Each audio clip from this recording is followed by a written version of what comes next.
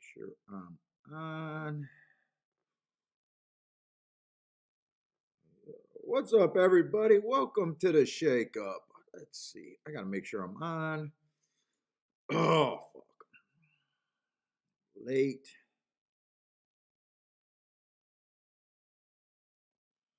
Make sure I'm centered too.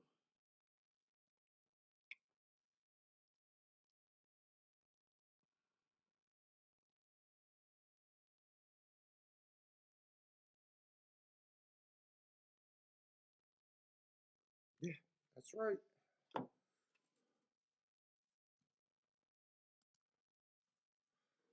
Oh, fuck. Only Churchill today. Grab my shit.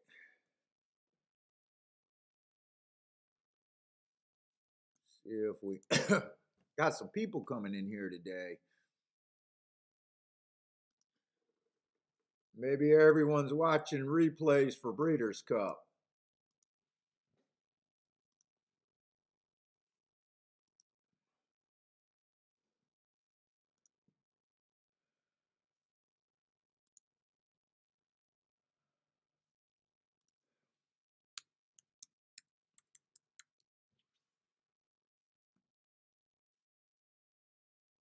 Let's see, 21, 21 minutes for why I got such a throat tickle. Holy shit. Oh boy. Do I got people in here yet?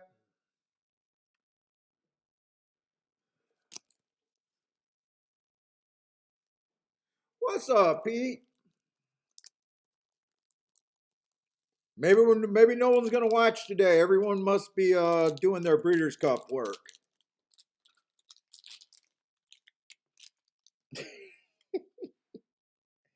Dude, I don't do anything extra for the Breeders' Cup. I don't get it. You either have an edge on this game or you don't.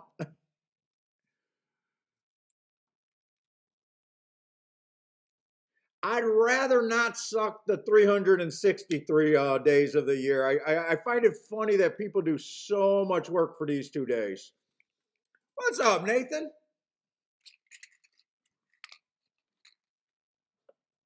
But we'll be doing a Breeders' Cup show. It's the same old thing. I'm just going to mark up the forms. If I have a good day, I have a good day. Same as it ever was. Oh, God, give me a smoke. Oh, Pete, got to get new, tires for the truck. Needs a good day.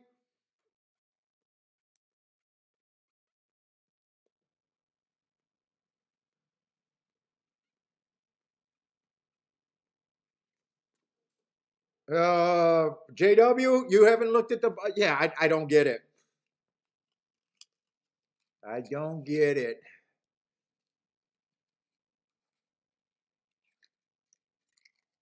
I watched a bunch of shows. I did do that, but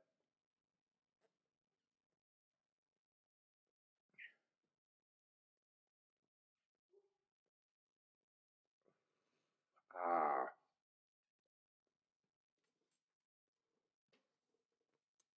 let me tweet this out, and I'm probably ready to go.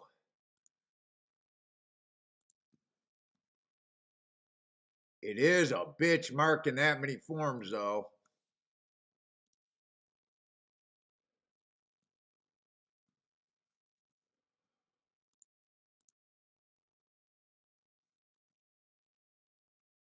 All right, tweet that out. That's it.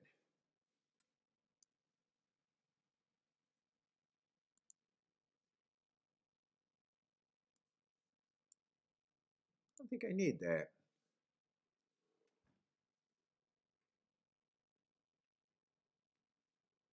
Am I lit?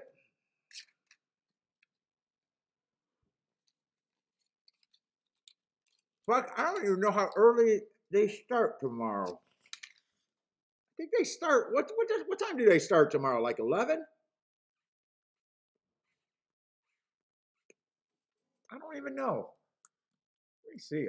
I'm actually curious right now. What time is the first race? Race tomorrow. Let's see. Tomorrow.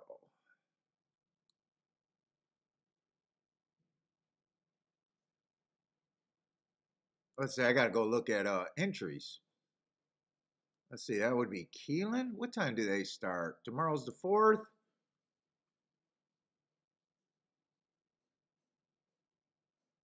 Oh, 11:55. They don't start that early tomorrow. A little bit earlier, but not insane. What time do they start Saturday? Saturday, I think it's like 10 o'clock or something if I want to be on a half an hour before. First race looks like it goes on at 10:30. Oh my God, that's the witching hour. I can't be up at 10:30 in the fucking morning. That's like having a fucking job. If I wanted to wake up at 10, I'd get a fucking job. Are you talking about you're talking about the big races? Dude, I'm going to be on from the start.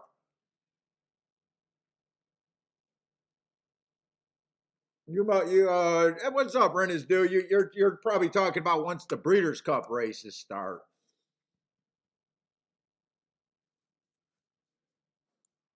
I just hope I see something. Let's see, running styles. Let's see. I got to get over there at Churchill. Haven't played Churchill for, I don't know, feels like about 2 months now.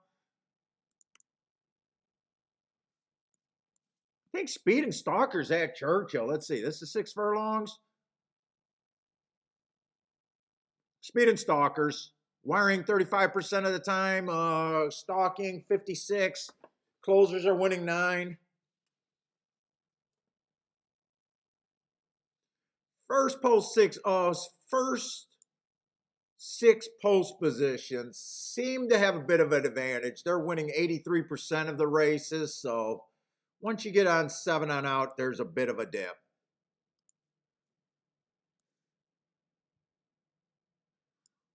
Pete says Speed and Stalk. Yeah, that's what it says. I did not play yesterday. I was too busy getting stuff done for the shows. What's up, Charles?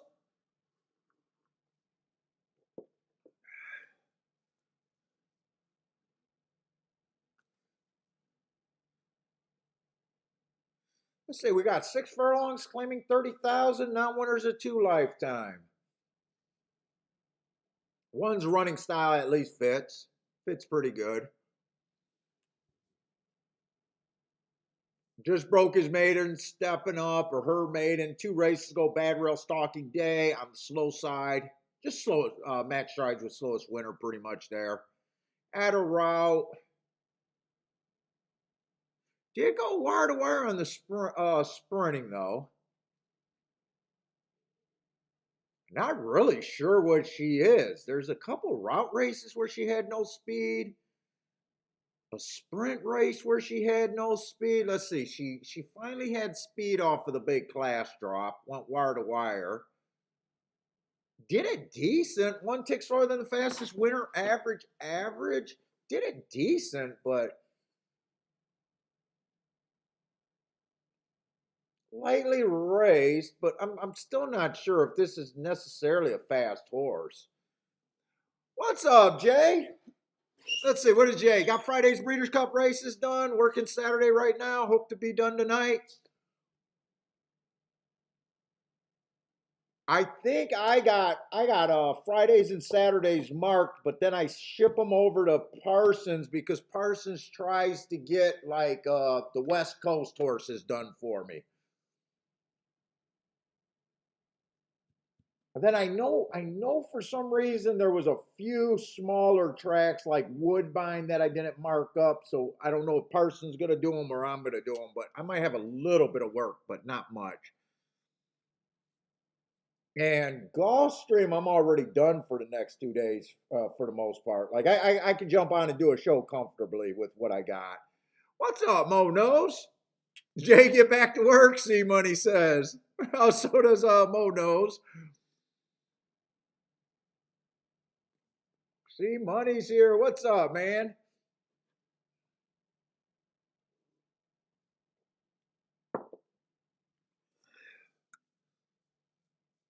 Yeah, I'm not so sure. There's things I like about the ones, and there's some things I don't. Let's see, 2-1.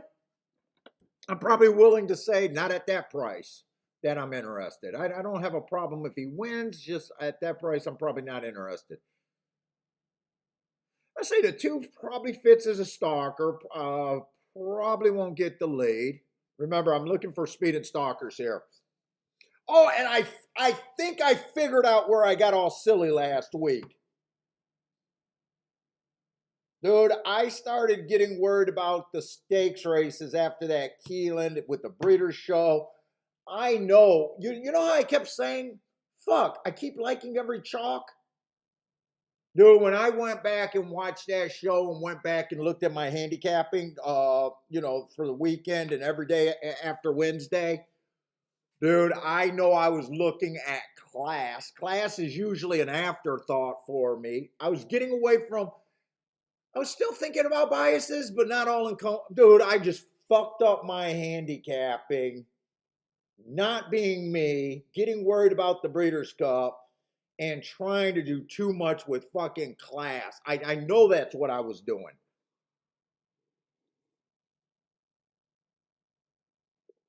Oh, Jay, your boss is going to let you watch?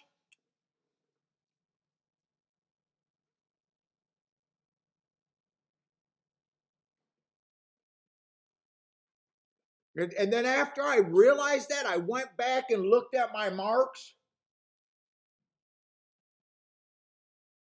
and really, like, I wouldn't have had a great percentage of hits last week, any better of a percentage, but there was definitely some plays that could have been really decent. So I think I got that out of my head. I think I just got worked up on getting ready for the stakes and that tournament and trying to be too safe instead of just being wild with my long shots because you know how I kept saying, there's long term, there's a right way, there's an optimal way to play long term when the way that you should be playing horse racing is not worrying about any particular day, going for the long term, going for the best scores, that kind of shit. And then I got in my head with the practicing of the tournament that if you're just playing for a one-day result, rules are the rules are a little bit different, and that's so against what I believe.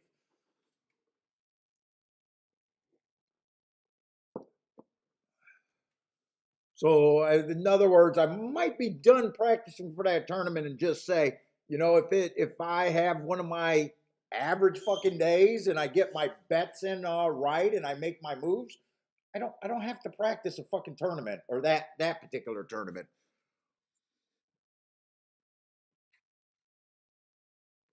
All right, let's go. So the two looks like he could be a stalker, maybe a closer. Not the fastest thing. Nice price at 13-1, but three races ago I got him on an early pressing day, running against the bias, just being slow. Comes back early pressing day, again being kind of slow, but wasn't that far off. Hey, what's up, Austin?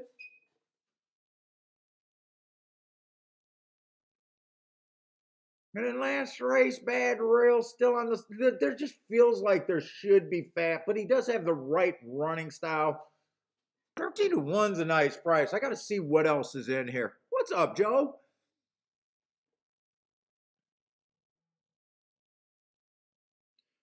Let's see. Those hearts were earned 4 races ago. I do like that race running against the bias, going too fast to win. He did win within 3. Too bad he was a chalk, and that was a 1 race sample race. There's not a lot of speed in here. 3 at 6-1 might be a little interesting. I want to put stock. Let's see. He has won routing, or I mean, he has run sprinting, but he did earn those hearts off of a route. But I don't think. Put it this way: there's hearts that I love. These are I'm on a fence in a weak field trying to get to a 6-1 that might be okay. Like I would love those hearts a lot more if they were earned in a sprint instead of a route. So I think in a little bit of my head, they're playing a little weaker than normal hearts, but still he looks like one of the main horses I could get to if I want to play this race.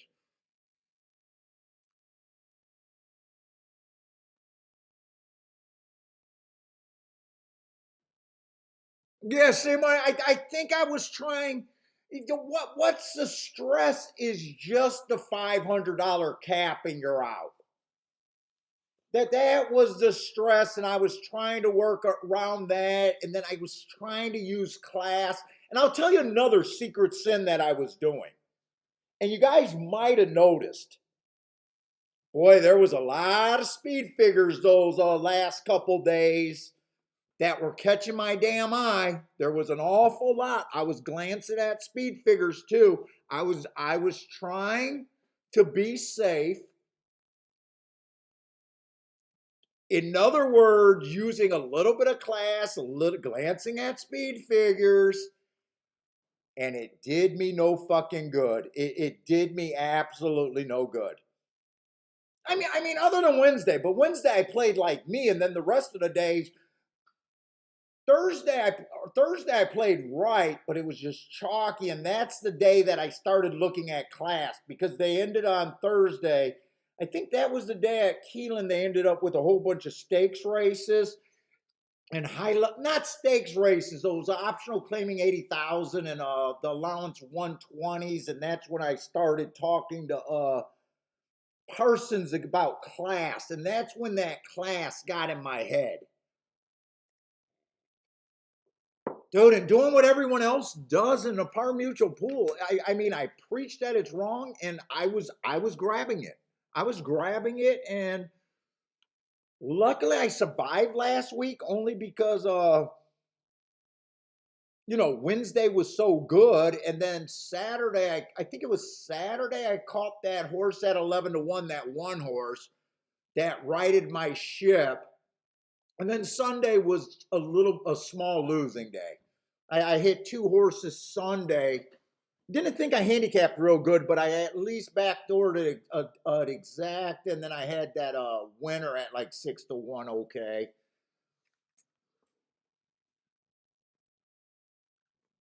This kind of looks like a pass race to me too, because here's the favorite. The favorite one at maiden special weight. I'm talking about class, but at least I do like him. Let's see. First race out, inside early pressing day. That's a sneaky good race right there. I got him as slow, slow, slow that day.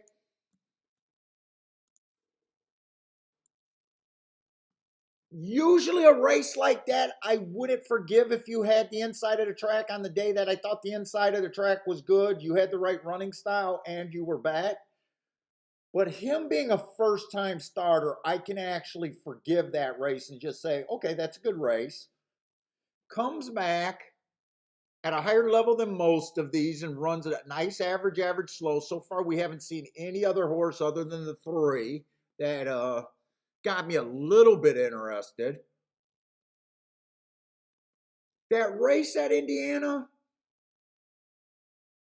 looks good. At least it's a front running score. So he fits, and I do kind of trust his speed. The three had some speed, but it was earned at a route.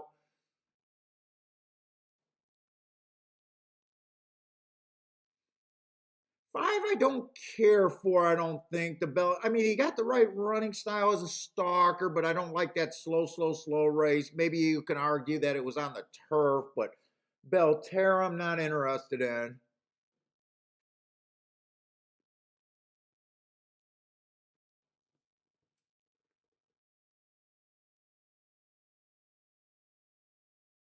I kind of think this race is I do think four should probably be the chalk. I have no problem with the one being bet here. I think it'll be hard to get both of them out of the positions. Let's see. Let me move that off there. I don't want to sit on that. What's up, Boulder? Blair is here.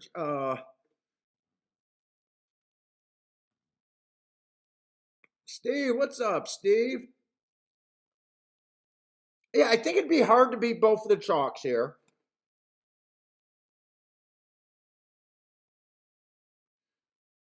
Three's a little tempting at 6 to 1, but I feel like that 6 to 1. Let's see. Let me do the betting where I think the betting board is. In my head, I probably agree both of those should be about 2 to 1.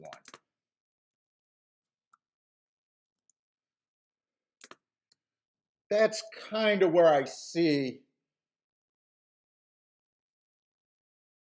Let's see how many horses we got left. Let's see, 3 horses left.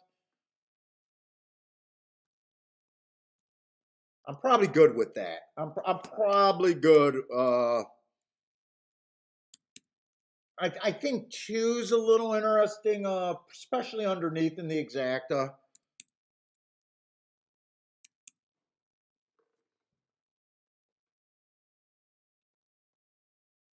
So 3 does end up being a little overlaid. Right now, I'm just leaning. I just want to look up a couple exactas with that 2 in second. Well, two in second with the 1 and the 4 and the 3 are all good.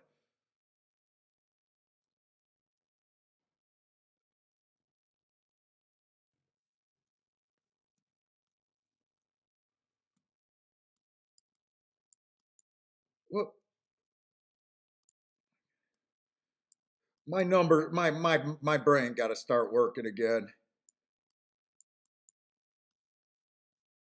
Let's see. I definitely don't hate that.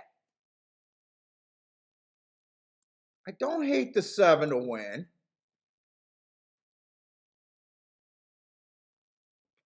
The only thing I want to do is make sure if the Jesus fucking Christ, it's the 3 at 7 to 1. I keep getting the.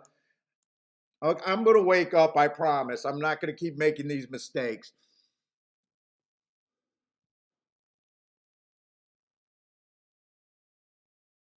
Dude, actually, those exactas. Oh, wait a minute. Churchill does their shit for $2 in the exacta. Dude, I was just getting excited to wheel the 3 first and second with the 1 and the 4 also. But they do their exactas for $2 instead of $1. So I'm actually don't think I'm interested in those. So these would be the 2 bets that I would be interested in.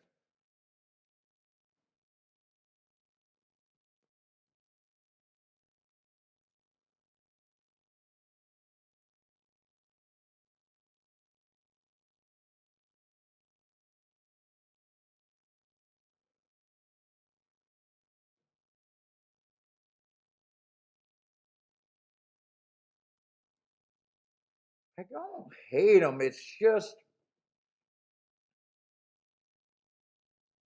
let's see, I don't hate them, but I do think the 1 and the 4 combines for 66% to win. I'm going to sit out and wait for when I don't like the favorite or a better opportunity. Put it that way, a better opportunity. That's what I'm considering, but I'm sitting out this first race. What's up, bros? It well?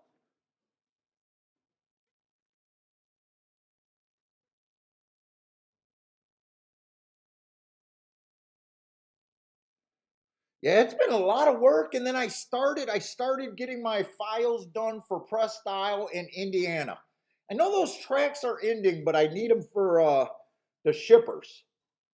So I've been working on that. I've been working on the Breeders' Cup, marking up the forms. I don't do any other work other than marking up the forms like I always do. Like I'm not good looking at workout reports. I'm not fucking looking at replays.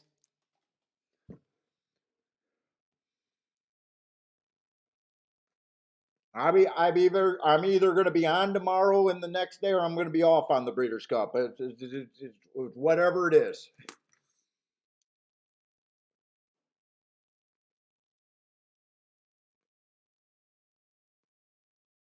Rick says, "Let's go."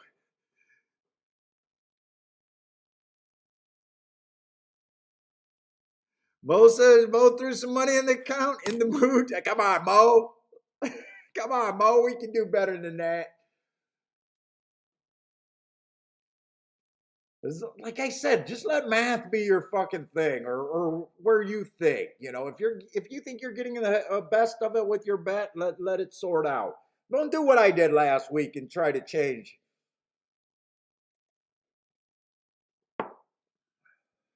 Lloyd, what's up, Lloyd?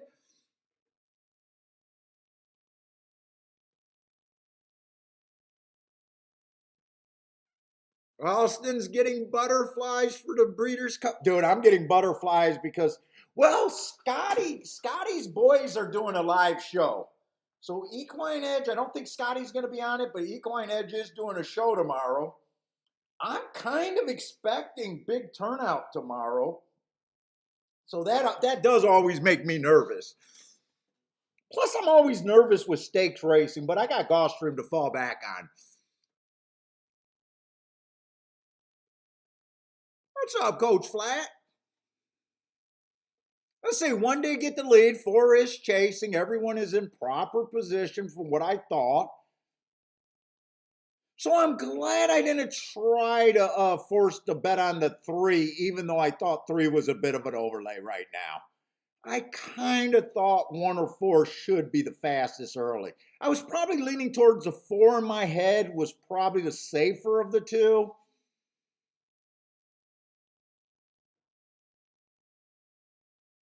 The only way I'll get upset or feel a little bit weak if this two get in that exact overpace.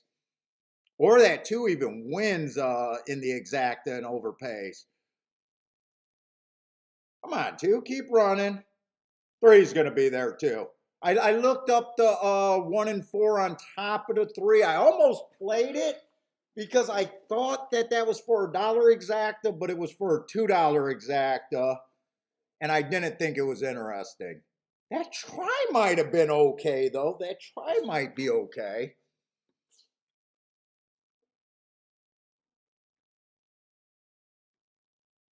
Oh, see, money, you're not a big Breeders' Cup guy other than the watch. Now, you are absolutely right.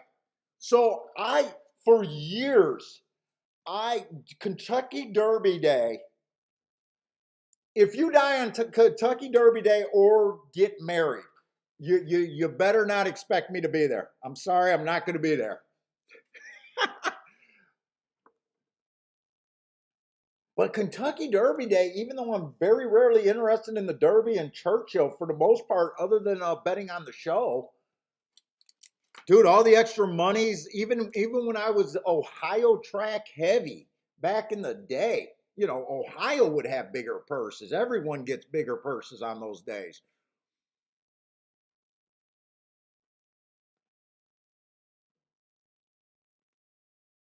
Yeah, fairly easy exacta there.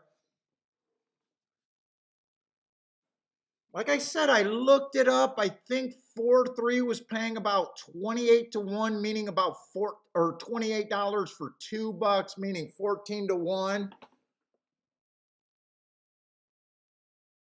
I just didn't think that was all that much worth it there. I'm more interested to see if that try pays anything.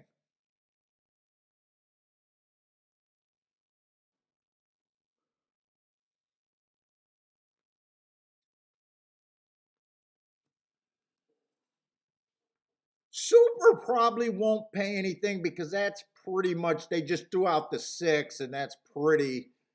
But the try with the 1 and the 6 being off the board, even though the 4-1 might be something. When I say something, I'm saying maybe like 30 for 50 cents. If it paid 30 by 50 cents, I think that's a good payout for that.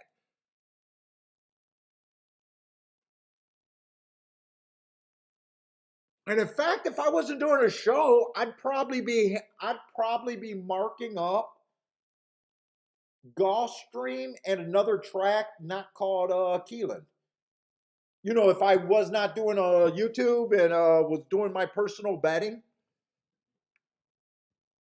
I probably would look at whoever has the strongest bias of the notes that I collect. Who had the strongest track profile? Let's see, that would be between Aqueduct, Woodbine, and I don't think Churchill can't be running tomorrow.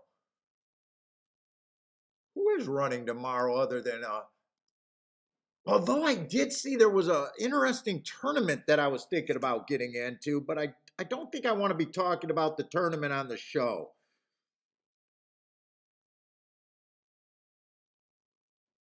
There's a there's $100 Hawthorne tournament, I think on Saturday, that gives free entries for the 2 days that I'm going to Hawthorne in the tournament, and I thought I might play that, but I really don't want to talk about it on the show, so I don't know if I'm going to do it. But then I got to mark up Hawthorne.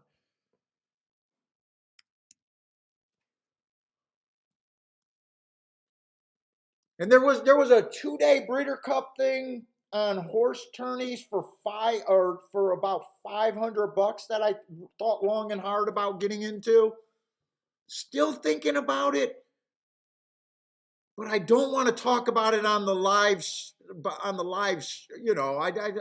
don't want to be talking about a tournament, and when we're going to have such a big. I'm expecting a big turnout tomorrow, and I don't want to be talking about a tournament that I'm in.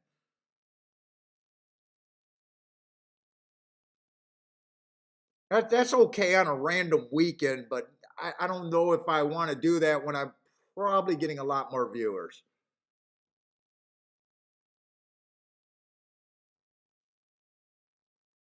But I'm thinking about those two things. That live tourney for the 2 days of the Breeders' Cup, I think it's like $495, $500, and I think you're playing for about 30,000 based on how many people are in it. I don't think that's a terrible online tournament. It's a win and place tournament with all the Breeder Cup races of the entire day, both days. So I thought it was fairly cheap, but I'm just not sure if I'm going to do it.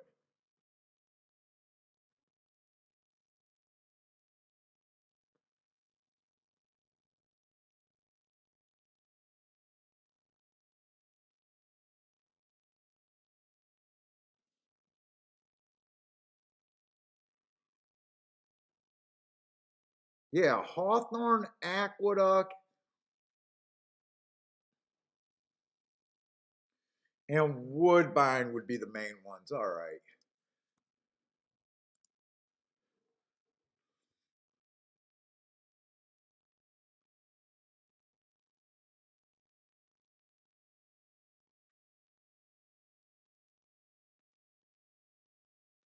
Yeah, I thought Churchill wasn't running in Kentucky.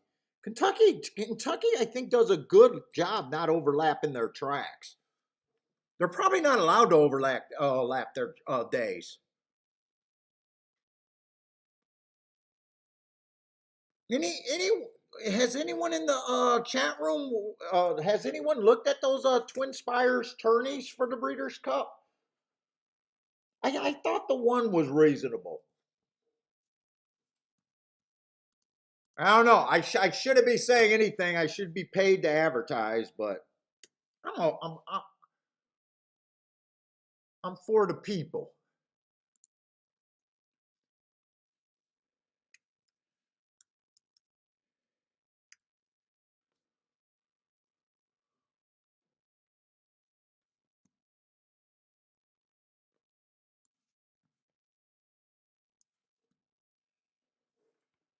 I think it's this one right here. They got a 2 day Breeder Cup tourney, all mandatory, live, win and place.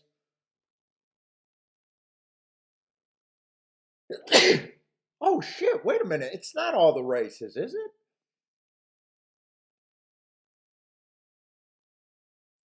I thought it was all the races.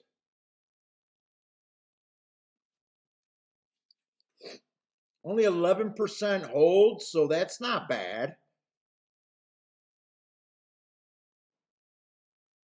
Why did I think this was every tournament? Wait a minute. I think it is every. Well, no, they're starting at 3 o'clock. Wait a minute. I don't like that one. Wait, no, I don't like that one. I thought there was one where they was doing everything for 2 days.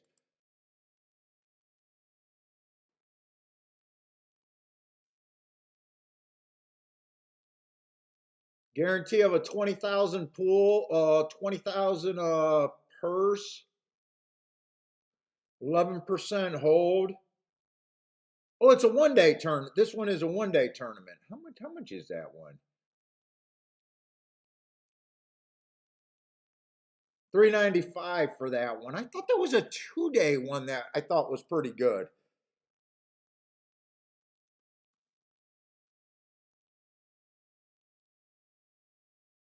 So the 2 day tournament, they're only doing the they're only doing the five. I think they're only doing the last five or five races. I don't like it. Why can't they just do them all?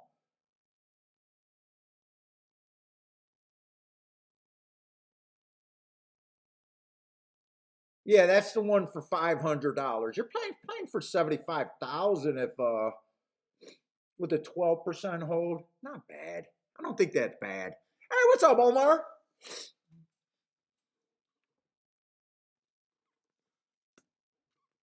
What's up, Bart? All right, so four did win that race. 4-3-2. I got off on a little tournament look. I did like my betting line there. You know, I was between the one and the four. I did say that I thought four had a little bit of better of an edge. Three was my solid third choice, and two was a horse that I was interested. I wanted to see if that try paid to where I thought that was worth something. That paid 30 for 50 cents. 23.95. Probably don't care about that. The exacta did pay $14, so 14 to 1. Omar's get ready for the Breeders' Cup. I'm ready to do a show. We'll see how it works out. I might even watch my Breeders' Cup show replay of the last 2 years. I did good on both of those days. I know one year I played very few races on the Breeders' Cup, and last year I was a lot more comfortable. And what we hit? I think we hit Aloha West. I think we hit CC. Uh, Dude, I've been watching fucking YouTube, man. I've been hearing some of the dumbest stats, like, hey, in this race for the last 5 years, there's been a bias that no one went wire to wire in the Jackie Warriors race. And I'm like, wait a minute. Going back 5 years for Breeders' Cup history for a certain race that they run on different surfaces because they go to different tracks.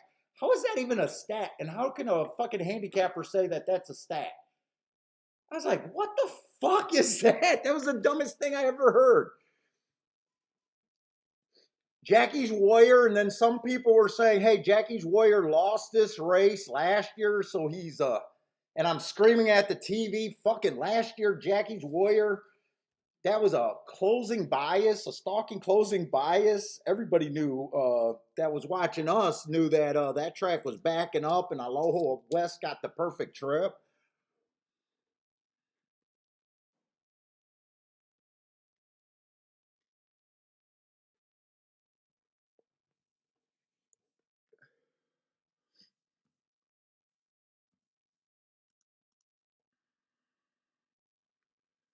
All right, let's go. That's another 6 horse race. I do expect it, today to be light. I do expect. Got another 6 furlong race. So speed and stalkers, I still think is what we're looking for.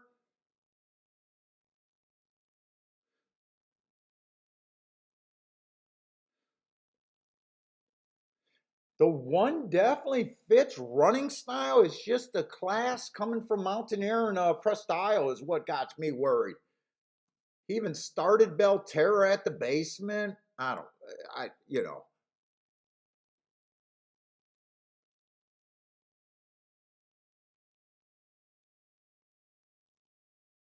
Yeah, there could, yeah, I get it. Like, if someone said, look, you got the best sprinters here,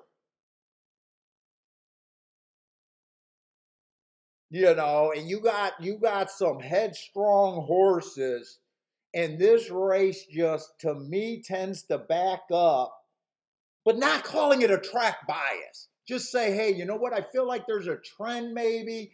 You got a bunch of horses coming from all over parts of the country. They're the best sprinters, at this stage of their career. And, to me, they just run faster than fast paces. And that's usually what happens in this race. To me, saying something like that makes more sense than trying to say it's a closing trend. What is it? Elaborate. Ugh, I can't talk. Elaborate that point a little bit. I get that. I guess I took it that he was calling it a bias, a race bias. I don't even like stats like when they do that in the Kentucky Derby. The Derby is won by this type of horse. What?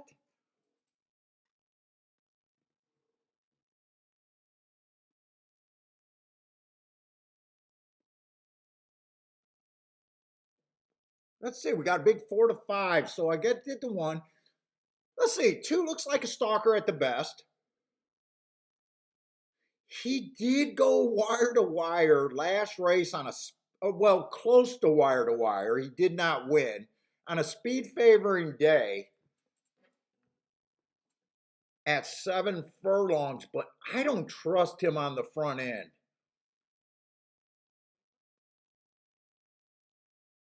He's not the fastest horse routing early. To me, he probably was dueling for the lead because I'm leaning towards more that was just a speed favoring track, and he got the best he could out of that race.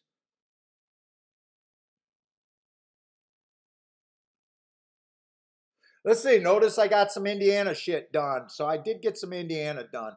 On this 3 horse, early pressing day 4 races go average, average. That's the right running style. Second race out, nothing's wrong with that. He then hits a speed favoring track over there at Saratoga. Wow, I like that his speed figure went crazy there on a speed favoring day. That's what he was, but to me that race was probably bias aided.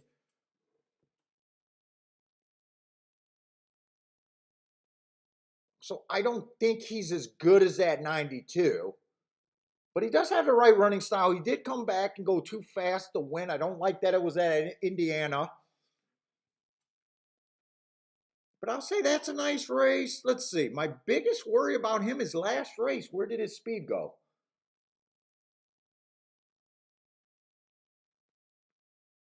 7 to 2, I might be interested, but I got to get to this favorite.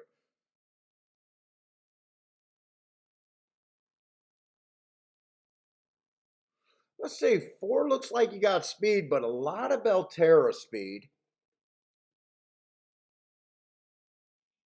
Last race, 2 races ago at Churchill Downs at the basement, he was just average match strides with the slowest winner before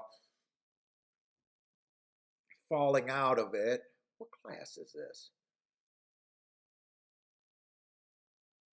I don't know. To me, starter allowance 20,000 probably feels like a stretch for him.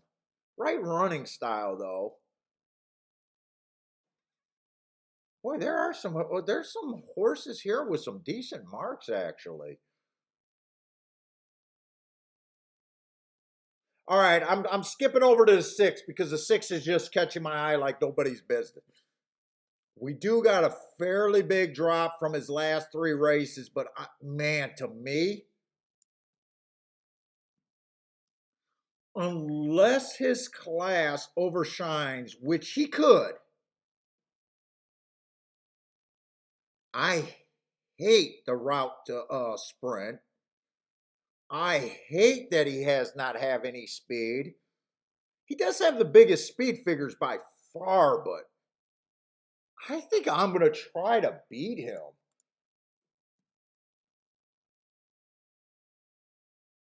Which might be tough because 4 races ago at the distance, he did win, but maybe he didn't like turf. I'm still going to try to beat him. It might be risky, but I'm trying to poke a hole in a 3 to 5. Let's see. I'm going to put him at 2 to 1.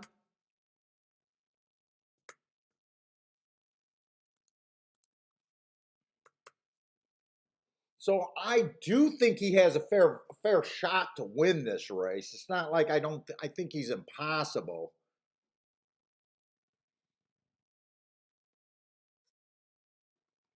But he's definitely not for me, and I want to try to beat this horse.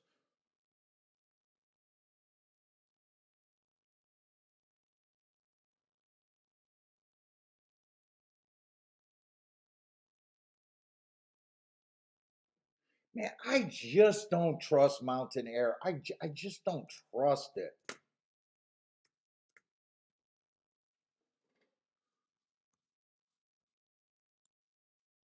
Let me see something.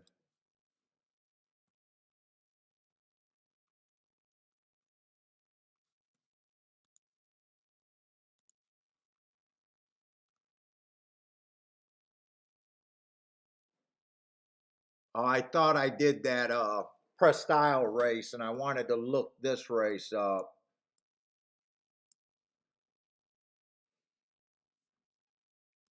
I don't want to say he's impossible, but I'm leaning that way that I just don't want him.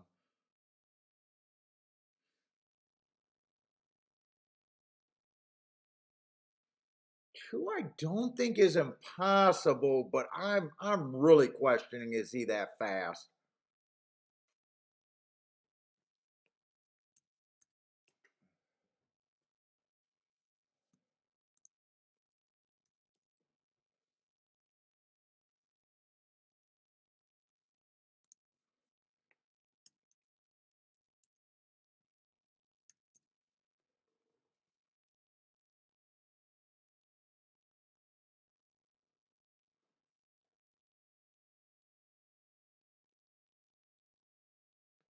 I think that's where I think I want to be. Let's see. So I do got the 3 as a bit of overlay, the 4 is a bit of overlay, and the 5 is a bit of overlay. I think that's where I want to be here.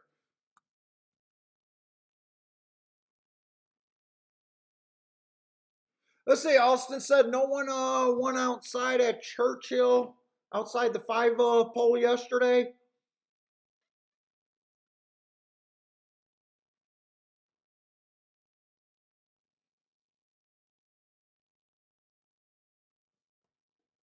Who's Irad Factor?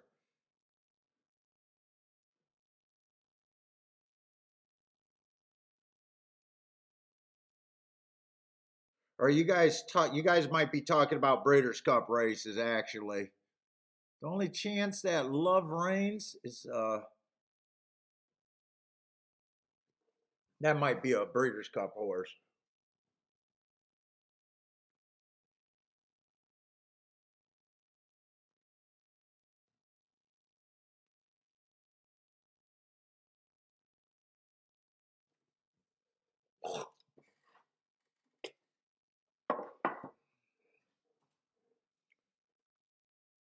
How do I want to bet this race though?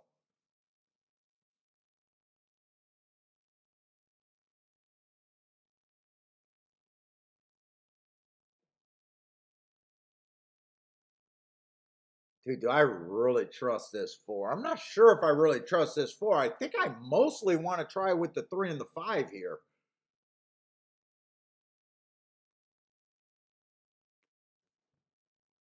I think I mostly want to try with the 3 and the 5.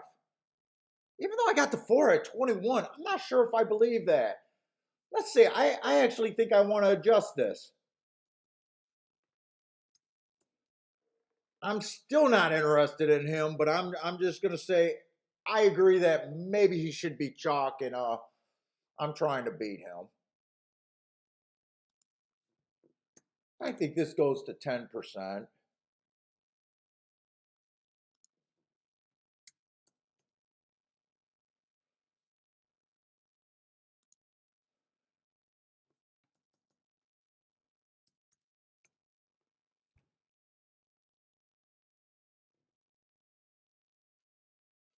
I think here I'm just going to Dutch the 3 and the 5. I think that's all I want to do here.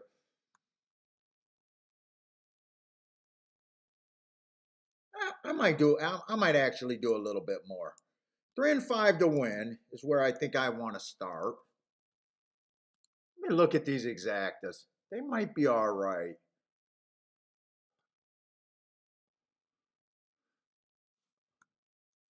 Who's the 2?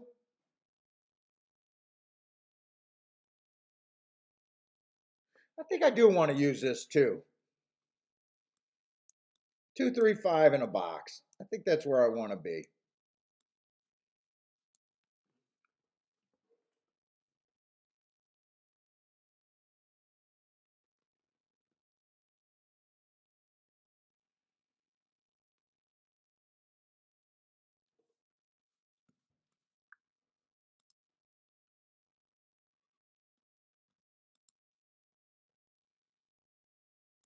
What was it? 3 and 5 to win.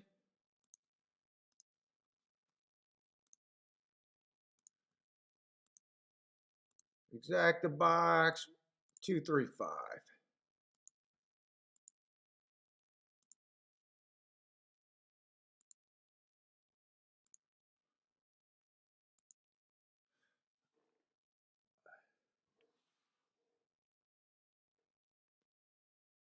What's up, Bluekin? Parsons, what's up, Parsons? Parsons, I'll send you some stuff in a minute.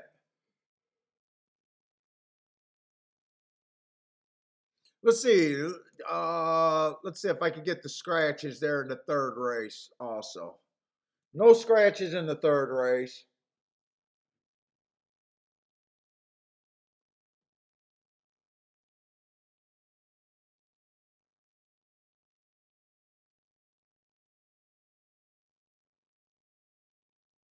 I'd say 7's probably the best marked horse in the third race, but everyone's lightly raced.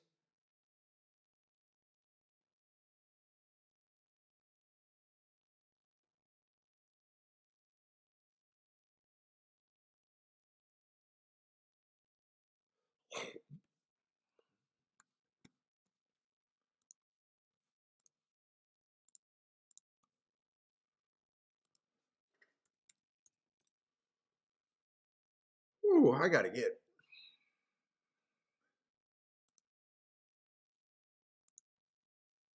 Let's see.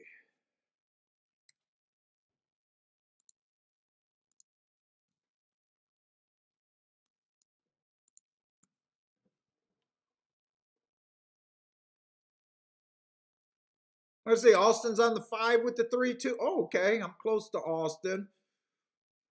Bluekins likes the 5 and the 3. I'm right there with Bluekin. What's up, Cindy? I'm hoping Cindy's right too. 5 might be a live horse. If I didn't see, if I didn't see these 2 races here at Churchill, I would have hated this horse. One, I'm trying to beat this horse, and I don't like the horse.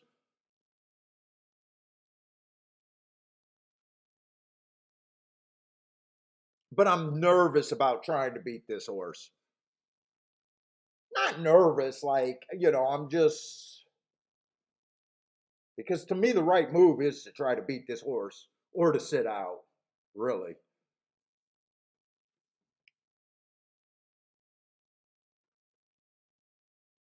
I'm hoping he's about 6 or 7 lengths off the lead. If I get this and he still beats me, he just beats me. But if he's close to the pace, I think I'm in big trouble. What's up, Saul? Okay, I'm gonna get what I want on the 6 at the very least. 5 comes out in good position. 3 comes out in good position. I didn't think the 1 and the 4. I just didn't like the tracks that they were coming from. 2 is getting steadied on the inside and going to have to bounce out. So I just need either the 5 or the 3 or both of them to be better than the 1 and the 4 here. Or he just needs some place to go. Looks like 5 is running his race. Come on. Bring it. Let's go.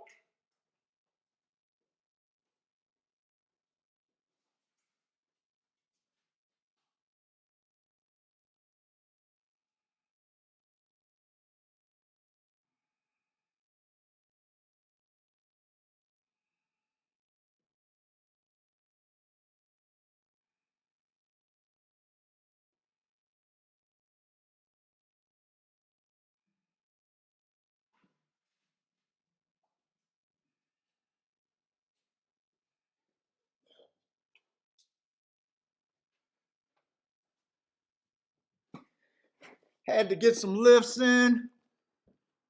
Hopefully that's 5-2 or 2-5. I prefer it to be 5-2.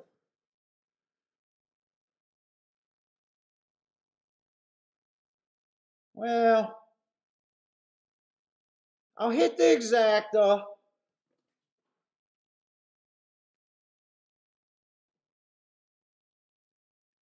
Would have liked it better if the 5 won, but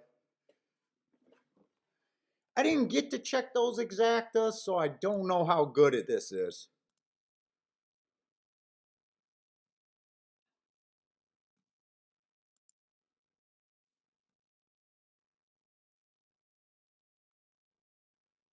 No better than the other race. About 16-1 on the exacta.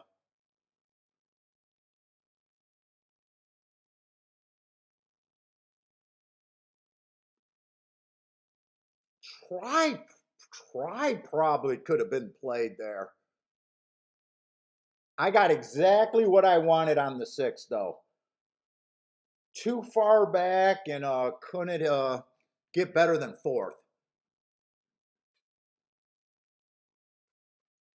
I hope it's 16-1. Parsons, I need the extra dollar. Right now mine's saying 16-1. I don't know if it's a super great hit though. I'll definitely make money here, but it's not I'm not going to say it's a boom. If the 5 would have won, I would have earned the right to say boom there, I think.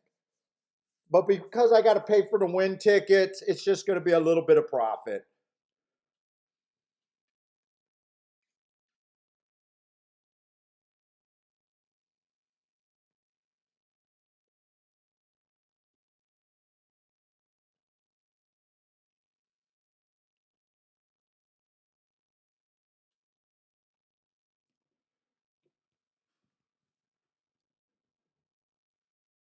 Mo says, like he said, throwing money away. Blair with a boom, Rick with a boom. Rick says easy win.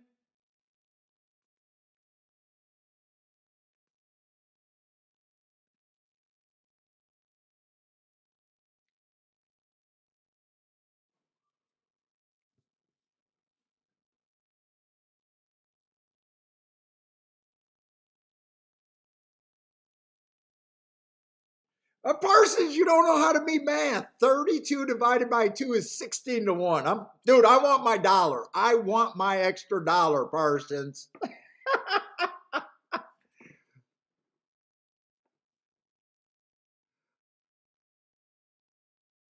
Or maybe you're disagreeing. Oh, maybe you're backing out the money that is that how you say it?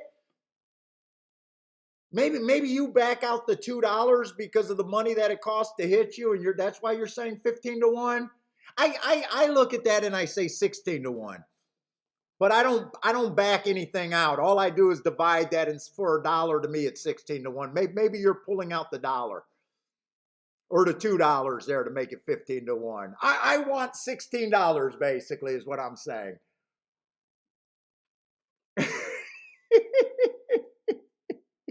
So maybe you're like doing it more right than I am. I don't know who's right on that one.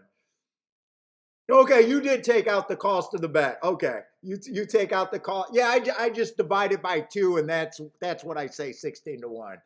So I got the okay. So I got the price that that's what I needed. And we got 14 cents extra at Kentucky, or 4 cents extra.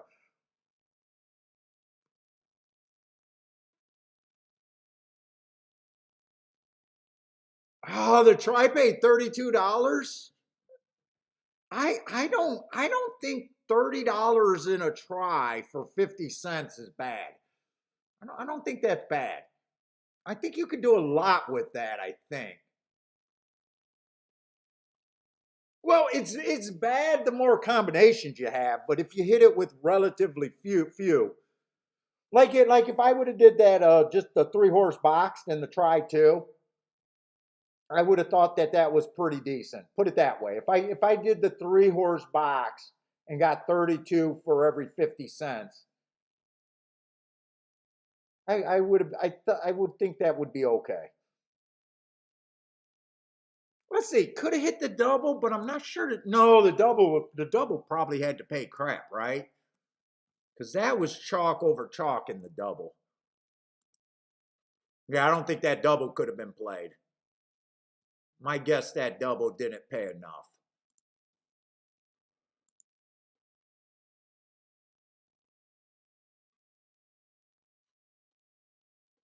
Actually, that double paid 13 to 1. I don't want 13 to 1 doubles, but I'm kind of surprised to pay 13 to 1, honestly.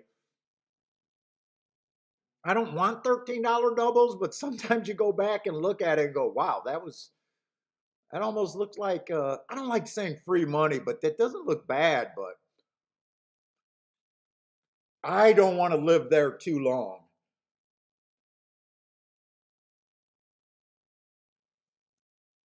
So I don't mind my betting board because I did bet my betting board where I thought speed was better and I knew I was trying to beat the six, but I wanted to respect the sixes on the betting board, but I knew I was playing against him the whole time. So I don't mind that betting board there, even though I had two at 15%. I knew he was going to come off the pace.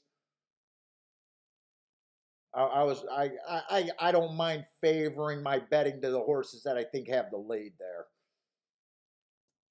I was still able to do a little something there.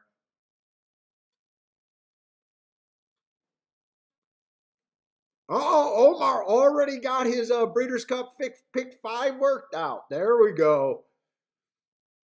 And by the way, you guys want to throw in Breeders' Cup talk? Throw it in there. I'm sure people in the chat will jump in on and start talking about that. If you guys want to start throwing up some picks. What's up, Gregory?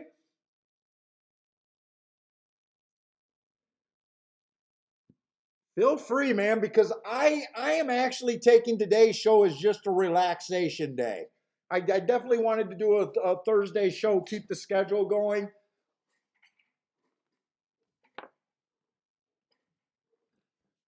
But to me, this is probably going to be a light show today.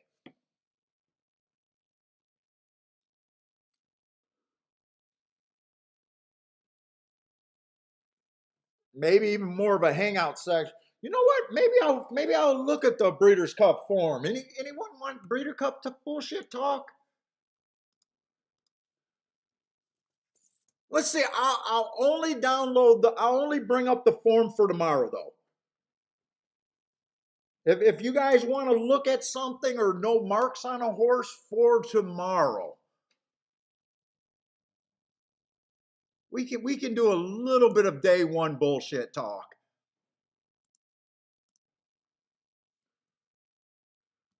Let's go. I got those over here. Except I'm not going to lead. It's going to be more if you guys want to talk and drive it. If you guys want to talk or mention about what I got marked or talk about a horse, maybe I'll glance at it if we got a slow show today.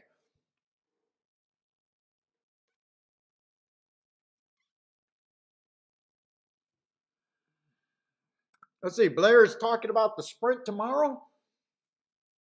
And if you guys want me to take part in it, help me out. I know you guys like to give me names of horses. Give me the name of the race too.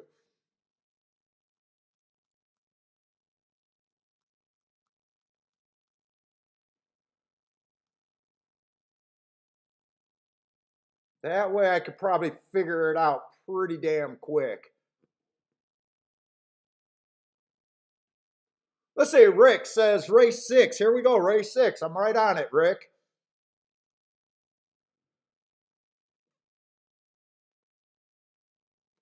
In fact, let's look at Keelan on the turf. What did they do what did they do for the year over there? Let's see, Keelan on the turf sprints.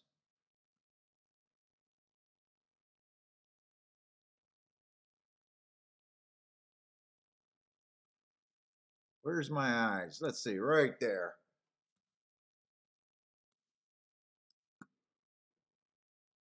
Turf sprints, only 26 turf sprints. Let's say post positions, mathematically fair. Everyone in the 30%. Speed and stalkers. They're only coming from 5 lengths out or farther 15% of the time. That's on the weak side. 54% stalkers, 1 to 4 lengths off the lead, and 31% going wire to wire.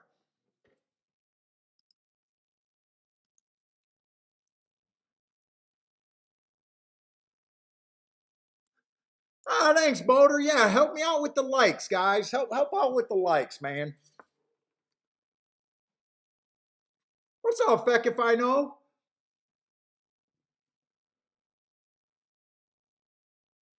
Let's see. I'm not going to have anything about the, nothing about the Euros. Euros, just because it's Breeders' Cup, I can't do any extra.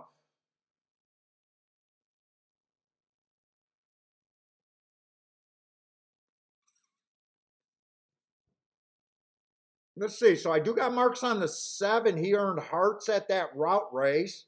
Nice race. 2 back was average on early pressing day when he won, and first race out was early pressing day where the timer or something wasn't right.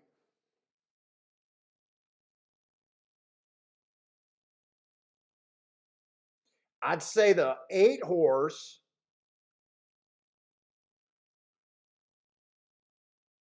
earned some hearts, 3 back on a route going against the bias, kind of. He looks like he has a lot of improving to do. Last race was nice, but it was an inside stalker day. He had the 3-hole and he stalked. He was average, match strides with the fastest winner of the day. Nice race, but was that bias aided? Let's see, Sharp Tack's been a killer. Parsons helped us out with some of the West Coast shippers and some of the horses that I can't do. So he was able to get his the 9's first race out, fastest winner of the day. No shame in that. He then gets a speed favoring track where you might want to take that race with a grain of salt because he had the bias in his direction, and that was the race that his speed figure aired. Improved his speed figure by 20 points on a speed favoring day. Fastest winner of the day, no fault of his own. I mean, he handled business, nice race, but it was a speed favoring track. And then last race at Kentucky Downs, pretty nice race. Went too fast to win, but his speed figure went way down. But then again, on a too fast to win day, a lot of times, that's what happens. So I don't mind the marks on him, but guessing where he fits, but an interesting 15 to 1 shot.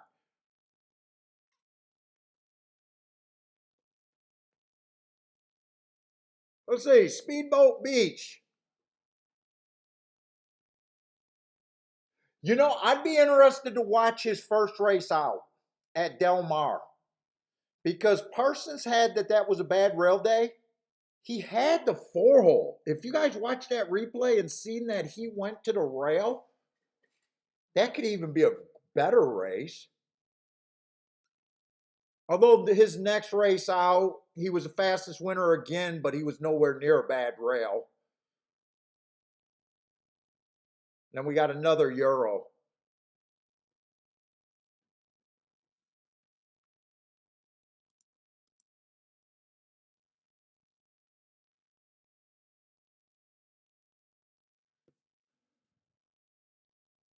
Rick says, I like speedboat, but the Urals, well, yeah, I'm always worried about the Urals, and I'm always worried about horses that I can't mark.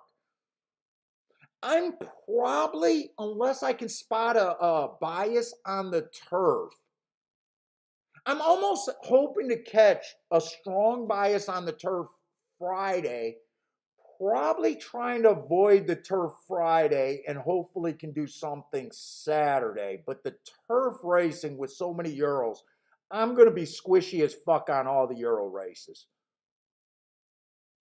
In a way, it's best if I don't have to look at them. But we'll be doing a show, so we'll see how it goes. Maybe horses will be at odds that I can't can't get off of.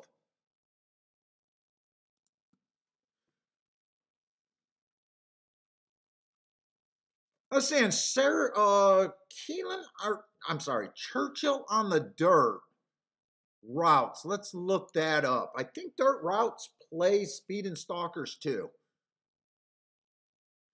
Kind of first six post positions. It gets a bit harder to win from seven on out. Not impossible. 20% from seven on out. They're only closing 17% of the time.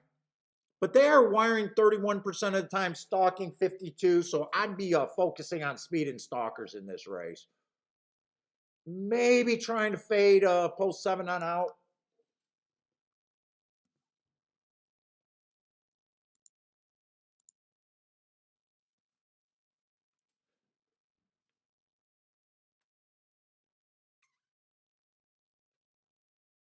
What's up, Michael Lester? You know what, Michael Lester? I'm glad to hear from you. Even Kiki just asked about you the other day. And I told her that the last time I talked to you was on your birthday. You jumped in the show for a couple minutes. I seen your tweet that it was your birthday. And you already sent me an email saying that you're looking and going to be able to play this weekend. Even Kiki asked about Michael. She knows I like talking to you.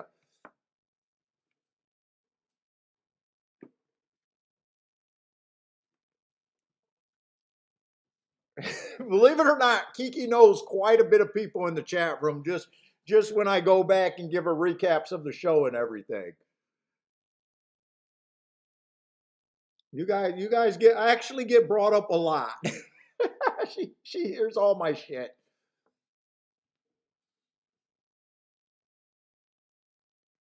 Let's see, the one's first race was at Colonial. Just looks like a useful race around the track. Second time out, stalking closing day. Was kind of just average. And then last race to me was its best finish, best speed figure, even though I don't care about that. But he did have an inside day. Little tricky. I'm going to lean towards this horse is probably a speeder stalker on the dirt. The only race that he was really far behind was his second race out, and that was on the turf. So maybe didn't like the turf, maybe bounced a little bit off the first effort, but I think I'm just going to look at this horse like he's probably going to be a speeder or stalker instead of coming from 10 lengths out. Let's see, two stretching out, so and only ran one race, so will be hard to lock him in into a running style.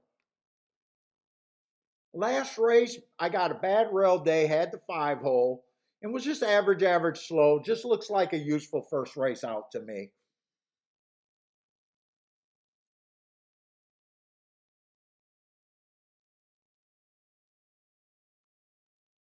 Boy, I don't know what this comment is. What is a shy start? Shy? Broke a step slow? Shy start? I don't know what that meant. Well, it looked like the horse did break slow. Probably could give him an asterisk off that comment if I wanted to watch replays, but I don't. I'm done with replays kind of deal right now.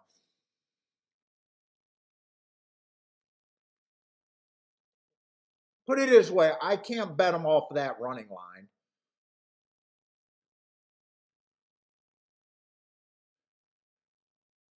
Let's see, 4 ran against the early pressing day, first time out.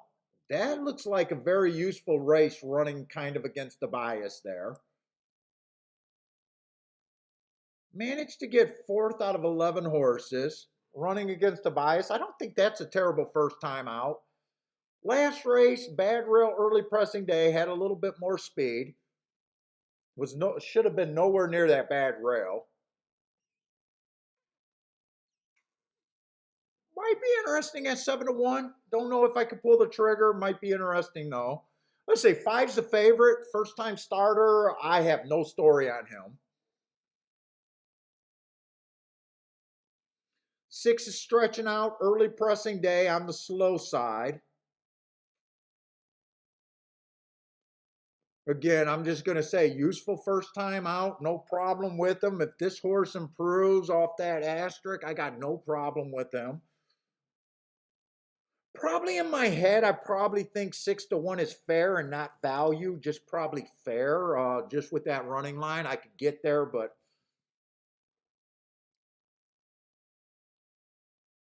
7 is probably the best marked horse in my book. First race out ran against the early pressing day, and I got to look to see if I made a mistake because this is kind of weird.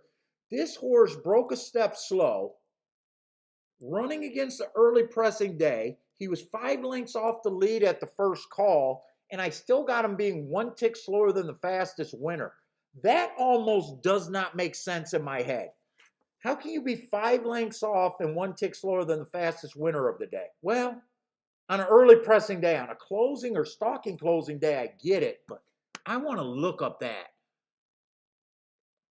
because he is interesting. That's probably the most interesting horse to me here. And 8 just looks okay. But I want to do a little bit extra. I want to make sure I got this marked right. Let's see, 923rd.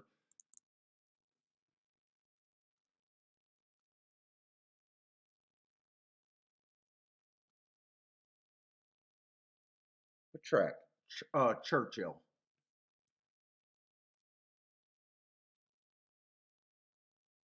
Where's my Churchill folder?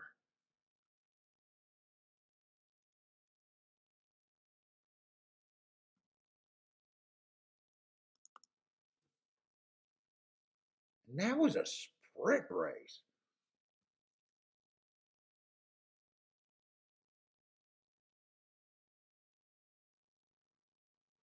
Okay, that's wrong.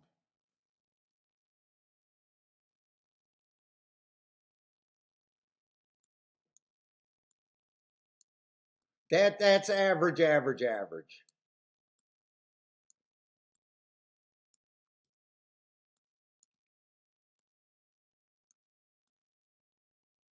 Now I want to. I gotta see if my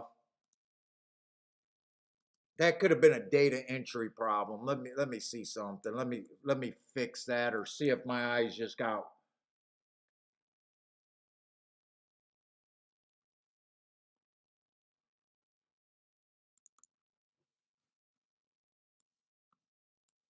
I want to see why I made that mistake.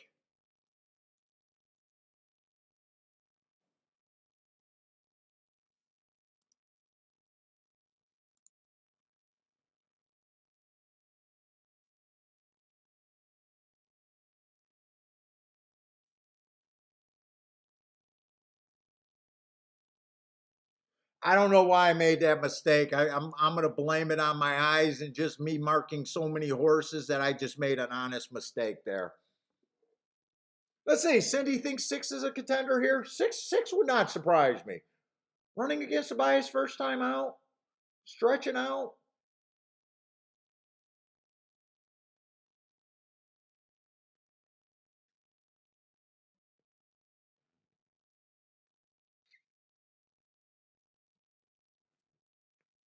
7 at 5-1. I'm gonna do a bit of a play bet here on the 7 to win. I think at 5-1. I'm not doing a betting board here because it's well,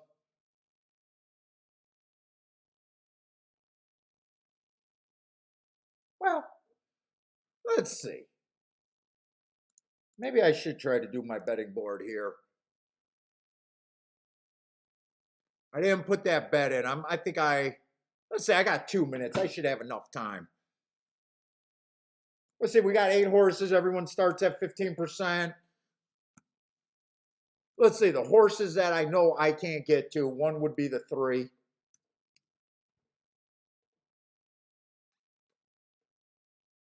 One I could get to.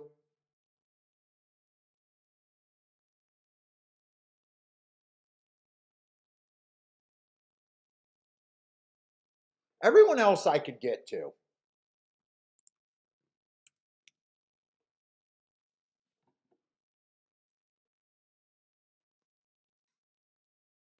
I could probably get to the 2 a little bit less, but that's not going to give me a lot of points anywhere.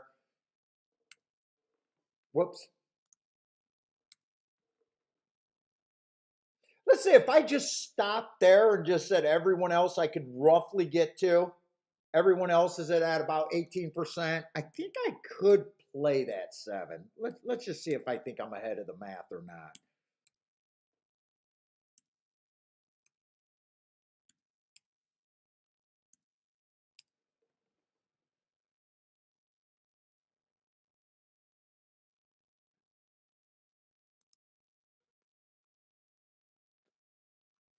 Fuck it, I'll just make it even 120. 9-2 on the 7, even if this was my betting line. Even though I know he's the only spot that I could bet here. Fuck it. I feel like doing a play bet. I feel like doing a play bet. I don't think this is great, but I feel like doing it. I think I'm getting fair value, just fair value. Not any extra. If he takes action late, I'll be getting less. And if he goes up, I'll be getting a little bit of value, but not much either way. Let's see. Blair is talking about life is good being dominant. Hi, what's up, Elaine? Good afternoon, Elaine. She likes the 8 Wicked Secret. I got no problem with is that the 8 here, Wicked Secret? Got no problem with him. And really, I got no problem. If anyone wins this race, look, my betting line is telling me. So if the 7 lose, I got no right to be bitching.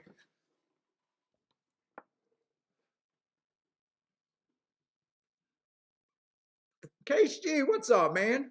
No one's worried about Flightline getting headstrong? Dude, Flightline probably ruins that race for me because I know the only right thing to do is try to beat Flightline if you're in that race. I'm not one of those guys that says, hey, I hope to see history. That's like me going to a casino and hoping that my favorite card wins. I don't understand how, like horse racing is weird because it borders lines between fans of horses and just a gambling thing. And so many people think that you should just call horse racing a gambling game. And if you think of it as a gambling game, I don't care about history. But it's also a sport, which makes it weird. So I know some people like rooting for history, but for me, someone that just looks at it as a gambling game, I don't care about seeing history. It's almost like me saying that I got a favorite poker card. I don't have a favorite poker card.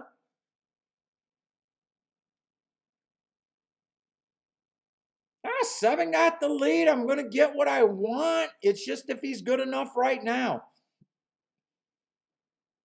He looks like he could be good enough right now. I wish I could have made this a major bet, but I couldn't. But you know what? Only playing a win ticket on a play bet, that's going to help my day. As long as he doesn't jump the gate or do something silly, I'm going to walk away with a winning ticket. Okay. Not bad. He's the only spot I could have got to. He did go up. So even with a weak betting line.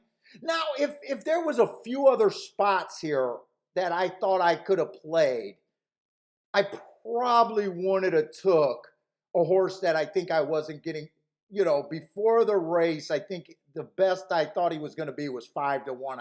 I got lucky that he ticked up to 6-1, but I'll take it.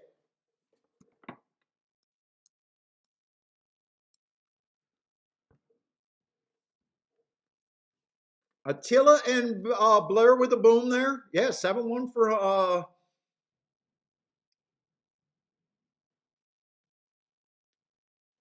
Elaine says she better save her voice for tomorrow. Oh, you plan on some big cheering. She's so excited about the Breeders' Cup Day tomorrow. Well, good luck. I hope you guys kill it.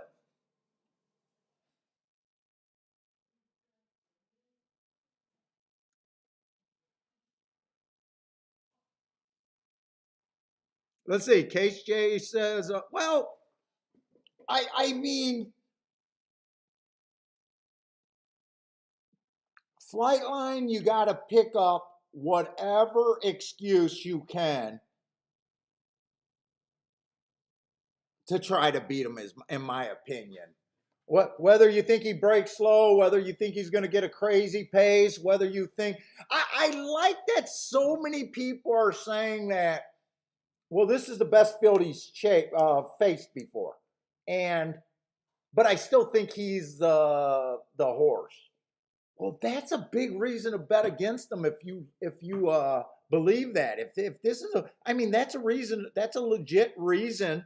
That's a legit case to make to beat a horse that's gonna be a super favorite.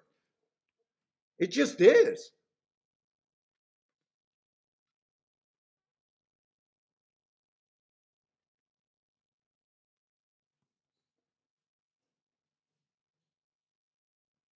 Yeah, I do. I'm always rooting for the shake up people. I'm always rooting for you guys. See, it's the only way to get this game to grow. If handicappers are excited to tell their friends, that's the only way this game's going to grow. For years, my theory of what killed horse racing.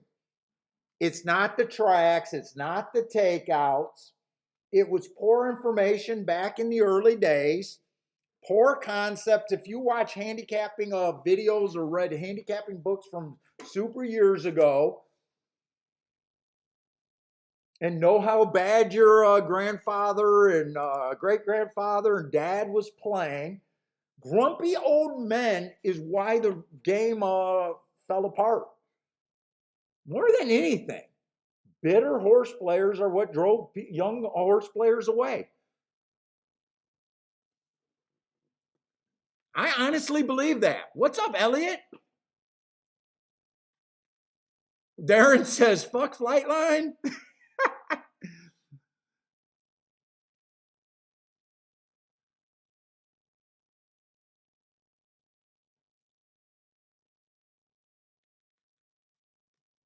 All right, I'm having a fairly good day. Fairly good, not great, fairly good.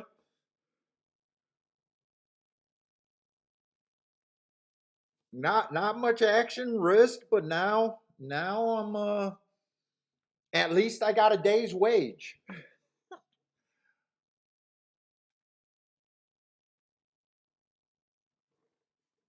Who is that, Elliot? Flightline? Oh, dude, he just, dude, you watch his replays. It's really hard to make a case against him. I will agree with that. Dude, it just looks like he beat the soul out of those horses that he ran against so far. It just looks like he took their soul and just.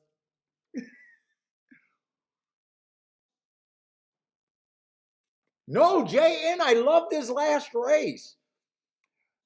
So JN, right away, even with that mismarked race, uh, hearts are my best marks. Whenever you see hearts, you wanna pay special attention. I love my hearts. That's I mark my form like a 12-year-old girl. Triangles are my second best marks.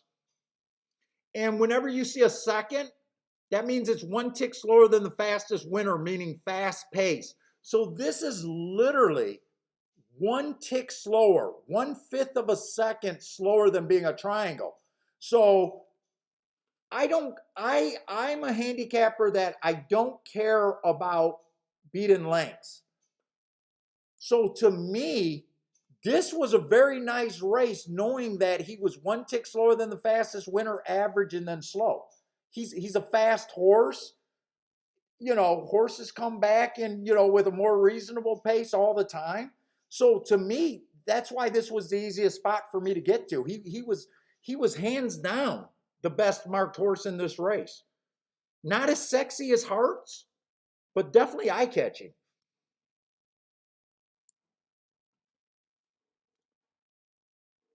Jay says Paul's next mark will be a unicorn. That might be a flight line. Flight line might get a unicorn. I don't know.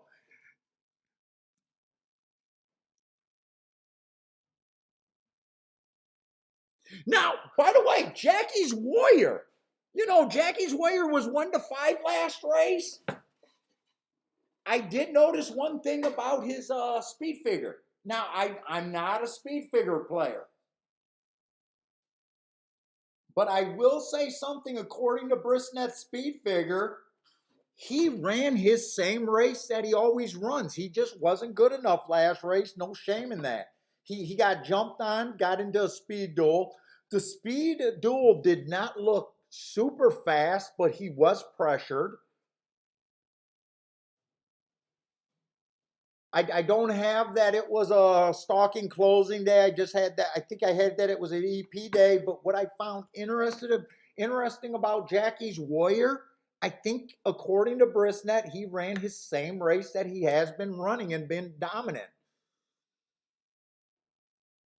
Joshua comes in with a $24 exact. I thought that was a 24-1 winner, but still nice.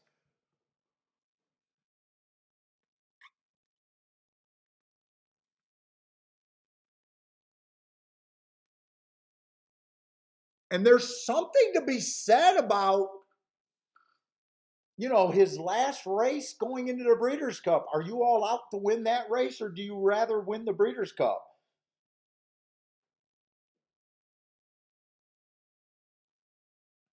You don't know, but I thought that was interesting that Jackie's Warrior ran Jackie's Warrior's race last race according to his speed figure.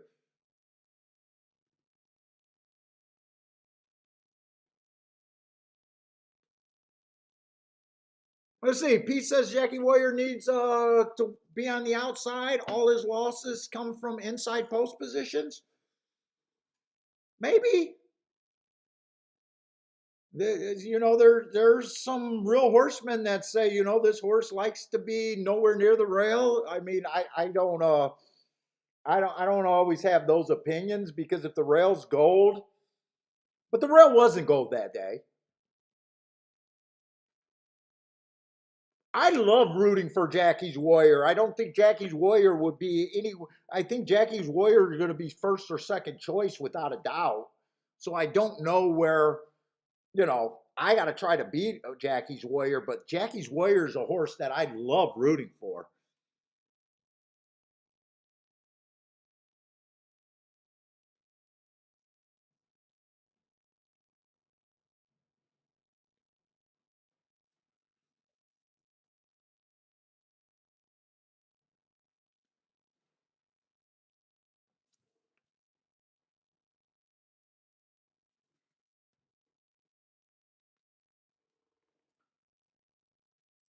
Let's say Parsons is still working on my on Breeders' Cup 2 days, so I was thinking that maybe we should look at Jackie's or not Jackie's Warrior, Flight Line's marks, but I don't think Parsons got them yet.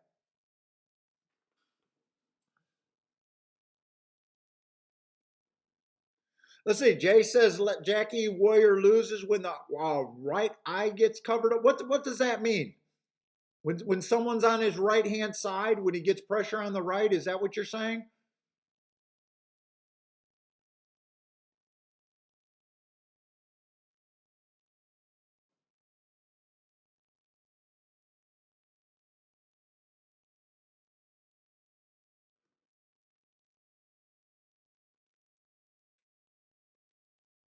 Okay, Parsons going to finish him tonight. Jackie's Warrior might need some Dr. Baffert's extra special magic skin cream. Maybe get that groom to piss in the stable on the hay again. There's a lot of ways to get around it with Baffert, huh? Skin cream, piss in the stable.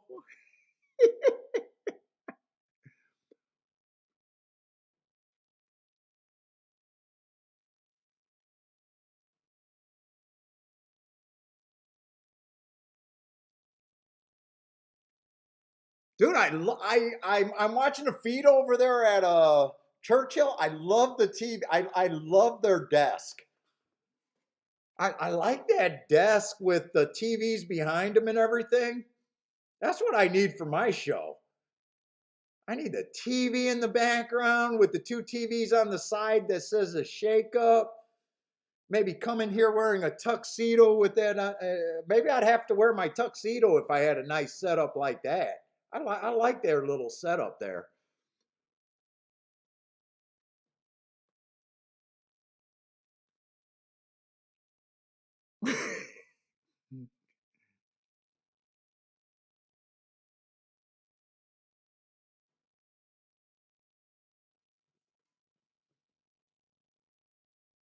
By the way, a horse that I've been waiting for, Messier, is running tomorrow, and I can't believe the race that he's running in tomorrow. I think he's running in just $100,000 optional claiming tomorrow. I think it was. Am I right about thinking that? And he's running a sprint. I really wanted him to run in a route race. We caught Flightline off of that move. We caught Taiba off of that move in the Derby. No, not Flightline. I'm sorry. I'm sorry. Cyberknife. We caught off of that move in the Derby. Being in front of a epicenter and being on the pace. But I think Messier runs tomorrow in a really early in the day. Am I right about seeing that? I said, where the fuck has he been since the Derby?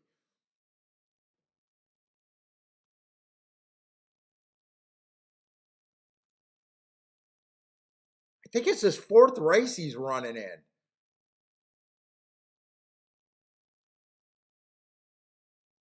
Was it this race?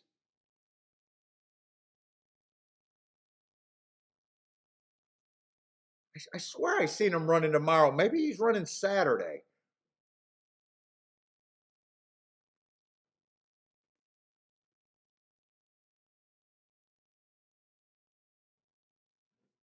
What race? C Money, is he running tomorrow or Saturday? I thought he was running tomorrow.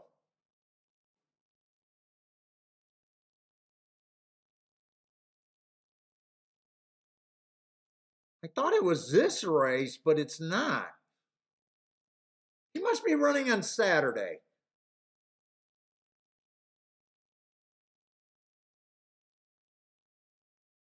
Yeah, he must be running on Saturday.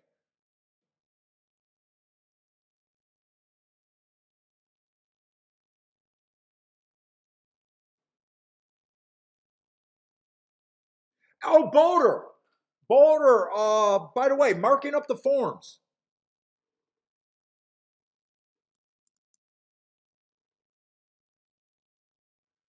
You know what I've been doing lately, Boulder? That I think is getting me a lot faster. I am keeping all my old forms.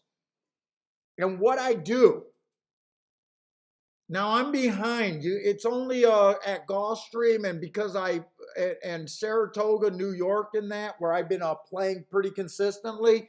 If you keep all your old forms, this is what I've been doing, and I've been finding it to be faster marking.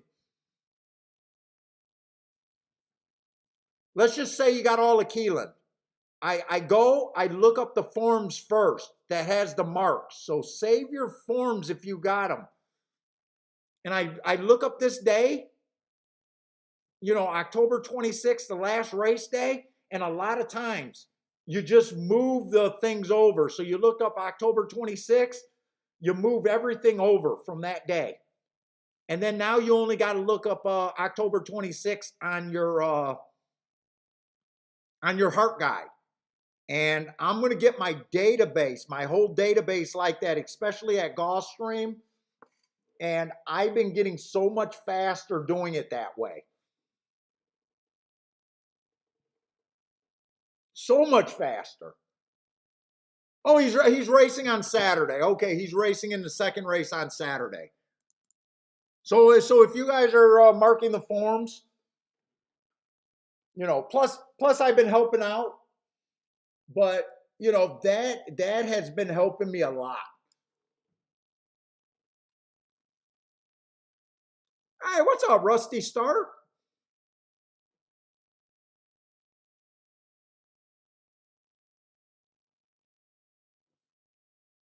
Okay, we got another race over there. Let's start looking over there. Let's see. We got 7 horses.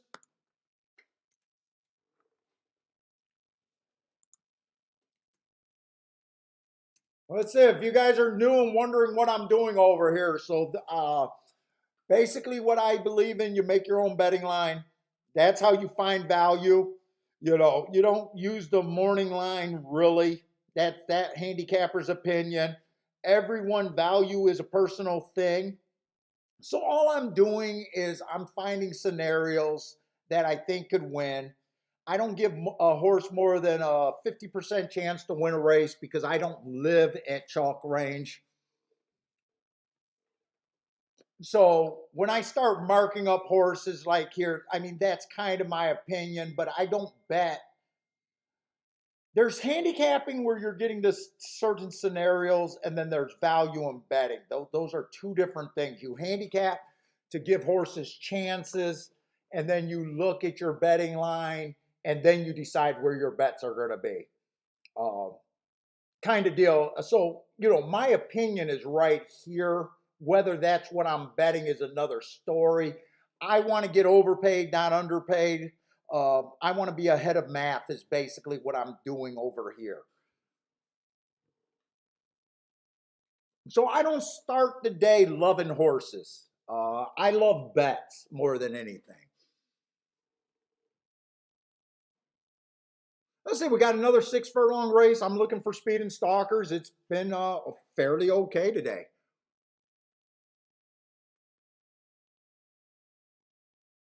Okay, hey, Boulder, maybe like I don't have many now. I don't have as many. Maybe I can send you what I got to get you caught up.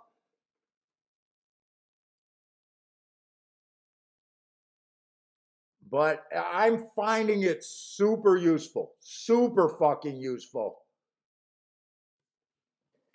Hey, what's up, Hector?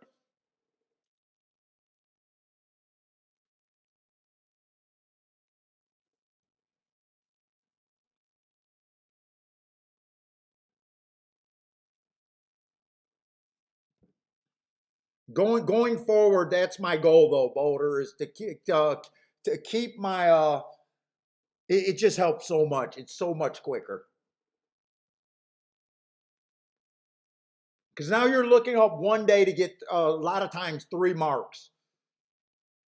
Now you got to be careful. Like if there's only a horse that ran 2 races, it's not necessarily to do that. Or if you've seen like he raced last race at Gulfstream, but his other races were shippers that we don't have marks on. You know not to look that up. It's not going to help you there, but it does help.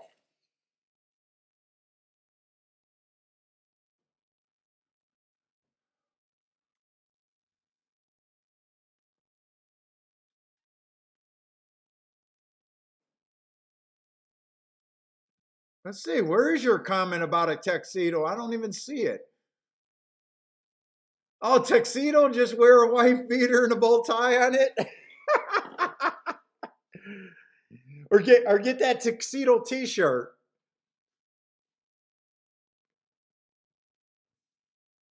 Okay, so one, obviously a nice race.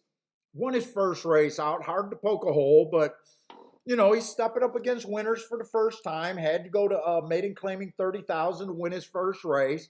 I had that it was a bad rail stalking day. You know, he started out in the 4 hole, so I don't give him an asterisk, and he had the right running style. Slowest winner of the day. Nothing's wrong with that. You got to poke holes in horses, and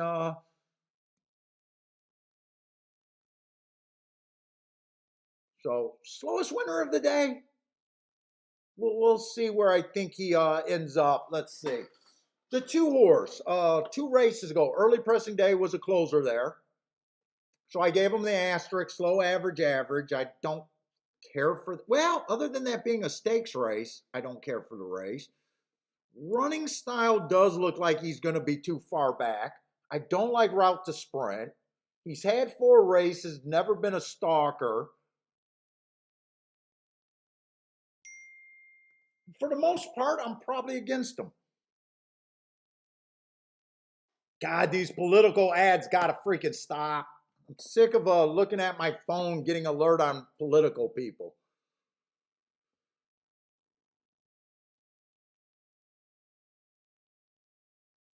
Let's say the 3's probably a stalker at the best. First time out, I think that's a useful race. I had that it was an inside day. He had the 4 hole.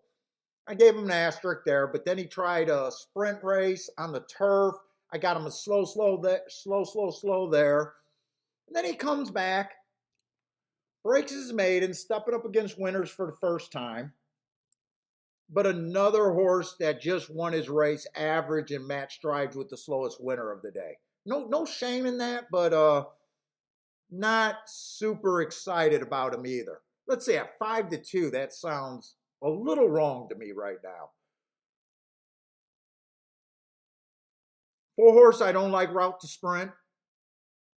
But last race was fairly nice. Stalking closing day, match strides with the fastest winner of the day, which he was. The race before that ran against the inside bias. First time out was a stalking bias. He was a closer, so he does have a couple of excuses before he finally won. But I just don't like route to sprint. The 5 horse, I don't keep track of Lone Star and Prairie Meadows. I very rarely bet horses that I don't have marks on. I will say this, first race out looks pretty nice, right running style. Might be one of the few speed horses in the race from what I can see so far. Nice win first time out, just don't know about Lone Star coming to Churchill. And then the race at Prairie Meadow, he did try his starter stakes. Doesn't look like he embarrassed himself there. Still right running style.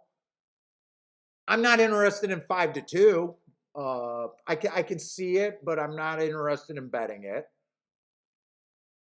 6 horse, right running style. Always dangerous to say right running style with lightly raced horses, but you know I got to go with what I see.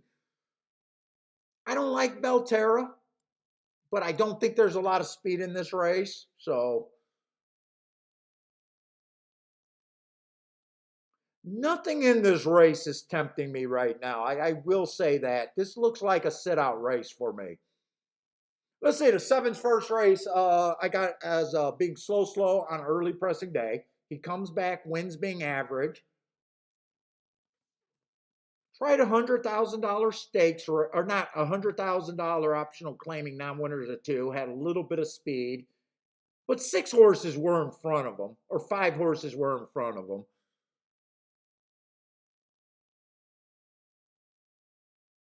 I would say that I would be a little hard on the 2 because I don't think I want to be buying stock in closers right now. Although he might have came out and ran in the best 2 races, those stakes over there at Gulfstream.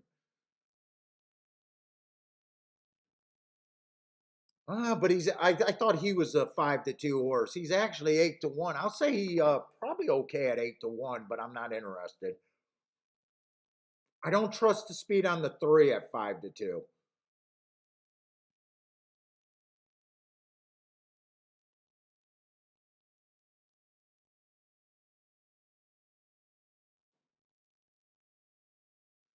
5, 1, and 6, and 3 looks like the speed horses. But I'm not even going to try to make a betting line because I'm not interested in two of the horses that I'm interested in, that I think can win. I don't have marks, so I really don't know what the 5 and the 6 are. I think I just leave this race alone. This is a no bet for me. I just don't know where I'm exactly in there. And 5 at 2-1, even though I could get there, I'm not interested in 2-1. That definitely doesn't sound like you're getting overpaid. Same thing with the 3 at 2-1. I don't think you're getting overpaid. I probably got the 2 about a 15% chance in my head, so he's a little bit of an overlay. I probably think 1's probably about where I think he should be at about a 9-2 price.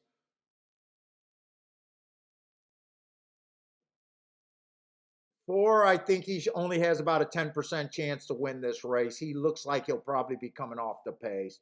I don't think the public's making any real mistake here.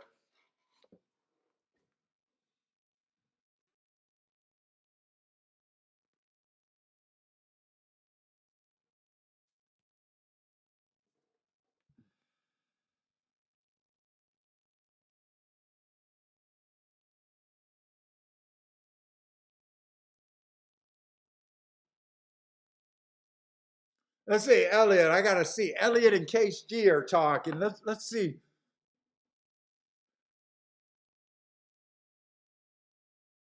Oh, see, money. You do that for your marking too when you because I know you started. Oh, it helps so much. So when I was selling my marks, I was doing it, but because I couldn't just mark the form and sell a form that I bought, because I knew that if I took off, that I would get a cease and assist, no doubt about it. So I was saving my forms then, and I knew it was saving me time when I was marking it, but I had that extra step of just doing the marks on the spreadsheet. And I kind of, it was a long process, and I kind of forgot, and I went away from saving my forms. And just this week I came back to it, and I was like, I can't believe I forgot about it. I can't believe I didn't keep doing it.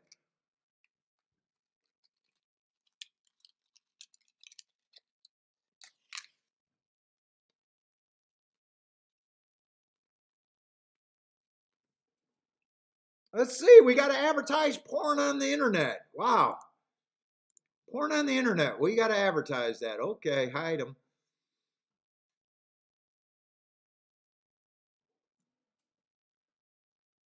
Let's see, Fly Line at Del Mar got a 126 bias, fastest thoroughgraph figure ever. Flightline may not be the next Secretariat, but yeah, he might be. All of those are valid points. Let's see. And then Case goes, for sure, I'm a Southern Cal, just love the horse and cashing tickets. And everyone is already putting them in the winner's circle. So just throwing things out there for discussions. Cheer. Oh, okay. It sounded like, oh, you guys just had a little tiff, not anything. Yeah, I really got no I got no problem if you guys love if people I'm just talking as a gambler thing. I don't know what you can do with Flightline that makes sense as a gambler. I get rooting for Flightline if you think he's a single through combinations. But then you better have something in the other legs. Make sure you're not AAA everywhere. Things like that. And I don't have a problem if you're a Flightline fan and just want to watch history. And this came down to the two horses that actually the three horses that I thought was interesting, but I could not make a betting line. Let's see. 6 was wow, 6 went off at 9-1. I said I didn't like Belterra, but this was a weak field. I seen him at 6-1, and I said that sounded fair. But at 9-1, that actually ends up being value. But I don't know when he went up to 9-1. I kind of got disinterested in the race, anyways.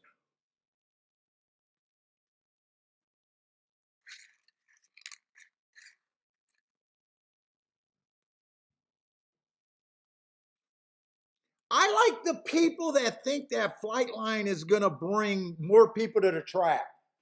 Dude, everyone on the planet knows that I'm on horse racing, and I have not met a single person that's a non-horse player that came up to me and said, "Hey, Paul, I'm interested in Flightline." I don't know how much super horses bring to the track. You know, all those years without getting a triple crown winner, and then we had two. Now I do know that viewing ship came up, but I don't think super horses save racing. I don't. I think when they're gone, they're just gone. Flightline, if he wins the Breeders' Cup, chances are he's never going to race again.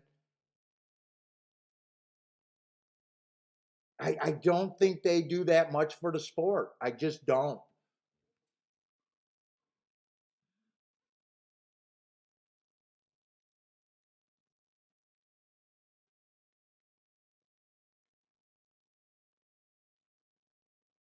But nine, that probably was a very good exacta. Definitely a very good win. What's up, Mr. Guitar? Oh, see, Mr. Guitar says he's gonna take Flightline in the pick five. No problem with it. I got no problem whether you try to beat them in your tickets or use them. My only problem is just make sure if he wins, unless it's a slam ticket,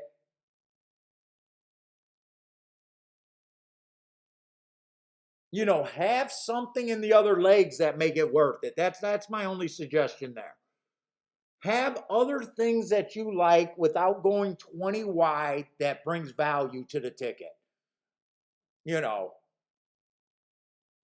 make sure, unless you got a slam ticket, you like all the favorites or a couple favorites and you're not, it's a skinny ticket, it's a slam ticket. I got no problem with that approach either. Uh, that's not my style of playing. Well, pick five, pick sixes aren't my style. But if I were to play, I would go the other route. If Flightline ended up being my single there, I would have to have enough 10-1s and higher to make it worth playing.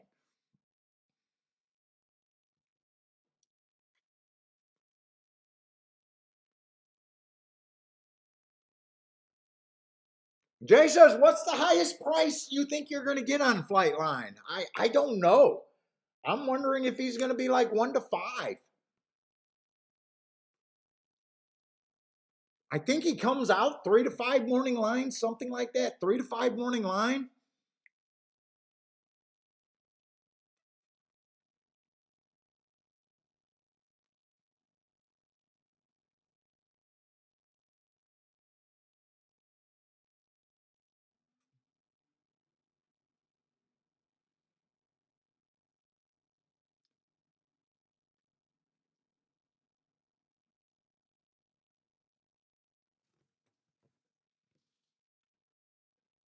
Mr. Guitar, if you're still with us, singling Flightline in the pick five. So which direction do you think? Which direction do you think it goes? Do you think that pick five is on the chalky side? Well, it's horse racing, so there's always a chance that someone gets beat. I see your new comment saying, "Is there any chance he can beat?" There's always a chance. It's just a varying degree of what chance. But you said you're singling him in the pick five, so I take it that you probably looked at the pick five sequence. Do you think the sequence in the ticket that you're considering? Do you think it's could still possibly be a payoff, or do you think it's more like a slam ticket, I guess. Okay, so you like long shots in previous races, so it sounds like that you might think there's still some upside in that pick five.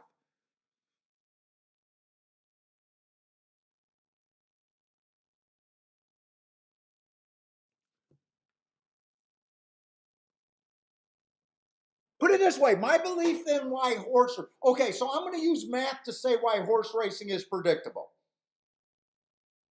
Ever since the history of them keeping track of favorites winning, favorites are winning like 33%. That number's been said forever. And I believe that number. And actually, every year lately, it's been getting bigger.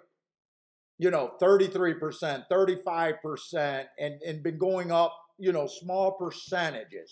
So that's 10 horse fields, 6 horse fields, 5 horse fields. Let's just say in a 10 horse field, right? If you picked a random ball every time, you got a 1 in 10 chance. So that to me proves that horse racing is predictable for the public to consistently pick 30%. Think about it. You got people that bet sports betting where there's only 3 outcomes and very rarely a tie, that can't pick 50%. So horse racing to me is extremely predictable. The reason why people lose at horse racing is we tend to overbet short price horses and we tend to overestimate contenders to the lower side of what they should be, is to me why most people lose at horse racing. It's just a math game. So, you know, every there's always a chance in horse racing to get beat. What's up, Grandma? And when horses get hyped, just like fighters get hyped or good teams get hyped, hype on horses, hypes on teams, hypes on fighters and betting is always a chance for opportunity. It doesn't always work out. Favorites win, but it always makes a chance for opportunity if you're willing to go against the crowd. But not it just comes up to not every spot is worth going after.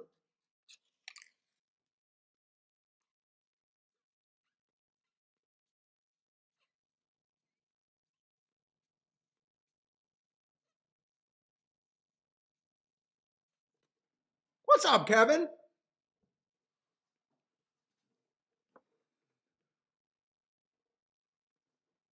Oh, Rick was a Zenyatta fan. Zenyatta was a fun horse, but man, I hated her running style. Great horse to be a closer like she was and to overcome. Now, she raced on a California circuit most of the time, but just knowing North American racing on the dirt is not super kind to closers. And boy, did she do that running style better than probably anyone.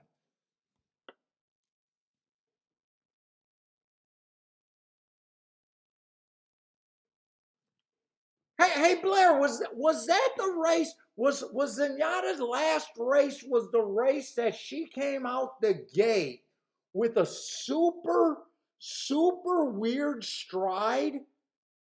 Looked like she was having all type of trouble early and came from the clouds. Looked like you could have wrote her off. I think her gait looked so strange, if I remember right. And then she lost by a K hair.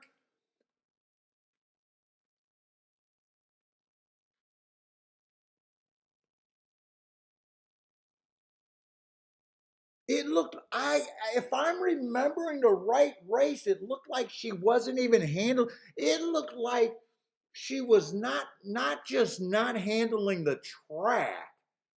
She was doing something so strange that you could have almost made a case that they could have pulled her up, if I'm thinking that they could have pulled her out of the race and no one would have questioned it.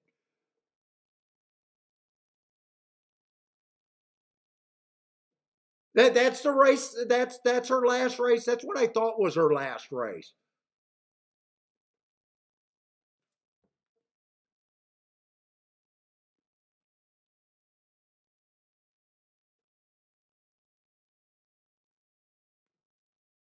Let's see, Jabrams, and you might be right, Jabram. It might not be. It might not be hype on that horse. It could be fact. You might be right on. You might be right on it. But as a gambler, to me, I don't know what you do with her or him. I don't know what you do with them. In fact, he probably ruins the classic for me because it's going to be.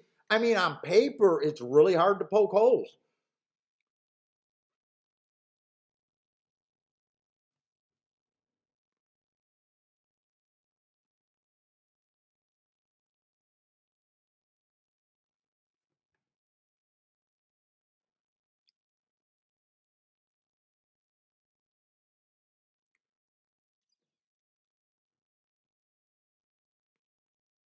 Yeah, because Zenyatta was a fun horse coming off the pace like she did, beating the boys, beating everyone. What did she do? Like put like 19 wins together in a row, something like that. Really fun horse.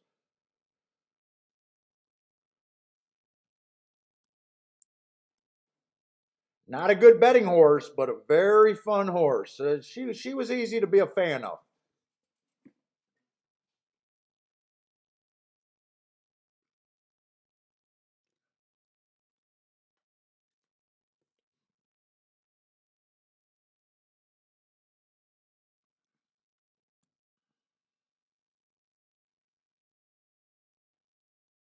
That's like Cigar. Cigar was a horse that I loved, but never a betting opportunity. That was a horse. If I That's when I was going to the track all the time. No matter what, I would watch Cigar.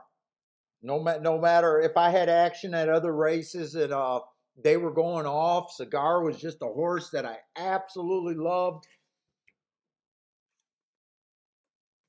Never once had a bet on him. Never once played against him. He was just I'm going to root for him and that's it.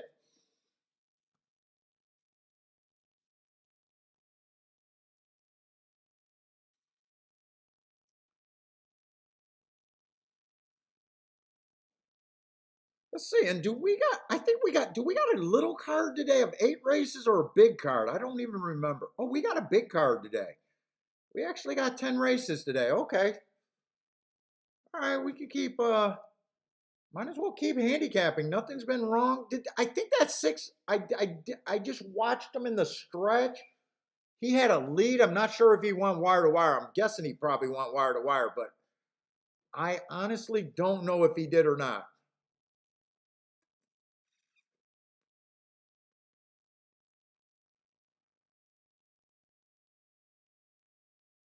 Let's see. I'm going to have a few blanks in this race, but I did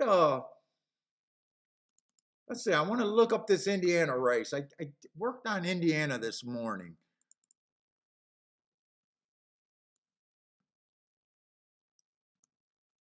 I should have. Oh, Parsons, we got a gap in Indiana. I don't know why we don't have the first week of Indiana. For some reason, my files stop at 9:26 and pick up at 10:11 for some reason. That's right. I think somehow we're missing a week there.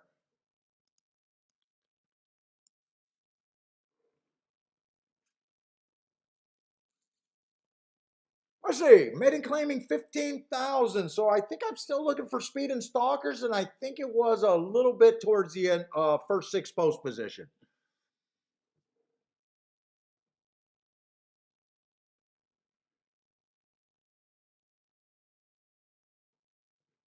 Yeah, I don't know if it was my mistake or you just missed them. I'm not sure what happened there, but I'm missing a few there. Let's say one's probably a stalker at the best. Well, he is a sprinter stretching out, so he could actually be a little closer to the pace. Let's say 4 races ago, I got an early pressing day. I did give him an asterisk for that race. Slow, slow, slow, but got in position and kept running. I think that's actually a nice race right there by the one. Comes back, bad rail day, early pressing day, was nowhere near that bad rail. Nice little deep stalking kind of move there. Really got no problem with that race. And then 2 races ago, early pressing day, I gave him an asterisk for that race. And then we don't have that Indiana race. Uh, might be a little closer to the pace. I'm not sure what I think about him one way or another at this time.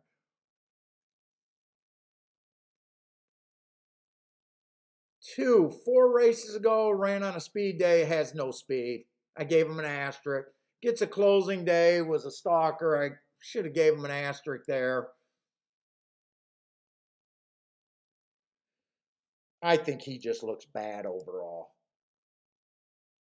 Let's see, we got 12 horses, so I got to be really hard on horses. I do my betting lines to 120% if you're interested. When we got 12 horses in a race, we got to be really hard on the horses that we don't like.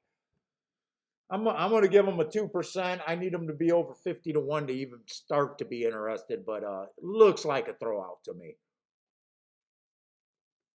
Let's see, 3 is stretching out. I hate route to sprint, but I don't mind sprint to route.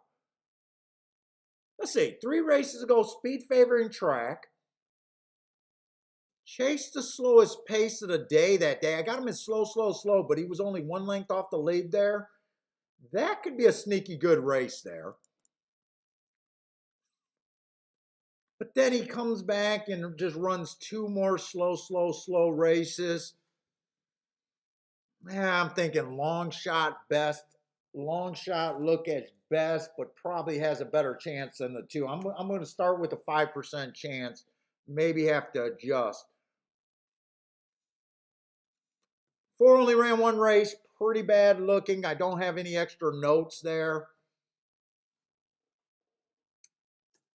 Can improve. Everybody can improve after the first time out, but still kind of hard for me to get to. Let's see. We just seen a Belterra horse wins. We got another one here. Does look like he got a little bit of speed. I'm going to come back to him too.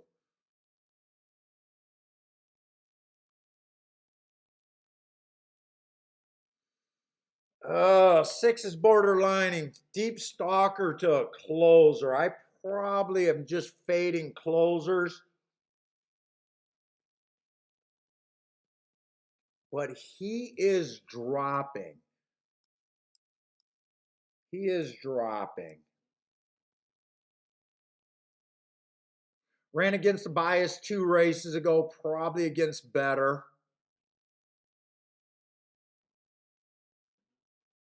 5-2. Man, there's no way that I think he's a coin flip in my head right now.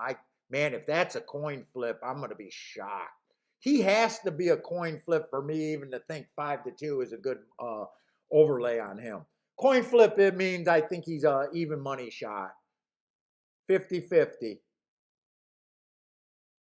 I just don't think he's a coin flip. I just would say that I don't think he offers any value here. 7's coming from Belterra. Don't have marks, don't like him, don't hate him. Coming off the back end. I'm seeing very little speed in this race either. Unless it's a sprinter stretching out so far. Let's see, the 8 horse. Early pressing day, 2 races ago, ran against the bias. 7 furlongs might be able to be close to the pace. He at Raceway Park or Remington Park, he had a little bit of speed one day. Last race was a stalking closing day, even though it was at Keelan. I would have thought that if he was a closer, he should have got in position. He did run 3rd best. Eh. 7-2. Not interesting at 7-2.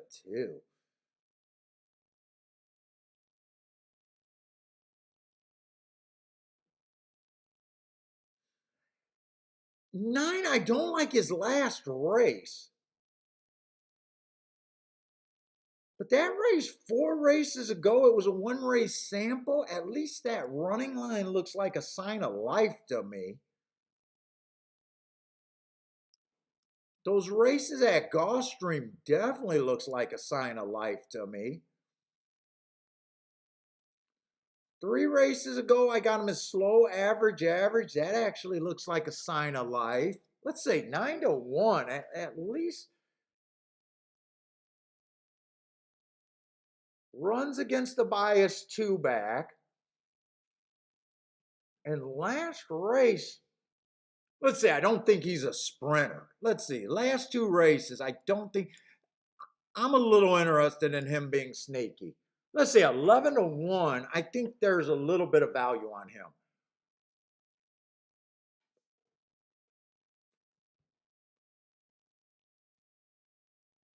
10 just has no speed, but he's making the biggest drop in racing. I can't throw him out completely. 10-1 sounds fair on him.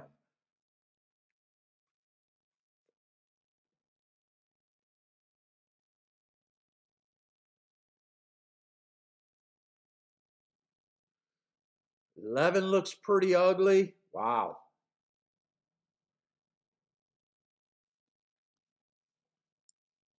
12 I can definitely get to, but I'm worried about the outside post right now. I like that race 2 races back. Stalking closing day. Tried to go wire to wire, average, average, match strides with the slowest winner of the day while running against a bias. At least that's a freaking sign of life. And he had speed at 6 furlongs. 5-2. I probably can't take that bet at 5-2 in this race. Let's see. There's a lot of horses I don't think I can get to. I'm going to try to complete my betting line. Let's see. I think the 10 is fair value at about 9-1, a little bit of an overlay. Let's say 9 I'm interested in. But I still think maybe about a 15% chance. So definitely an overlay that I could bet.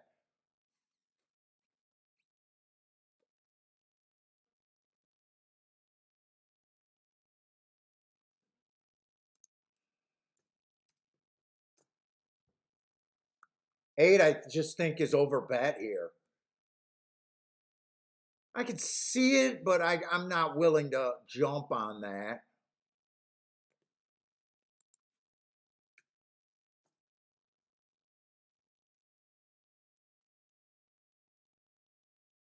Eleven has to improve so much. I can't get behind him.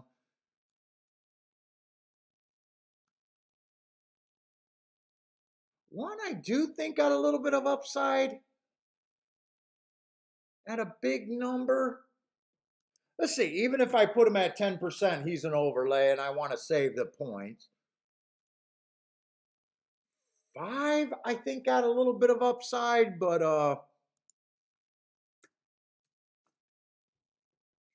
I think he's priced right.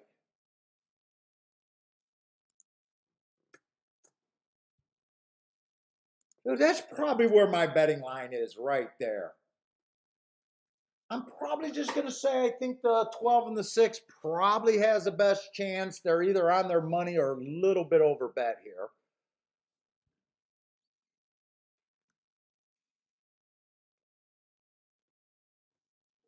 I think I play this race a little bit. I'm a little interested at the one at 15-1, and I'm definitely interested at the 9 at 9-1. Hopefully the 9 doesn't go down.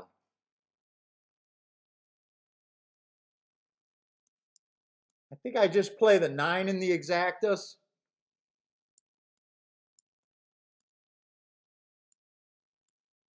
Probably do them first and second. I probably use the 12. Probably use the 6. Probably use the 1.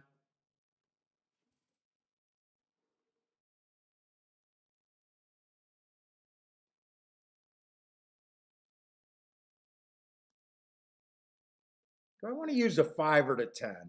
Or both?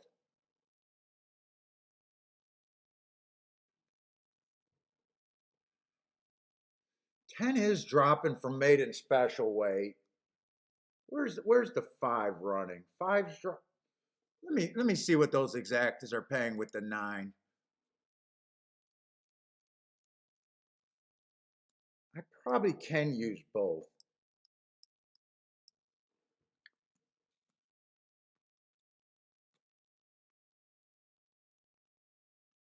Let's see, 6-5. Oh, these are by, okay, I got to remember that everything is for $2 in the exacta.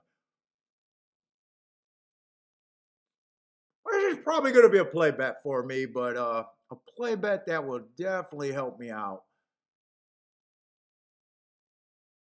Let's see, I'm up a bit. Not crazy, but definitely how much do I don't know how much I really want to go here.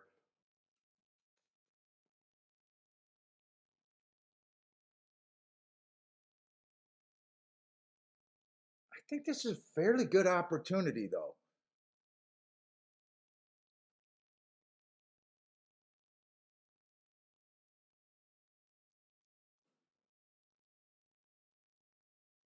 I think I want the 9-12 for more. That way I can play that wider ticket for less and still get a bigger hit if the 12-9 comes in. I think that's how I play this ticket. If I'm right about the 9, I think this could be a decent hit.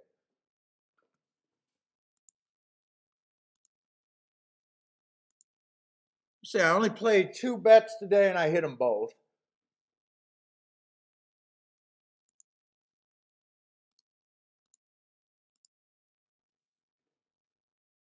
Let's see, exacta box.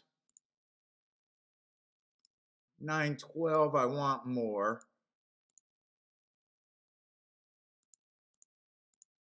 And then everyone else in that key box, I want less.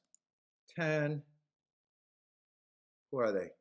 6, 5, and 1.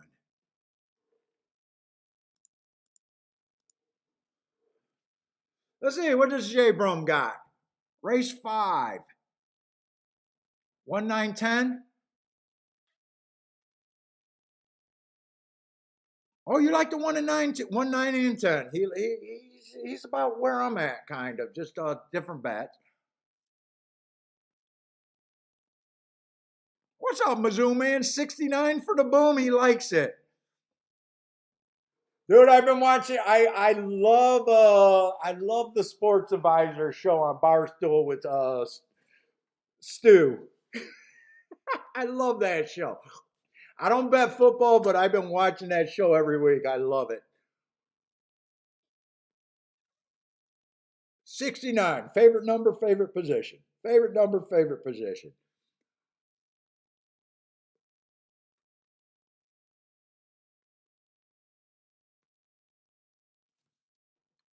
Yeah, 10, 10 I couldn't leave out.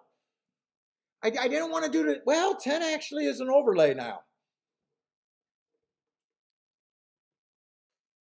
I could have bet her to win. I could have bet her instead of the 1. I could have bet her instead of the 1 here.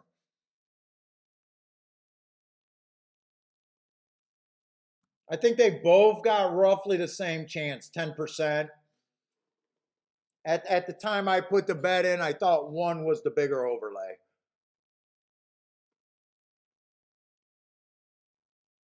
I say Hector likes the 11, but no bet. Who's the 11 here? I think if the 11 gets a lead and no one else goes, but I still think he has to improve, or she has to improve a lot.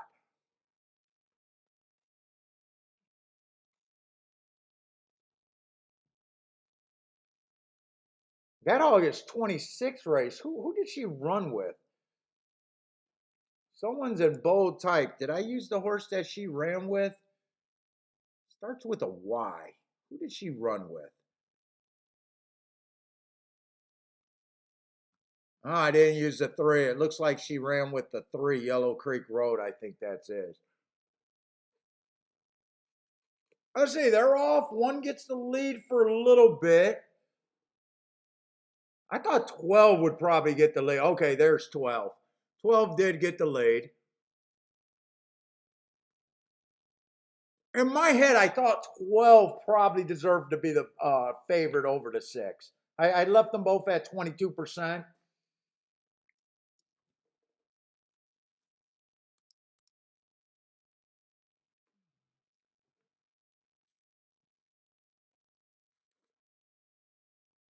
Oh, where's my nine? Oh, there's the nine. One's getting a better trip than my nine is right now. Maybe I should have keyed off the one and the nine.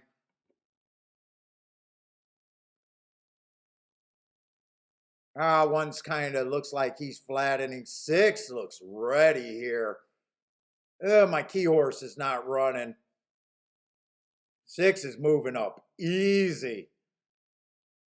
Six looks like he blows this race out, and I don't think my nine's running a lick.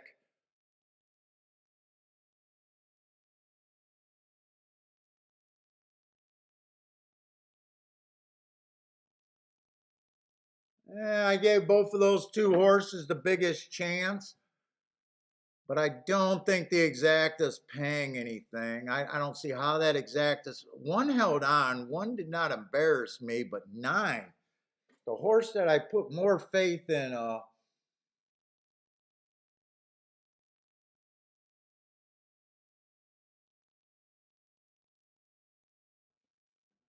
mm, I could have did the try. 9, 12, 12, 9 with the one in the, or I'm sorry, my two top choices. Let's say I did not want to bet that exacta, but I might have been able to bet the try.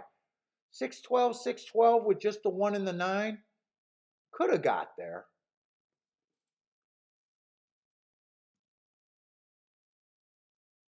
We'll see what that exacta pays. That exacta might, or not the exacta, see what the try pays.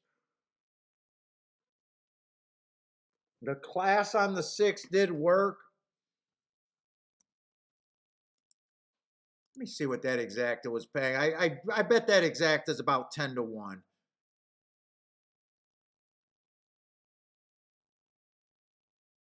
Oh, that exacta's paying 750 for one. No, I definitely couldn't have played the exacta.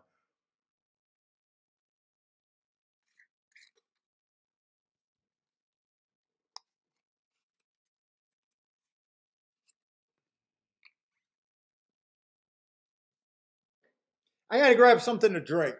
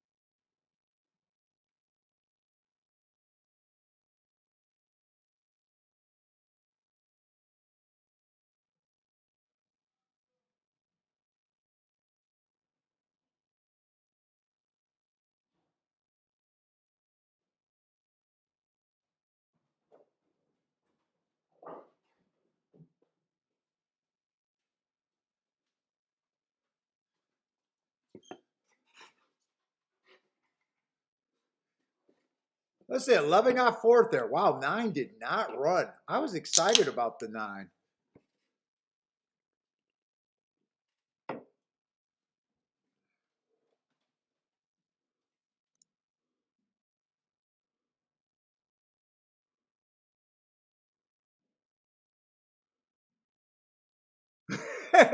J Brum, if you hate money, just bet what he bet. I'm with you, J Brum. Dude, I had a buddy at the track. Lee used to always say that. I hate money. My God, he was a trust fund baby. Never worked a day in his life. Just loaded. His money was structured where they took out the taxes. His whole life was casino, racetrack, casino. And then he'll mix it up with either a concert or a sports game every day, 7 days a week.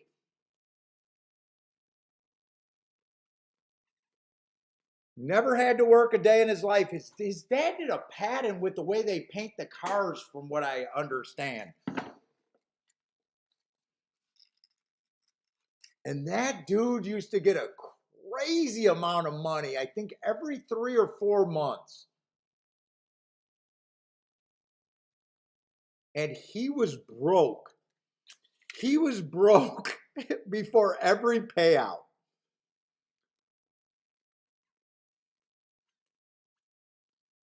And he used to say, I hate money every day. I just hate money. Paul, I hate money. Dude, that was a fun guy. He's a fun guy, but man, I was like, why the fuck are you even gambling?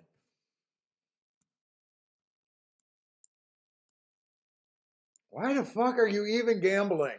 When you got, I mean, that was his life. Just racetrack, or no, casino. He used to drop his mom off at the casino every morning. They used to play. Then by 1 o'clock, he'd be at the track. And then he got to go pick up his money, not his money, his mom after the races, and then hang out.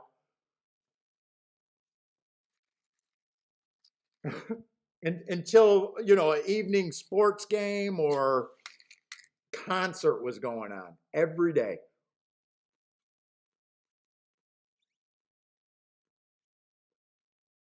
But he used to say that every day. I hate money. I hate money. Oh, William, what's up, William? We're gonna be on probably a half an hour before the first race for Keelan. I think 11 or 11:30. Just depending on what. I always try to get on a half an hour before the first race. We're doing all the Breeders' Cup, and then on Saturday it looks like, I think first post time on Saturday is 10:30, so I'll probably be roughly on at about 10 o'clock.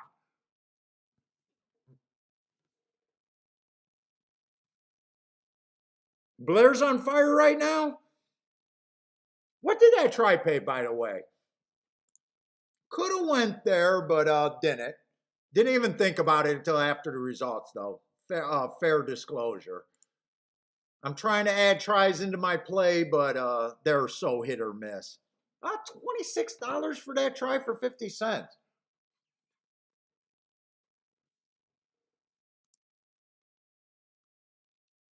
What's up, Brander, buddy? I bet 3 races today, hit 2 of them and lost 1, so not bad. Not crazy big, but not bad. Ooh, Rick with a big boom, up about $1,800 today. Nice. Or was that just that race? Rick's doing good. Anyone need to be floated on a loan for tomorrow and Saturday? Hit up Rick.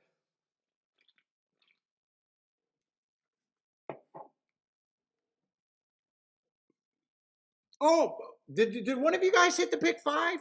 Was that the pick 5 race? What did you guys even hit? Oh, Rick took the pick 5 down too. What did the pick 5 pay pretty? Oh, 1,800 for the pick 5. Nice job. I'm sorry I missed that. Yeah, nice on that pick five. You had that 6 horse at 9-1. That was a special horse.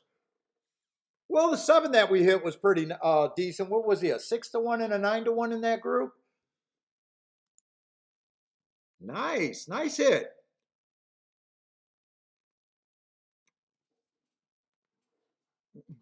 Hey Blair, can I get a payday loan?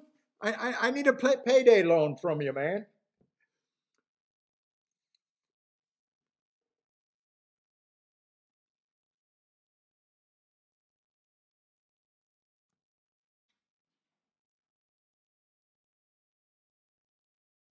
Lloyd, what does Lloyd says? Far outside posts has been very hard to win from. Save your money betting those.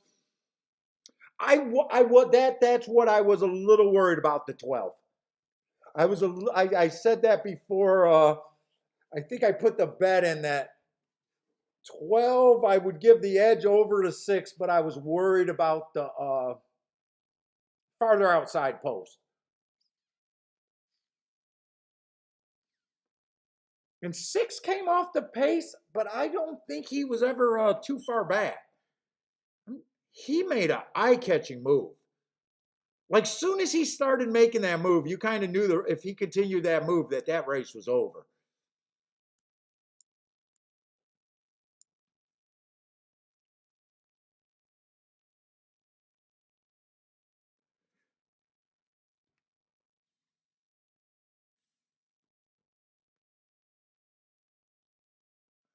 I was saying we got one of another big field here over there at Churchill.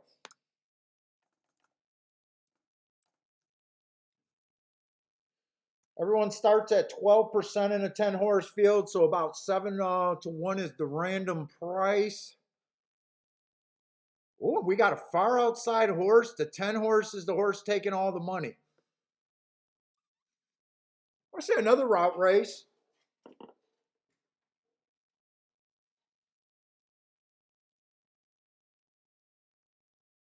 Let's see, we got 16 minutes and I've been doing some work on press style. Let me see if I can look up these press style, a few press style horses real quick, at least the last race or so.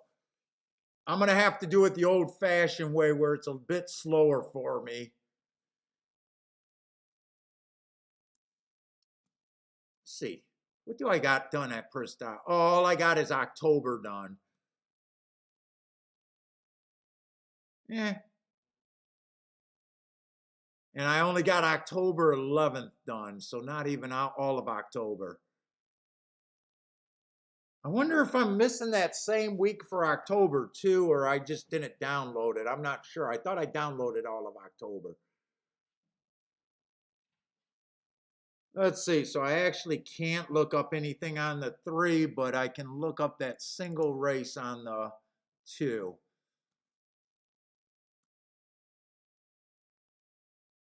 Looked like a stalking closing day there.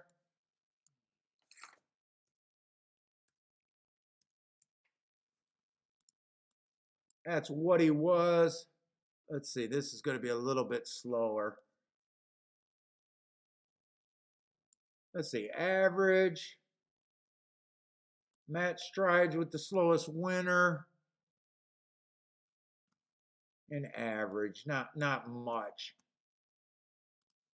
Did they show that replay yet?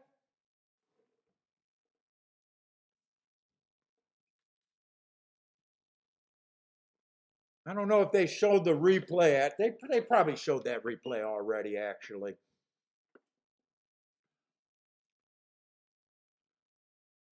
Dude, I need to get me a goofy hat for fucking Breeders' Cup Day. You're not even taking seriously in horse racing unless you got a goofy hat. That'll show that I'm serious. That I know what I'm talking about if I wear the goofy hat.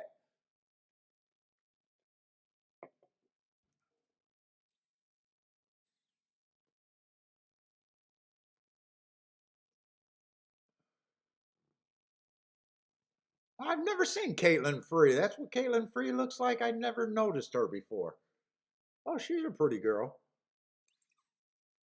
I never noticed her before. think I follow her on Twitter, but I had no idea who she was. Let's see, no scratches in this race. Let me just start with the favorite. Sometimes I like just starting with the favorite to just see the baseline.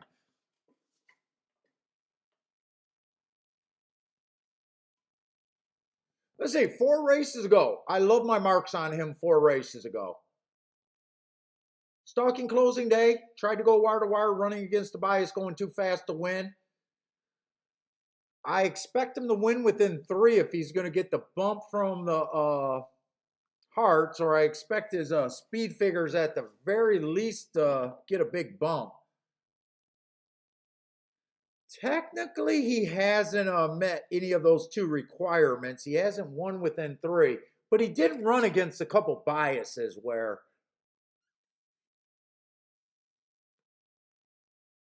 and he earned those marks at a route, and then he tried a couple 6 furlongs. I don't know what to make of that.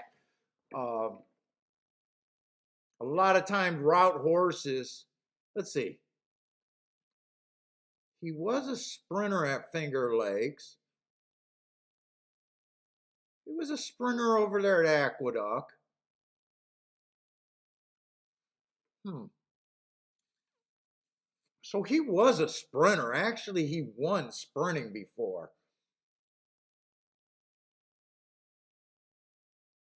Taking a significant class drop.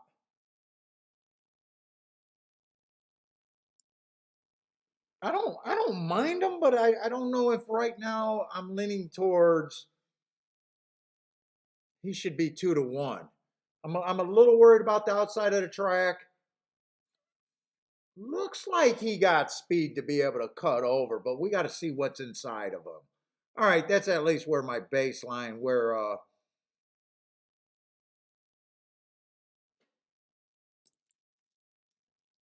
and I am kind of looking for speed and stalker, so he does fit that. But 2-1, I don't know if I really like 2-1. Let's see what other kind of speed and what other kind of type of horses. Let's see, one is going to be on the inside. One's been running at this level. I like his win. No, I like his race. You know, his win 2 races ago. He was average. Matt Strides with the fastest winner, average. Nice race. It was at Indiana. And then I do like that last race. He did run against a bad rail. So I think there's a little upside on the one.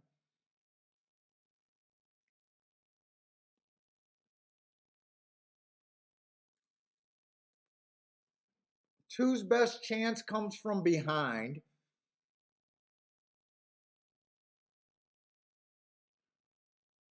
I'm looking for stalkers and closers. Or I'm sorry, I'm looking for speed and stalkers.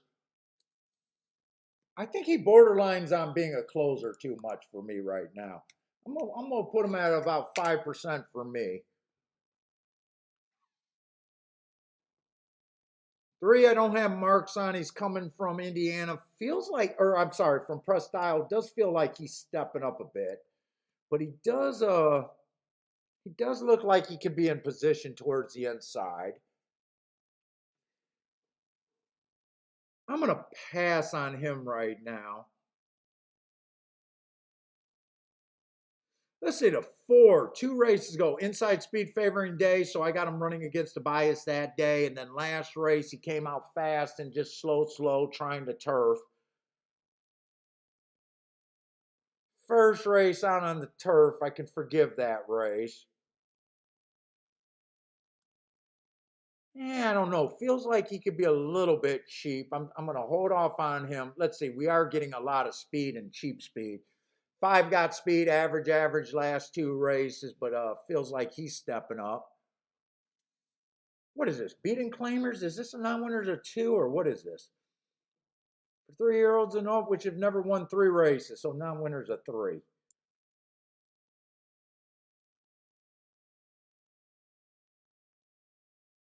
So it is a cheap race over there.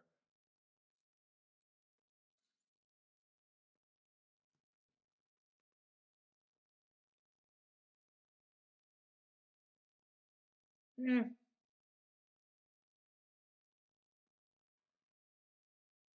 6 ran on a bad rail last race. I do like that race against the bad rail.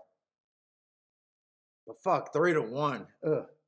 I don't think 3-1 is going to be getting paid extra.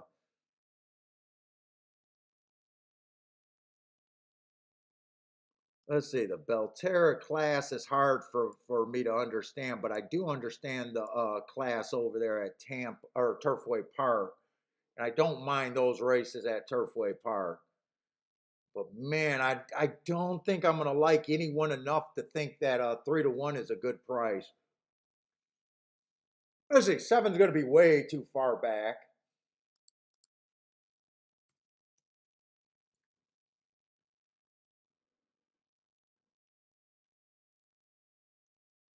Let's see, there are some speed horses on inside of that 12 that's gonna make the 12 work early. Or I'm sorry, the 10 work early. Looks like the 8 got a decent enough speed to at least keep that 10 horse honest. And I think the 1 has a decent enough speed. Let's see, 1's probably the only horse that got me a little bit interested in this race. I can't get a good pinch.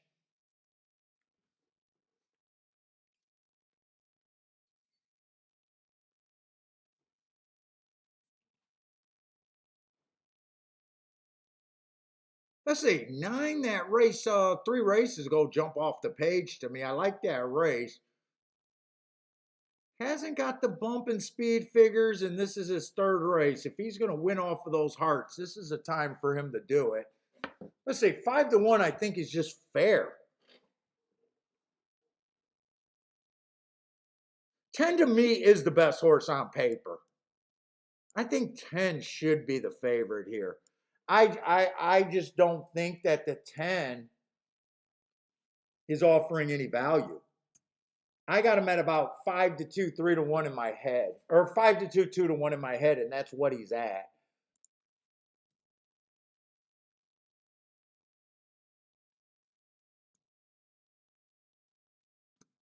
Let's see, I got 7 horses left. If I give them that many points, everyone else is at 12-1. Let's see.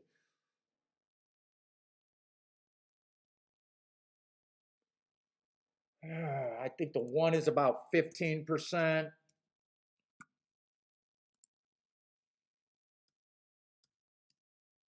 So I think everyone else is about 11%.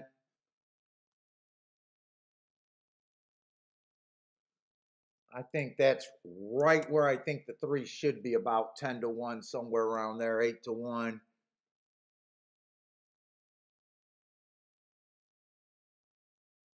Kind of same with the 4. So 4 is a little over bet.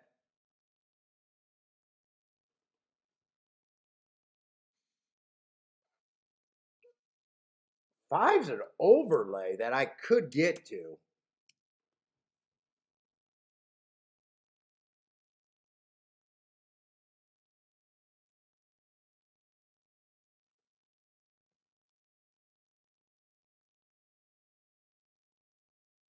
I'm going to be harder on the 8 horse because I think he's going to be surrounded by some horses. Let's see, I got 2 horses. I still think this.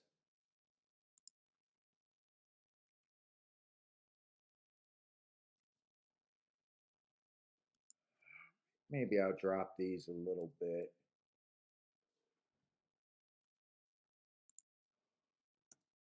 That's kind of where I see these, where I think the odds should be.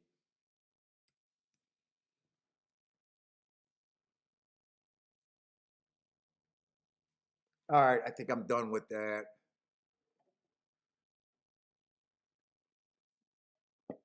Let's see, J Brum likes the 10-7 exacta. Oh, 7's a really nice price.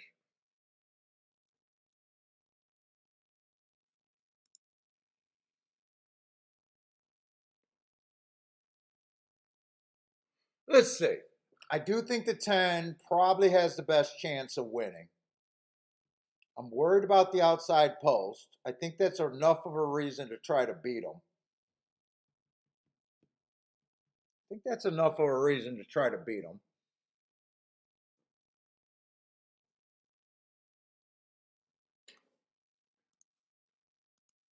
The horses that I'm mostly interested in trying to beat them is the 10 and the 5. Or, I'm sorry, the 1 and the 5. God, I keep saying the odds instead of the number. Let's see, I got a feeling. Wait a minute. Let me check those exactas. 10 with the 1 is paying 70 to 1. 10 with the 5 is paying 50 to 1. I could actually play those two exactas.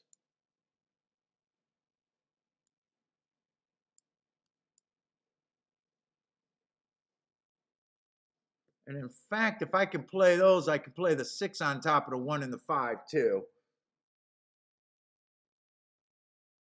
Wait a minute. Am I in the right race? I might be looking at the old betting board. This is a 5th race. Why do I got a 12 horse? Wait a minute. What race am I in? 6th race. Okay, I didn't advance. Okay, 10-1 is paying 33 to 1. 10-5 is paying 60 to 1. Okay. I could still play those two. And actually, I could play even the 6 on top of those two horses. I don't think I want to go any more than that.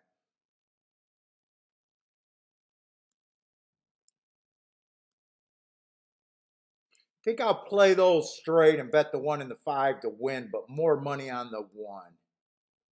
Those would probably be like well, 5 would still be the better hit.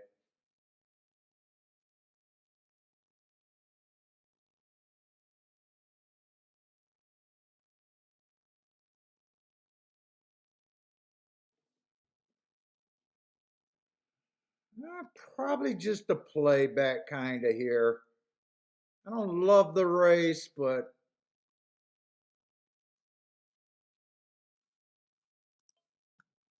and I think I'm going to play the 10 over to 1-5 more than the 6 over to 1-5. I think I am going to weigh those a little bit.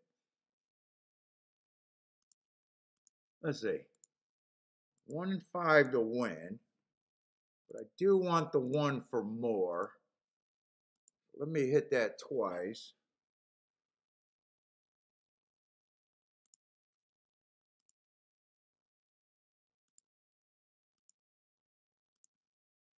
Holy shit.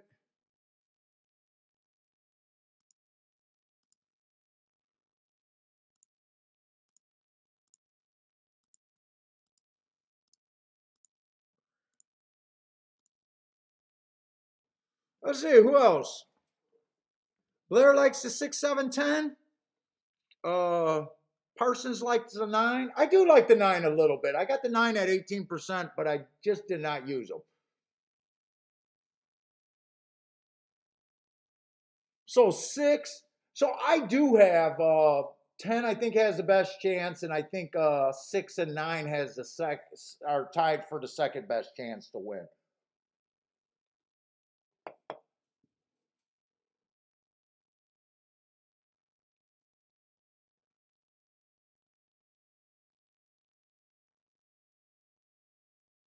Who's that on the lead? I'm hoping that's the 5 on the lead. Relax, relax, relax. I'm getting what I want. I wanted the 1 or the 5 to get the lead. I wanted the 10 to be strung out like he is, force him to come off the pace. Keep this 5 just 23 and 4. I don't know if that's too fast or not today.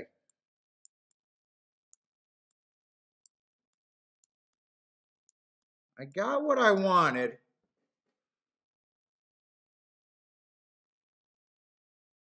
Eight's the horse that's given all the pressure. 48. So we're still, I think I'm still okay there. 5's not good enough. 5's not going to be good enough. 10's getting a nice trip. Fuck, I needed the 8 to stop running. Come on, I don't think 5 can fight. No, 5's not going to be able to fight back, is he? 5, keep it going for me. Shit, nah, there's no way he's gonna survive that. 5, keep running. God, he's trying. He's just not doing anything. No, he's done now. Dude, my betting line again was perfect. It's just a low. I think it's just too low of an exacta. 10-9.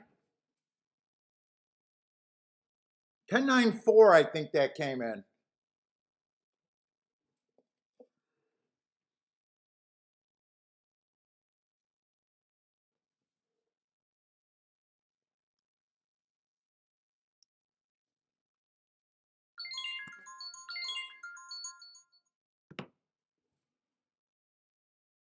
Ten nine four five, I think that came in. 5, I got everything I wanted out of a 19-1 shot.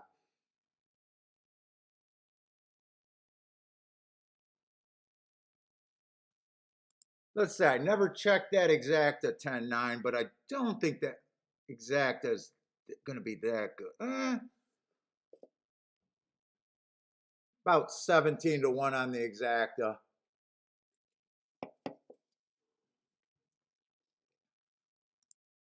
Let's see, Frankie 888 with the boom. 10-9-4 hit the try, it looks like.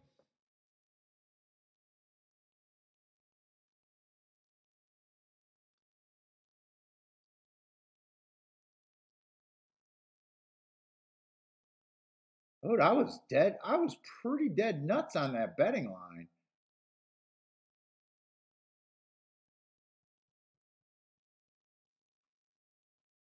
If 10 was on the inside of the track, I don't think I would have tried to beat him. I think I would have took the 10, but, well, I still took the 10. I still took the 10. I just needed a 1 or the 5 to run second. 1 had nothing. 5 at least tried.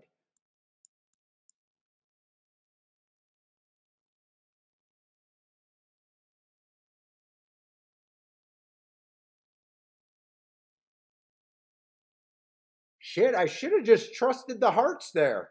My 2 best marked horses run first and second, but it's a weak exacta.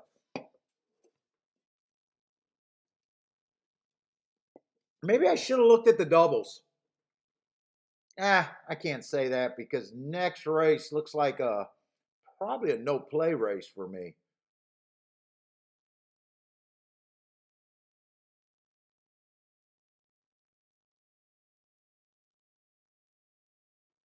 Let's see, if I would have played exactas, I would have, I don't know if there's any scratches. 1, 3, and 5 are probably the only spots I think I could have went with. And really, it would be the 1 and the 3, I think. 1, 3, 5 probably would be the only thing. Let me see if those doubles are anything.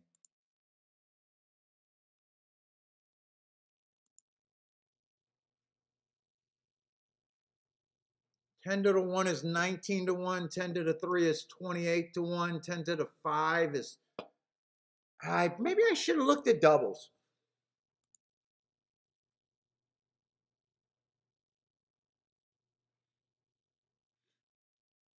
Jan, so when you mentioned fastest winner of the day, so he went too fast to win, not fastest winner of the day.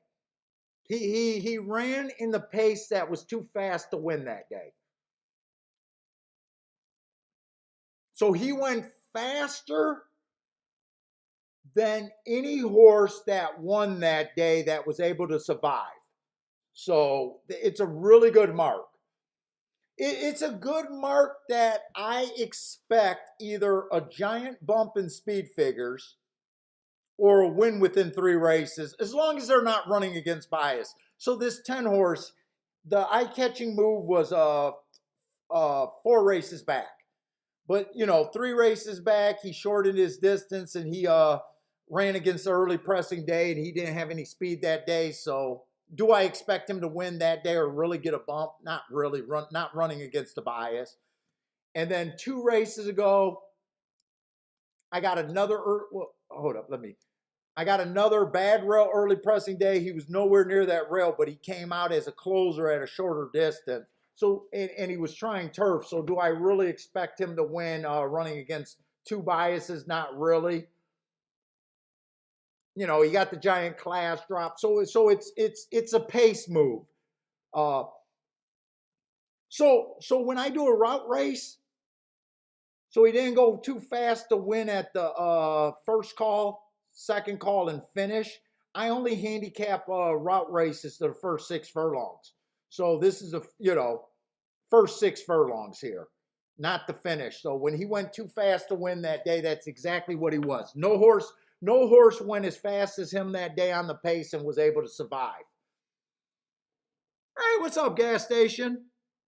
So whenever you see hearts, you always want to look. Hearts is almost, I think hearts are stronger than running against the bias. So the 9 horse, he didn't get his 3rd race. I said if he was going to win off of the hearts, this is the time. 3 races ago at 6 furlongs, he went too fast to win. And 3 hearts is no different than 1 heart. As soon as you go too fast to win at any call, I don't weigh this one any more than this one. Once you get the excuse, you got the excuse. I don't go, 6, 7 excuses deep. So, right after this race, it should catch your eye. He comes back, he earns a triangle. That means he matched strides with the fastest winner. Not a bad pace race if you're a pace handicapper. And then he runs against the bias, last race. So this was more of a case that if I bet the 10, I need to have something that's going to pay and not a 7. In hindsight, $17 exacta for one probably isn't the worst, but I believe that you got to play for bigger hits. But whenever you see a heart, dude, there's guys on the chat room for longest time, and that's the only time that they're interested in them. We used to say, trust the hearts. What's up, Raider for life?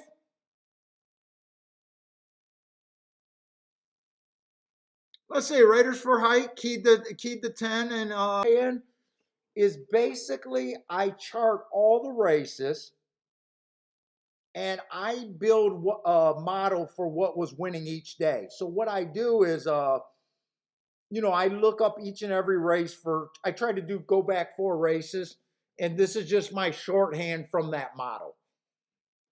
So I'm not one of those guys that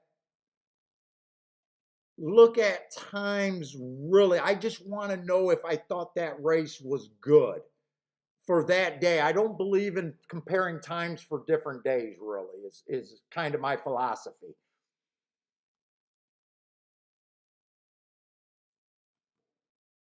Hey, what's up, Nathan?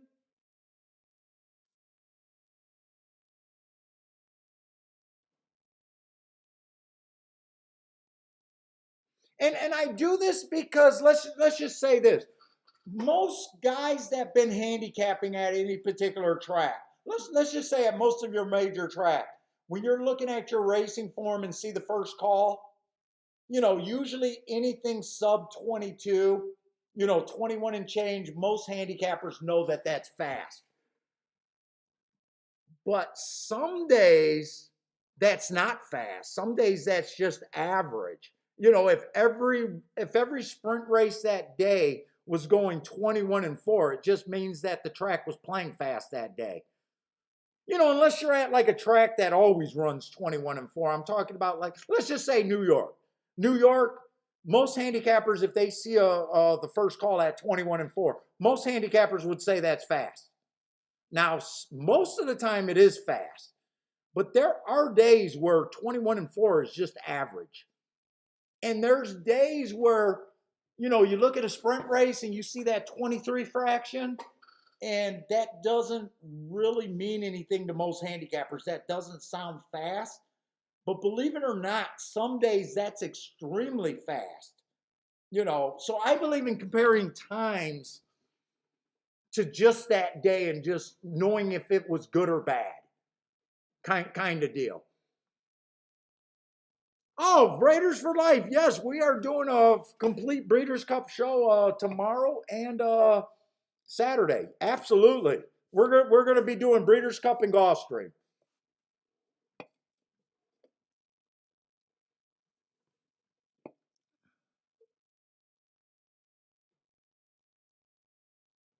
Gas station likes the fastest raw fraction gating. Oh, dude, it's a strong angle. The only difference is most people just don't keep track of the day. So it's really easy at like certain tracks, like I said, to see 21 and 4 knows no, that's fast. If you see our aqueduct and they go 21 and 3, 44 and change, more times than right, that's a super fast fraction, but it's not always the case, and that's where you got to kind of be trouble. A lot of handicappers get into trouble. It's basically so in the per mutual pool, you gotta do something a little different than everyone else is just the main thing. And I don't care if it's biases or however you look at whatever you do handicapping to get to better prices, you gotta kind of it's so hard to get to the prices that matter doing the same thing that everyone else is looking at.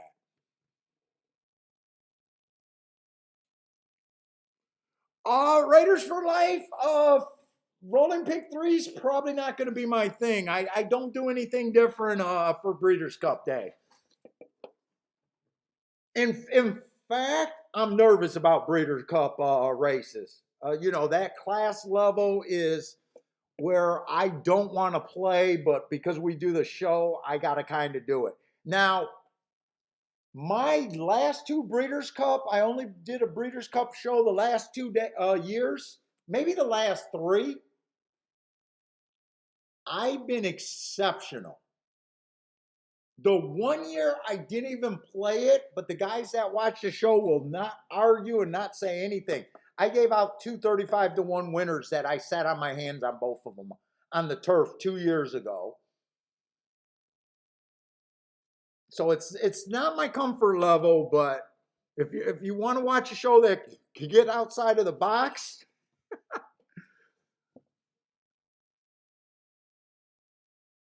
but to me, Breeders' Cup Day is just another day racing.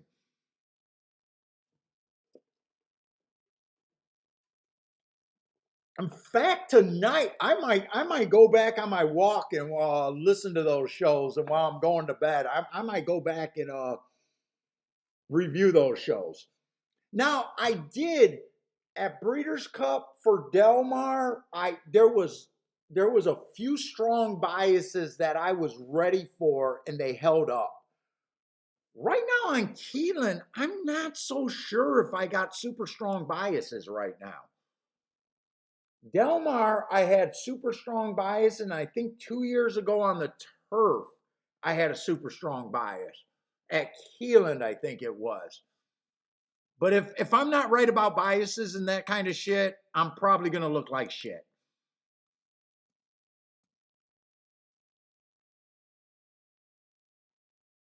Let's see, Keelan this year, I actually want to look at it.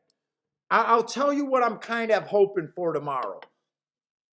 So on the dirt sprints, I need closers to be still winning at a 13% clip.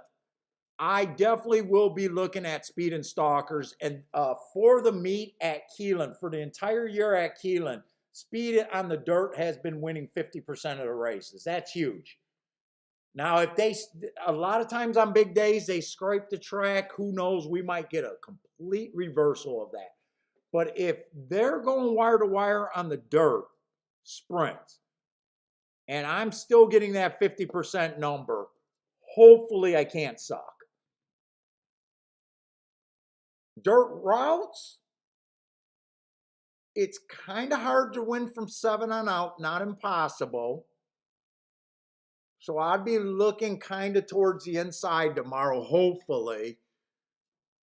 But it does have the bias that's hardest for me.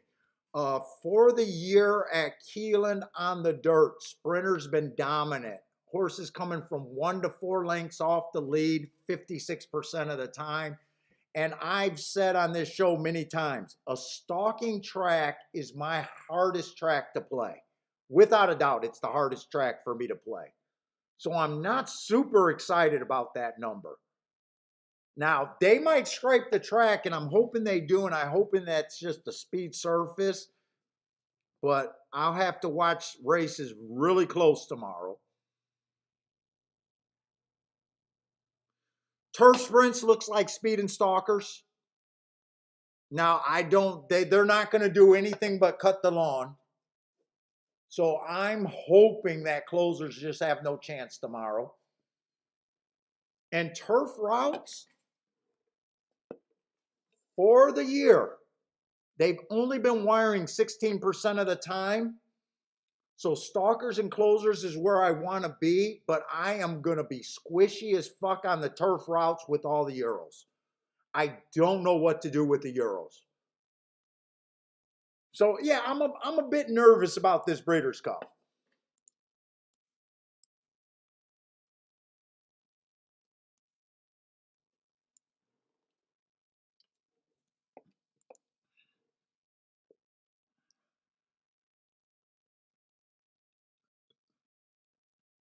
In fact, I'll probably be better at Gulfstream. What's up, Longshot Louie? Haven't seen you in a little while. What's up, man?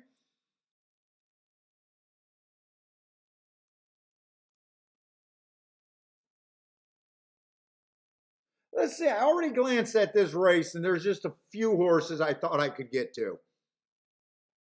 And this is probably just not a playable race for me. I played four kind of play bets today, hit 2 and lost 2. But been seeing the ball fairly good. The race that I lost, it was just because the exactas were playing smaller. I had the winning horse and the exacta is the best chance to win the race. They were just I was just willing to try to get creative, and it didn't work out. So I do feel like I've been seeing the races, and the 2 races that I sat out, they were both hittable too. Except one was a weak exacta, and the other one I didn't see that the 6 horse went from 9 to 1, and I needed better than 6 to 1.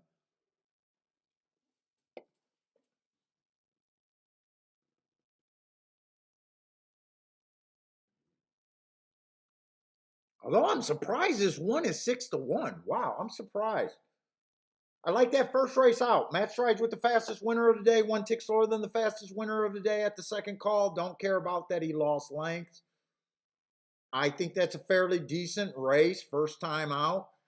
Next race out, inside of the track was good. He was average. Burnt a little bit of money, but still lightly raced. I could forgive that. I'm a little surprised he's 6 to 1, but this is a dangerous race for me. I could get to the 3, ran against the early pressing day.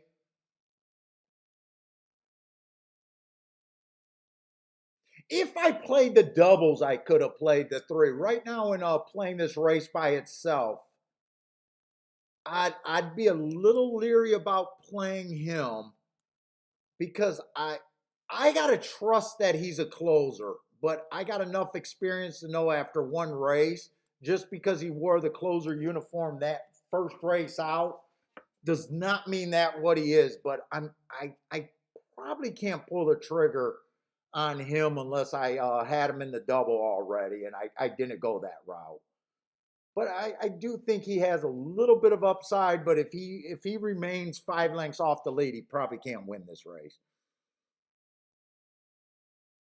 5 horse was the other horse that I thought had a little bit of upside, but he's the same thing. If he comes out 4 or 5 lengths off the lead, I think he's going to have a hard time winning here. 6 fits as a stalker, might have more speed than we think, but I still got him as average. Match strides with the slowest winner, slow last race, so I don't think I would have used him in the double. 8 did run against the bias, but that running line is so fucking ugly, I can't back it. But he did get a slow start, and he did run against the bias, so wouldn't be shocked. I just couldn't pull the trigger here. And then I didn't see the 12 horse, but he has a right running style after one race. But I would still rather be on the 1 at 6-1 than the 12 at 9-2, kind of is where my head's at.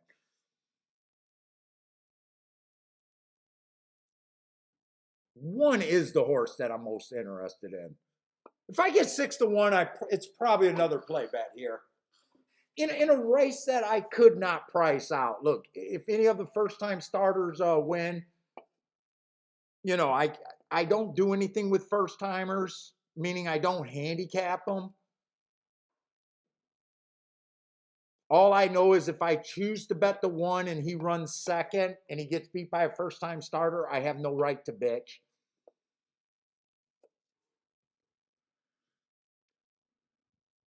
Can't get your hopes up in a race where you admit that, hey, half the field you're ignoring just because they're first time starter.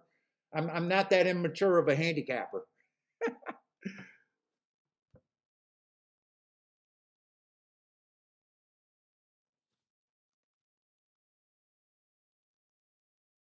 Let's see, the 6 is coming out of the same race as the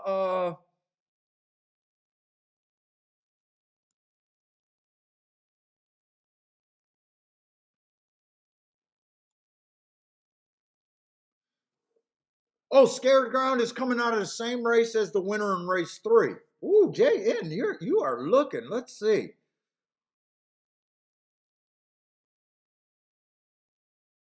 Who was the winner in race 3? That was the horse that I hit.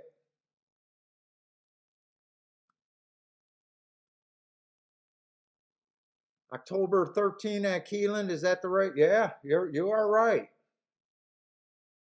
Now I do think that I like the 7 because he was 1 tick slower than the fastest winner, and he was up in that pace. Where was the 6 horse at in that race?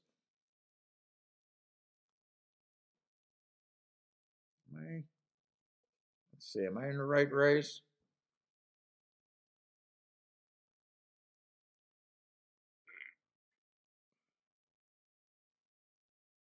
So 7 was a little bit closer to that pace at both calls. That's a good look, though.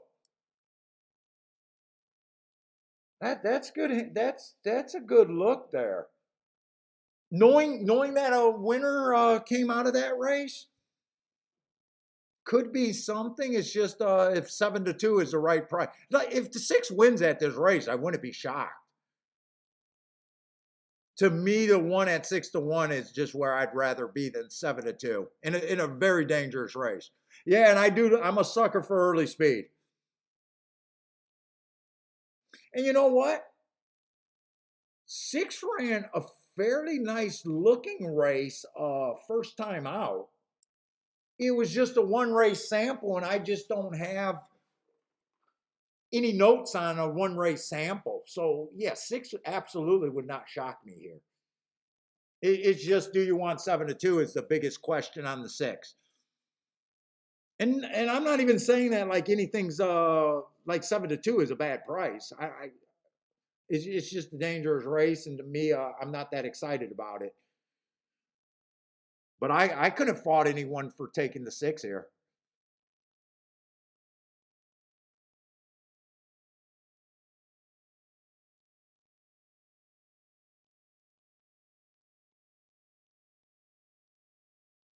Let's say Rider for Life says 1 is their class horse. I always got to ask this question because when we talk class in a race where no one's won, how do you judge a class with maiden special weight? Like just because he ran the closest at the finish, but everyone in this race is a maiden special weight for the most part. I always have problems with I just look at a maiden special weight competition as maiden special weight competition kind of deal.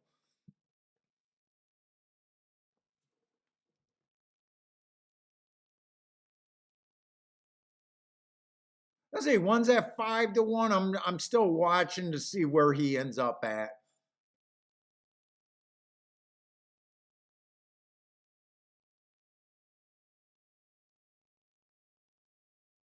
Let's see, Raiders for Life says he usually get together with a couple of his buddies and do the deep pick threes. Good luck. That sounds fun, man. Who gets to say in the horses? How do you and four other buddies decide? Do you guys got a single handicapper, or does everyone have equal say in their ticket?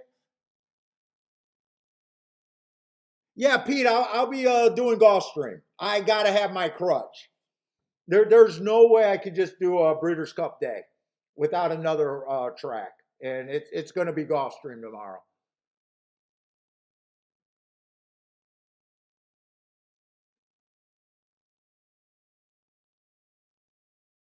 And both days it's going to be Gulfstream and Keelan.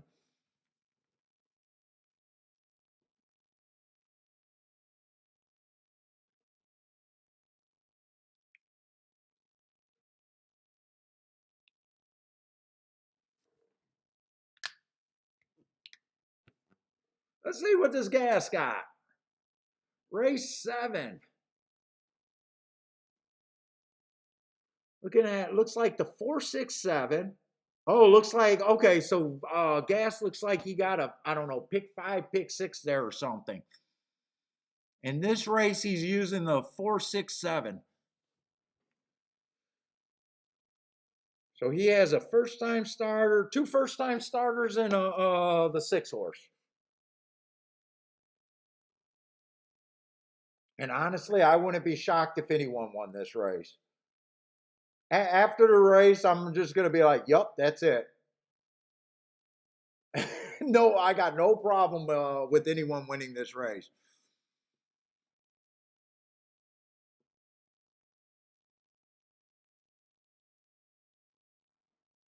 Let's see. Pete says he got friends that do the $200 thing at Saratoga, and then they pass the voucher. Everyone gets a pick by the. Oh, okay. So everyone gets a particular race, or that's kind of fun. See, I was waiting for Raider to life says, yeah, my 4 other buddies don't know anything, and I'm the handicapper, and basically I get to weasel out an extra $800 to bet. That's the slick way to do it. Yeah, I got 4 buddies. They don't know anything about racing. They just let me do it. So basically, it's all me.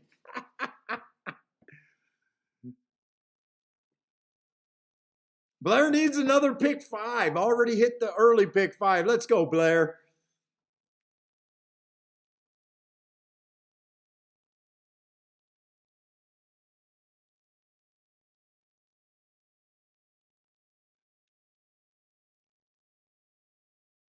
Okay, Raider for Life says it's him and his buddies, and the other guys are just along for the ride. So you and your buddy, you and your other handicapping buddy, figured out a system to get more money. That's thinking like a gambler.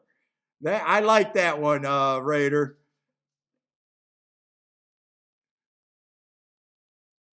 It's always hard when I used to take a lot of new people to the track, and it's always hard. I'm always trying to give them such a good time, and half the time I let them ride on my bets, but I don't up what I'm doing because of what they're doing. It's like extra fucking pressure.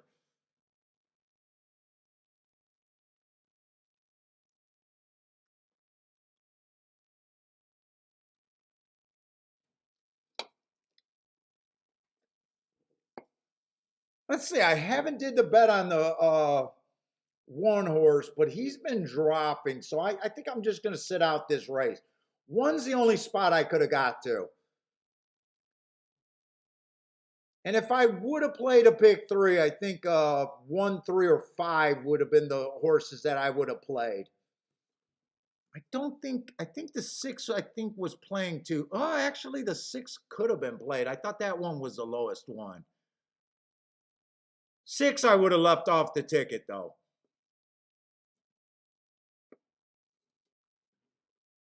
If it comes in 1, 3, 5, I'm probably going to think that I should have just took that 10 spot and played the double.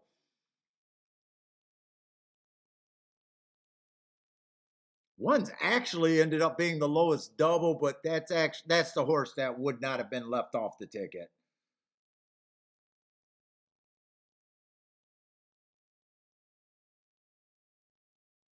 Raiders for Life says after a couple beers and the pressure's gone. See, I don't drink when I'm handicapping. Well, at Arlington I did. At Arlington we did. That's because I had the box, and it's hard not to drink when you got the box and the service girl coming to you all the time.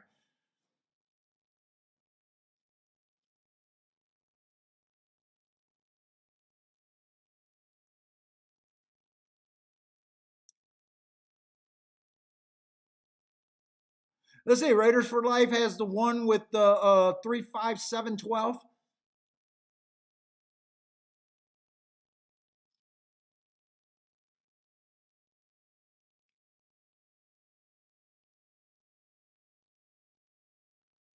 One did not break as fast as I would have hoped for. Oh, I don't like the ones breaking that 12 horse. I was a little against the outside. I might have to readjust that thinking. 12 fit, except I don't think I would have used him on the double.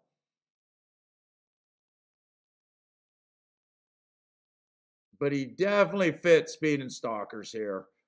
I was leaning towards the inside horses as the better chance. I might be readjusting that thinking going forward.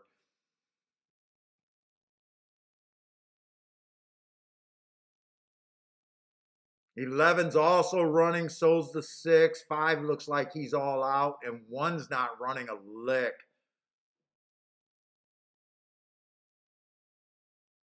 This looks like, I think that's either the 11 or the 6. I can't really tell.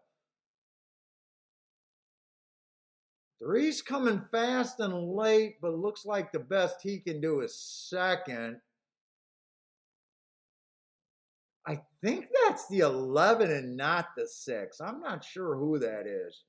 I think that's the 6 and 4th. It's kind of hard to see their saddle cloths right now. 11, I just got average, slow. Came off the pace a little bit. Took action 3 to 1. But man, I couldn't have took 1 did not run. Okay. That is the 11-3. 11-3-4-6 is what that came. Whoop.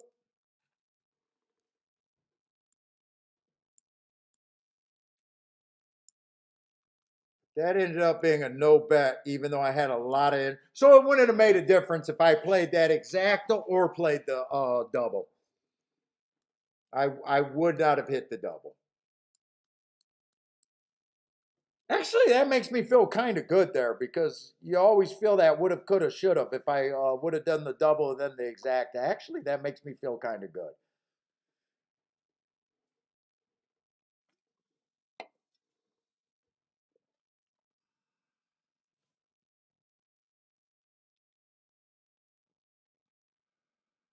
Yeah, 11 won that race fairly easily, too. So dangerous. It's just as dangerous. I always say these are so dangerous race. Super lightly race, horses that ran. You can almost forgive every horse that didn't do anything first time out.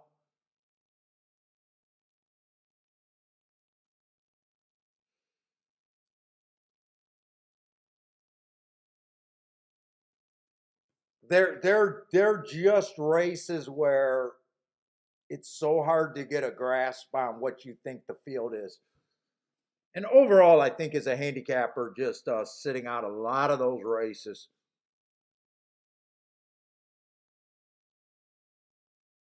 Oh, I can't help you at Indy, man. Can't help you at Indy. All I'm looking over there at Churchill today.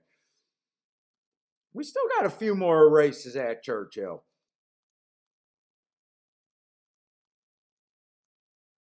And today I was kind of expecting it'd be a light action day.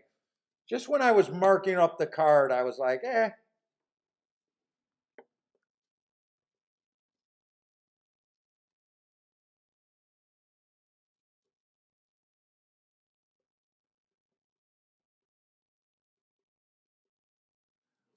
Uh, Randy, I usually win bets, exactas, and doubles. I'm trying to expand it to tries, but after 30 years of ignoring tries, this is the first year of me playing tries, and honestly, most of the time I forget to even play a try. But I am trying to open myself up to tries. The goal this year was to play more pick threes, but I just do all my handicapping. What you see is what you get, kind of deal. You see how I don't, half the time I'm not even looking at doubles lately. So I know I could stretch them out to pick threes, but it's just I keep forgetting about them.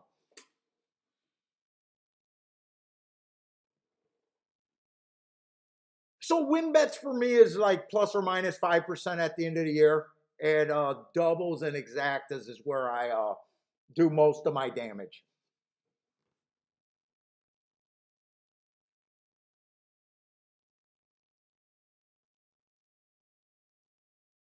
And lately, since I've been doing the extra betting line, usually in previous shows, this is a new thing of me doing this betting line.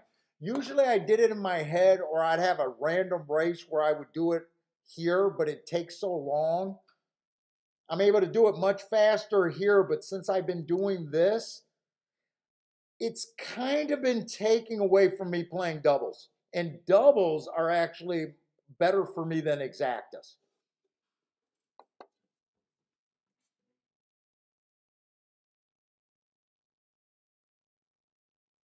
What do you mean? Where do I what A and what ADW? I don't say. I say Twin Spires because I use their feed.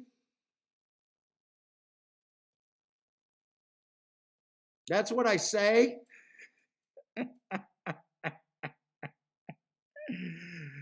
I know that, dude. I'm private with that. Well, put it this way: gas station. When I bet at the track for years at my main track, I do not have a favorite teller. I don't even cash my tickets on the same day. Sometimes it's my wife cashing the ticket. Sometimes I cash on the first floor, second floor. I never go to the same teller twice. I'm one of those private people where I don't like that talk. So when I started doing the show, I already knew that people are going to look at whatever account they think I'm at.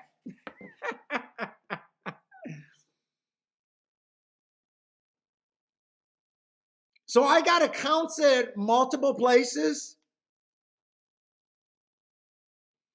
but I know that people look, and that pisses me off.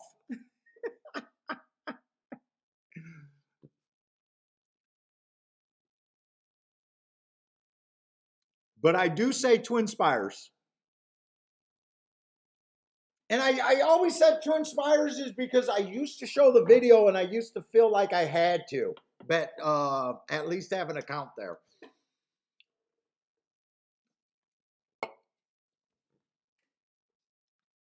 But we got a lot of options.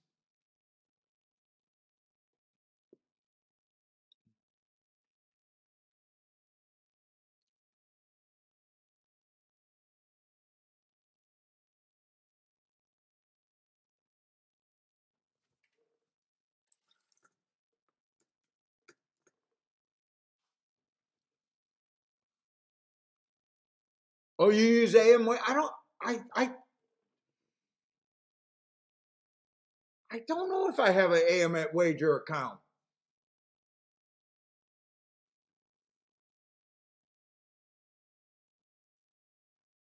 I don't know if I have AM. I don't know.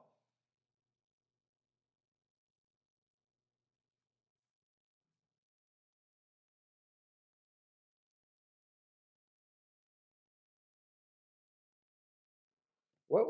Wait. What is person saying? What did you just email me? Oh, let me see this real quick.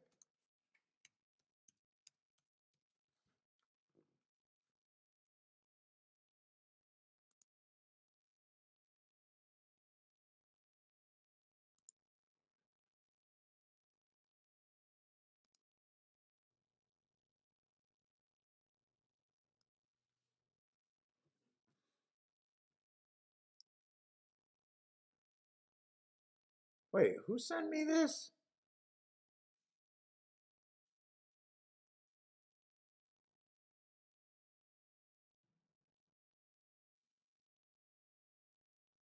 Trip Note Pros.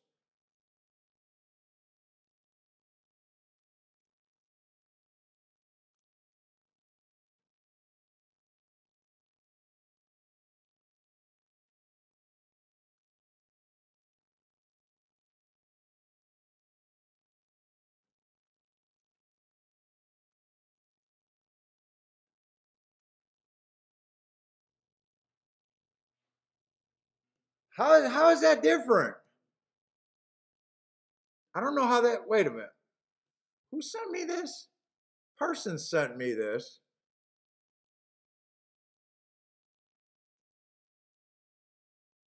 Trip Note Pros.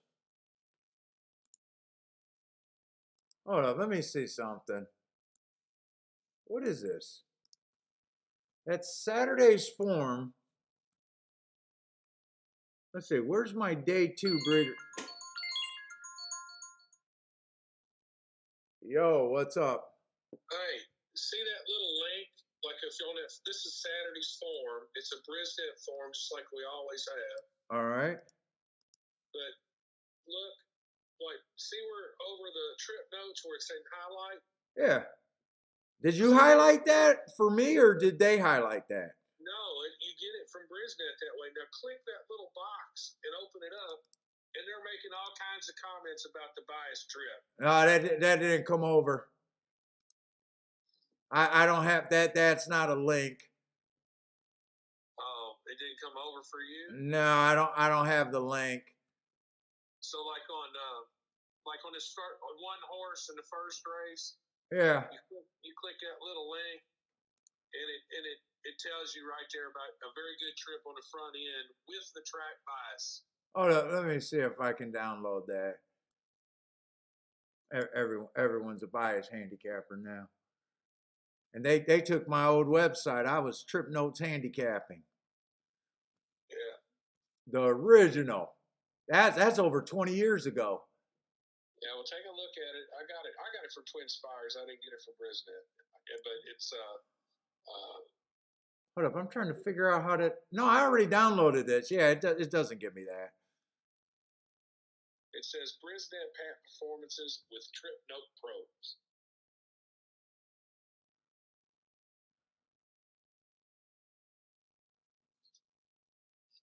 Now I'm curious what they call. Well, you know what? I seen Trip Note Pros.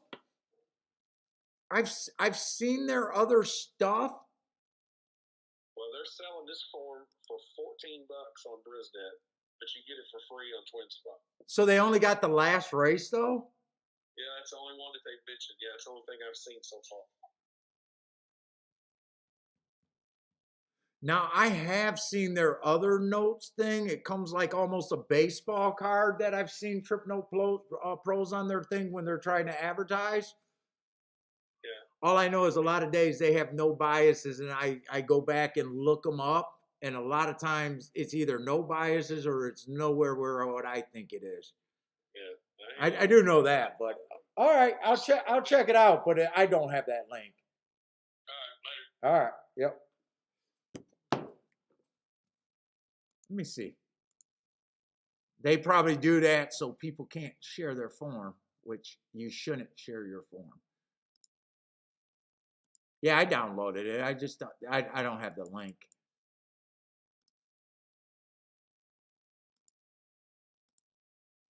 Let's see if I look at it like this. I'm always curious about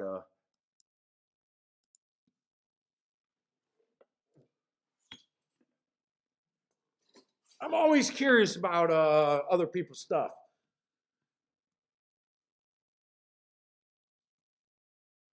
$14 for that. Holy cow.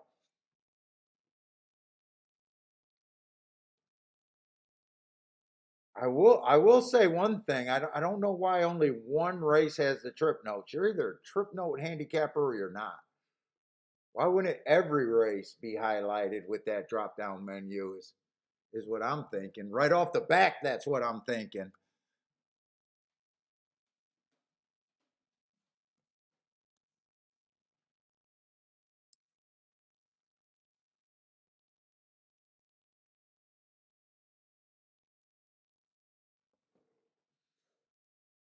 Let's see, where are we at we're going in the 8th race.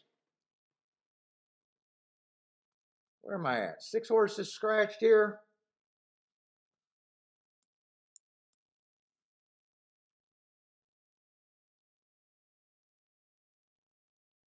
DRF wants a $60 per page or $60 per day for their Breeders' Cup package.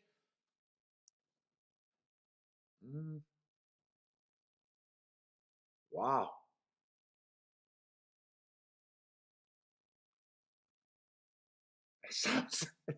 That sounds like a lot. Oh, I can't believe people are willing to spend that much extra. Wow. That's a lot.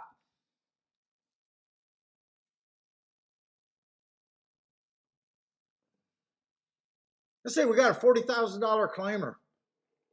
I mean, it's just horse, man. To me, horse racing is so much simpler than all that.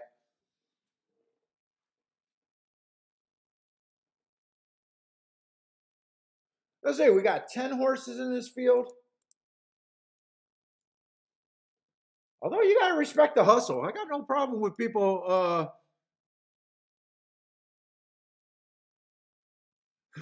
Yes, Sushi said, fuck DRF.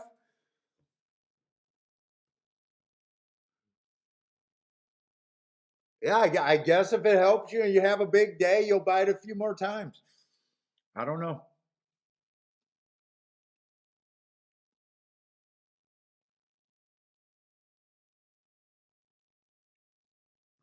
Product, I guess. Let's see, the one horse. 4 races ago, early pressing day. One tick slower than the fastest winner, average. At this level. Comes back, match strides with the slowest winner of the day. Another just kind of race. 2 races ago, slowest winner of the day. And last race, again, just matching strides with the slowest winner of the day while making a big drop in class. I don't know. I don't feel super blown away by this horse. Stepping back up. What was at this level, but a lot of route races. And I don't think he's the quickest. I'm looking for speed and stonkers, but I don't think I'm that interested in the one. Let's see, 2 to me does not have the running style that I'm looking for. Just feels like he could be a little too far back. Slow. 4 races ago. Runs against the early pressing bias. 3 races ago was on the slow side. Had an inside of the track. Runs his best speed figure on a day that I thought the inside was good. But and then last race just comes back on the slow side of things. I'm just not interested. 3 horse has the right running style for me. Let's see. I'm not interested in the 2.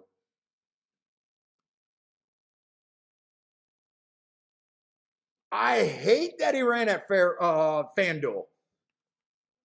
Old Fairmont Park, that's just not good racing. But he does have the right running style. But his last two races at Gulfstream, or I'm sorry, at in Kentucky, are not bad. Maybe I shouldn't hold the FanDuel races against him. He's in great form. He has speed. He has the right running style I'm looking for. Let's see. 2 races ago, a rail was bad. He was nowhere near the bad rail. Nice second, just being average. And last race, he actually won at Keelan being average. I don't see how I think he 4-1 is any value on him. I just say 4-1 is probably where I think at the best he could be. Let's see, the 4-horse, I hate route to sprint. Comes off the pace, stalking at a route. To me, I just got to believe that there's better options, but so far I'm not seeing anything better. Let's say the 5-horse, shipping him from Del Mar. At least it's a major league circuit.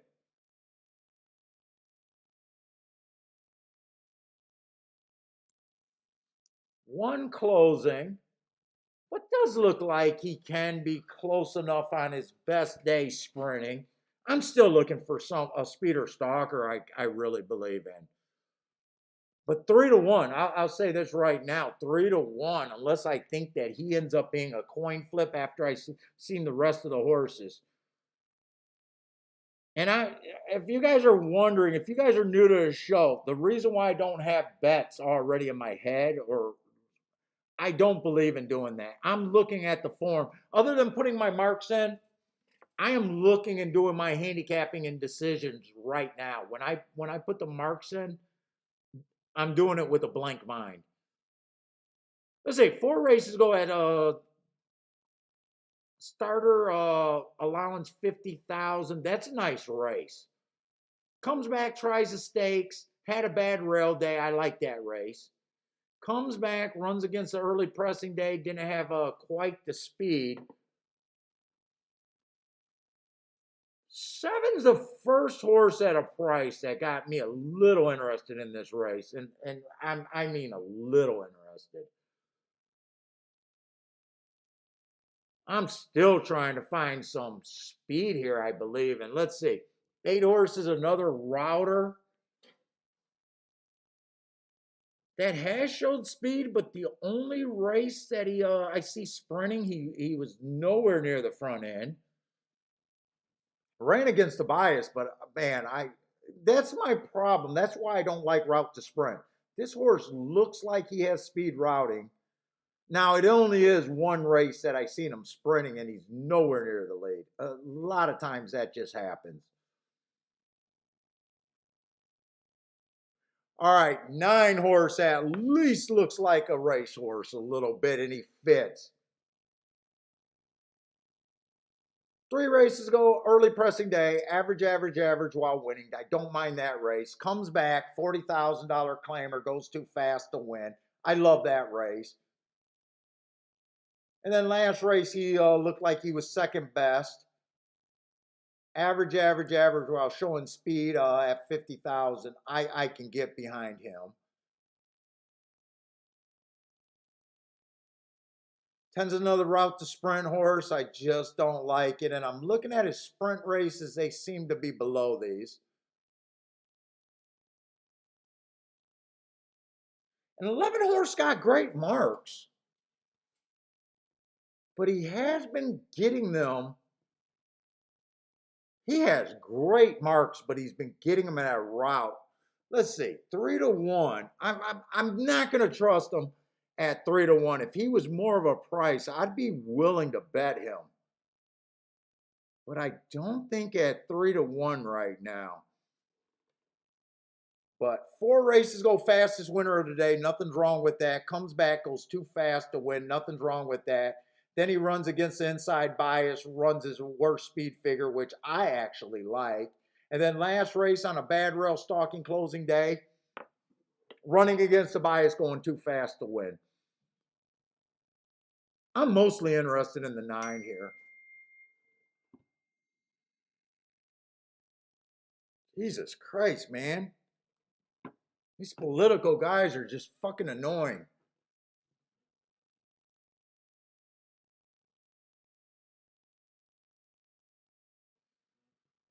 Let's say 9 at 6-1. I do feel like there's value on him. He might be alone on the lead. Let's see.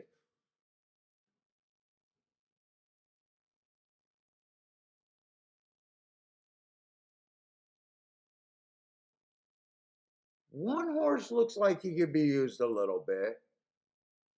Two I don't like for the win. Let's see. Who was a 3 horse? 3 is the only other horse with some speed.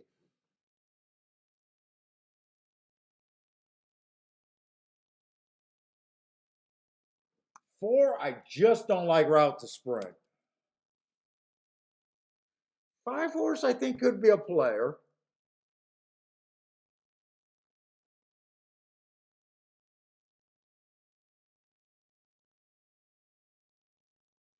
7, I don't have a problem with the 7 underneath or using him. 8 horse, I don't think I want to use.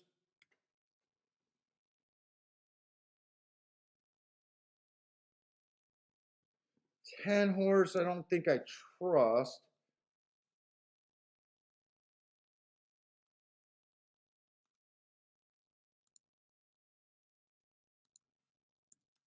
Let's see, am I going to be able to finish this?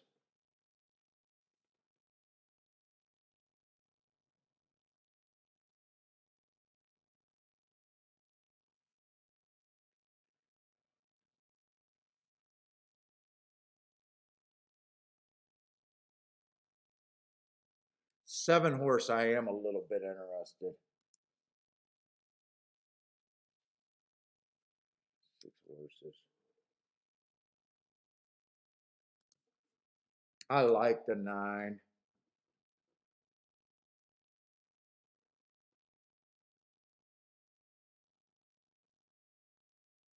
Let's see, Blair doesn't like the 9. I like the 9 here. I think 9 is the one that I think 9's the one I key with.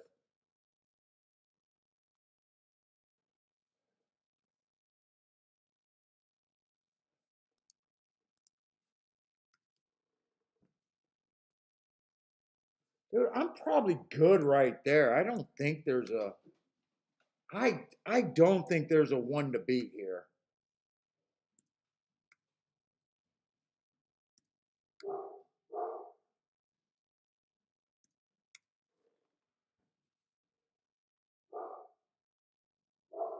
I'm definitely using the 9. I want to use the 9 to win.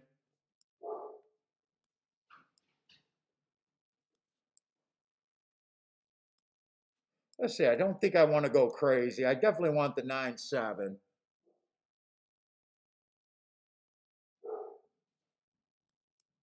I think I want to keep the exacta very skinny here.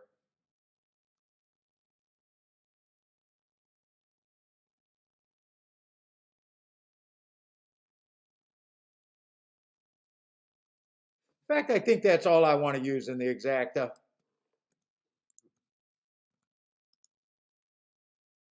I want this skinny. Let's see, 9 to win.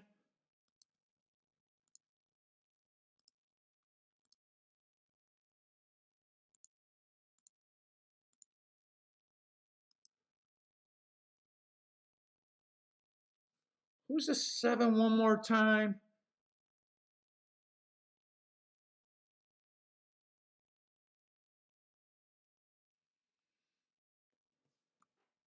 In fact, I'm going to box that 9-7-11 exacta also.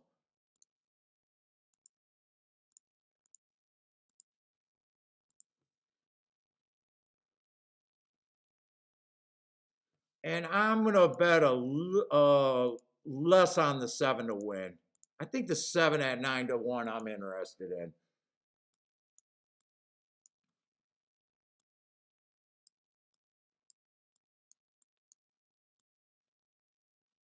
If the 5 goes wire to wire, I'm going to hate it.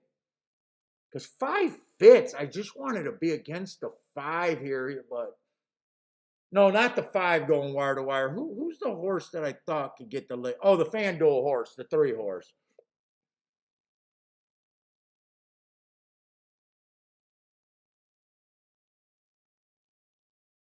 If I was gonna key the 9 and go after this race, I would have used the 1, the 3, the 5, the 7, and the 11, and I just did not want to go that wide here. And I'm gonna go pee, and I gotta see what Bentley was doing.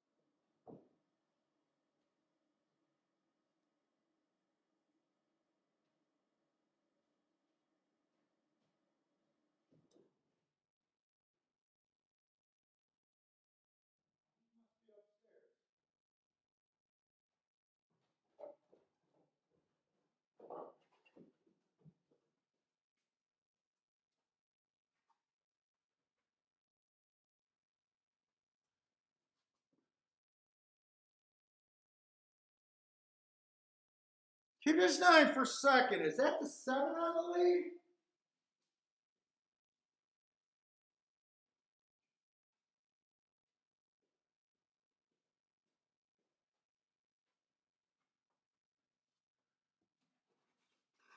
Or was that the 8? Who won that race?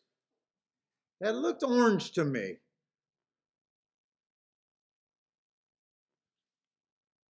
All right, I'll get a win ticket. Come on, 9, hold up for second.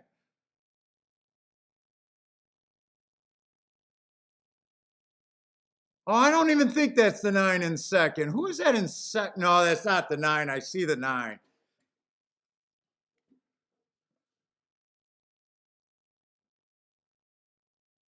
All right, I'll hit that race. I really wanted to hit the exacta, but I don't think it definitely wasn't a 9, and I don't think it was a 12. I'll get a win ticket out of there and probably do okay. The exacta would be huge, but I don't think it was the 11. Put the 11 up.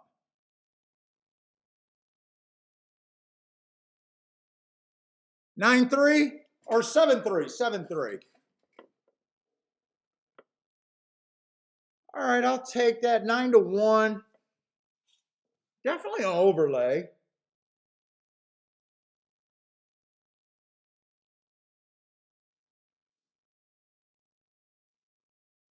Rick with the big boom. Let's see. Elliot says thanks to gas station sushi and Rick.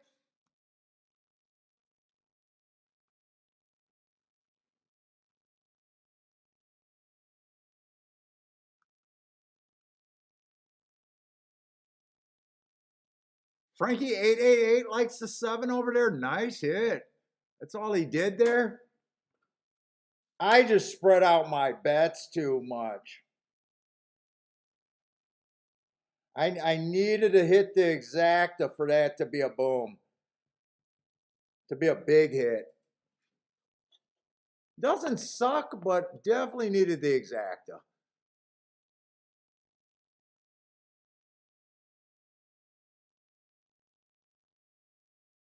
$22 and 4, $45 and 4. I'm guessing 7 came off the pace a little bit.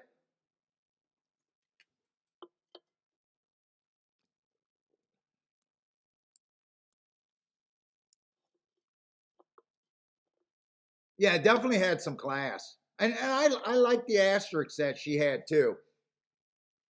And she looked like she could stalk. I thought the 9.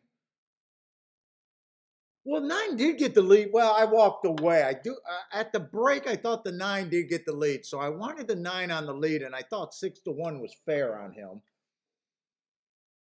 Actually, went up to 7-1. Eh, we'll take it.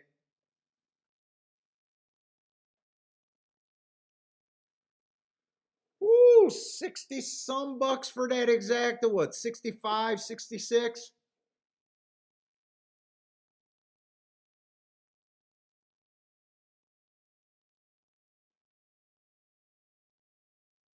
Oh, Brent, that's what happened here. I'm super excited, but I did bet the 7 less than the 9.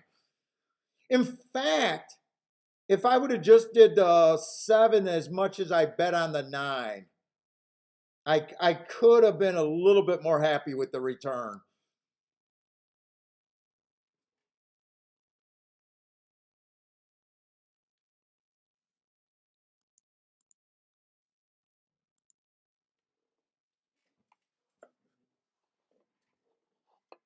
Class rules all?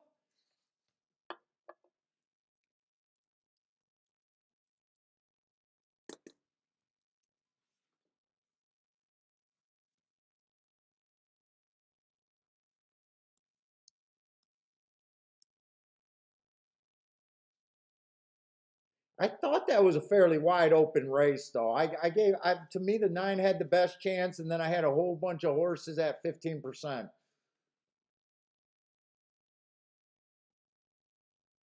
And I shouldn't have. Yeah, I shouldn't have used the 11. I hate the route to sprint, but he had such good marks. I decided to use the 11. Who was the 3 horse? Three was the 3 was that FanDuel horse. I said I would have used him if I was going after the race. 7's in perfect stalking. Oh man, I would have loved that. Not that the 9 fell apart. Holy shit, did he fall apart? 10 was the closest horse to the pace. Who was a 10 there?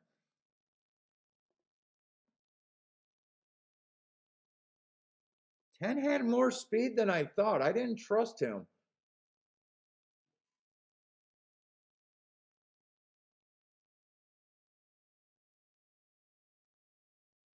Wow, 9K. Where the hell is this 12? You can't find this 12 with a spotlight. 8 came. Who is that? The 8 coming. Who ran third? Whoever ran third was flying. That was the 8 horse.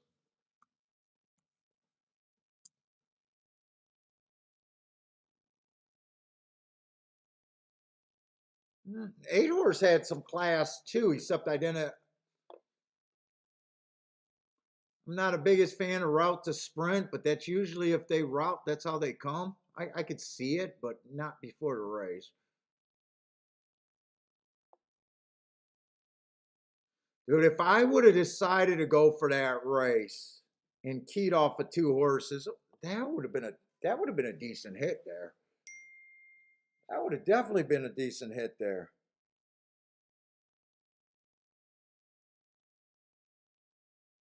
Dude, who is this Tudor fucking Dixon?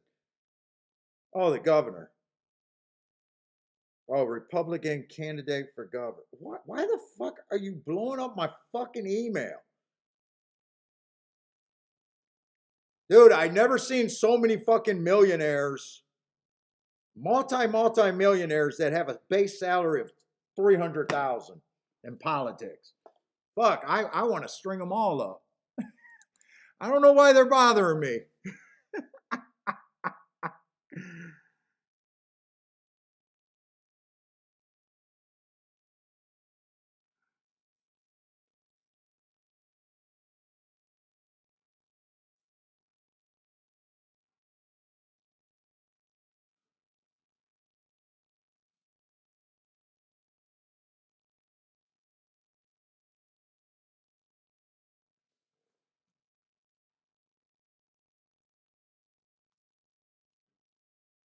Dude, I wish. Well, Oh wow, we got a turf race over there at Churchill. They're gonna try to run on that turf. Dude, I probably won. Whoa, I have no idea. They put that new turf in there, but they stopped running. Wow, I'm surprised we got a turf race. I really wasn't expecting that.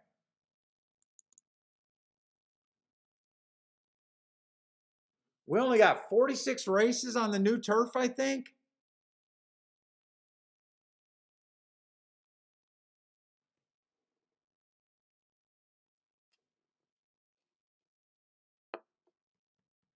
Stalkers and closers is what it looks like, but I don't know. After 46 races, I don't know if I really want to believe that one way or another. Right? This is a turf race. Yeah, this is a turf race. I'm surprised they're karting a turf race. They had trouble on the turf. I'm surprised they're running on the turf. I just figured that we'd just see turf next year. I guess they did run the Arlington Million on the turf.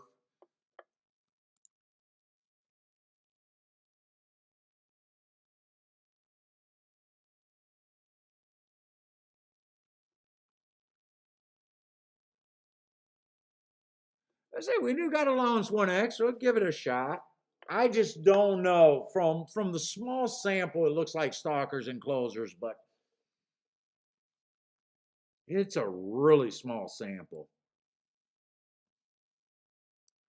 And in fact, I don't think, other than Arlington Million, I don't think we've seen a turf race for months. Let's see, when was their last turf race? Because I did not track the Arlington Million. I refused.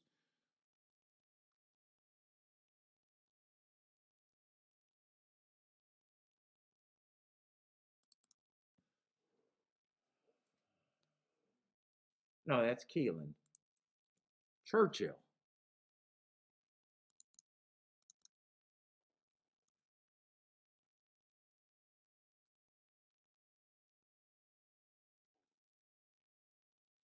We didn't see one since 610.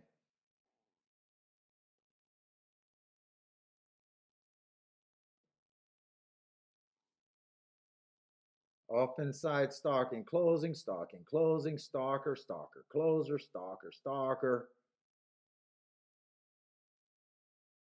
closers. Wow, I am writing stalkers and closers quite a few days. I don't know if I want to use that or what. I guess I see what I think. Is there any prices or anything I can get to here? Let's see. Nine's the favorite. Scratch the 3. Scratch the 12. Let's fuck around.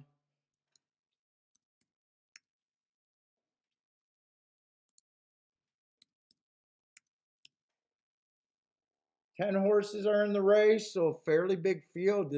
Uh, that doesn't suck.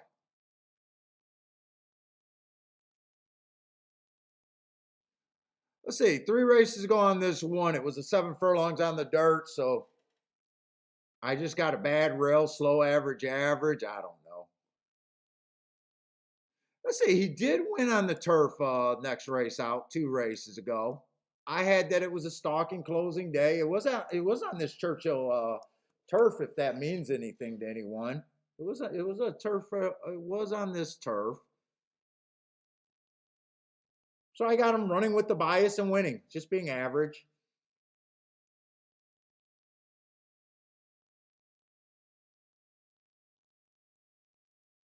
Let's see, 2 went to Kentucky Downs, but that was a 1 race sample. And the race before, bad rail trying to sprint, but was nowhere near that bad rail, just being average. Feels like he could be front end or maybe a stalker. He has had the lead once, but he stalked multiple times. I probably just look at him like a speeder stalker here.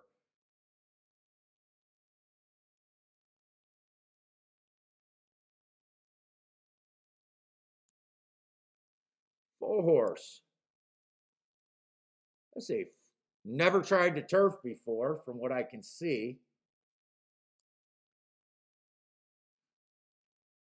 Let's see. 4 races ago, I got him running against the early pressing day. He was a closer.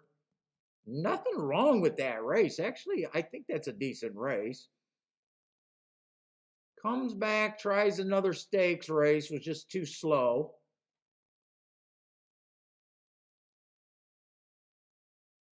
Two races ago, ran on a bad rail stalking day. He had the bad rail and he was a closer.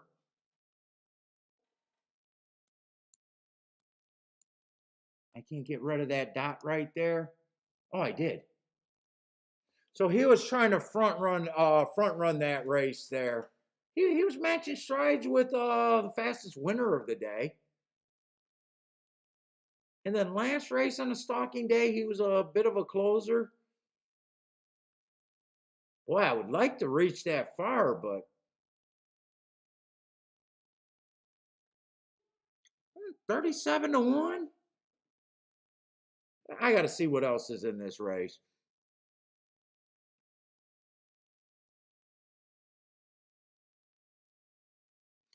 5 ran on another one race sample, and before that, he was on the West Coast.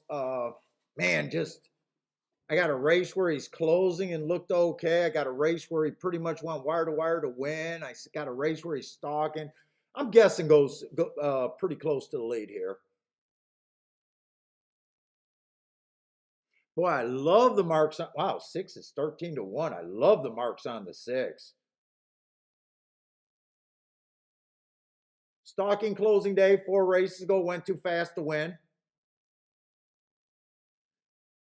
Got a little bump speed. Actually, reproduced his top according to the speed figures. Next race out. Just average that day. Oh, he went down to a sprint. Actually, I'd throw that race out. I don't think he's a sprinter.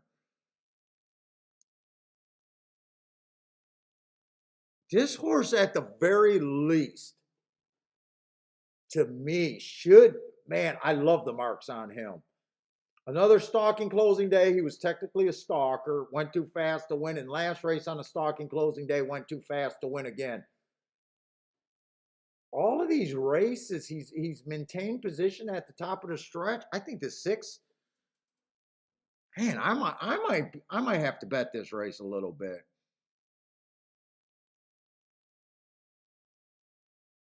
I'm not sure what the track's doing, but I love the marks on the 6. If I get 13 to 1, I probably got to do something.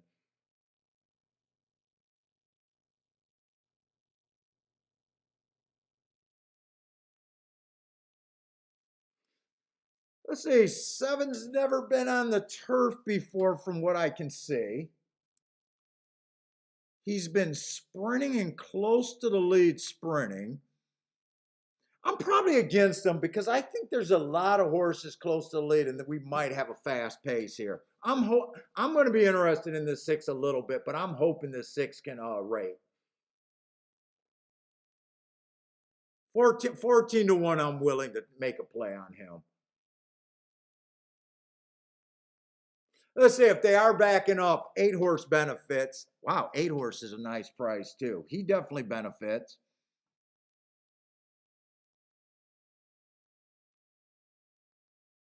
Stalking closing day, average at the first call. Usually you don't get closers earning hearts, but you also don't get closers being 1 tick slower than the fastest winner while being 11 and 5 lengths or 6 lengths, whatever that is, behind. I like the marks on him too. I think I'm gonna play this race, but I'm not gonna really know where I'm at because there's some real long shots that I think I could get to.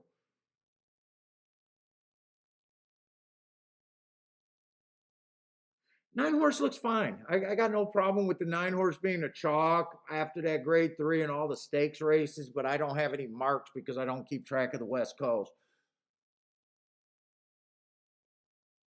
Did any one of these horses run against each other?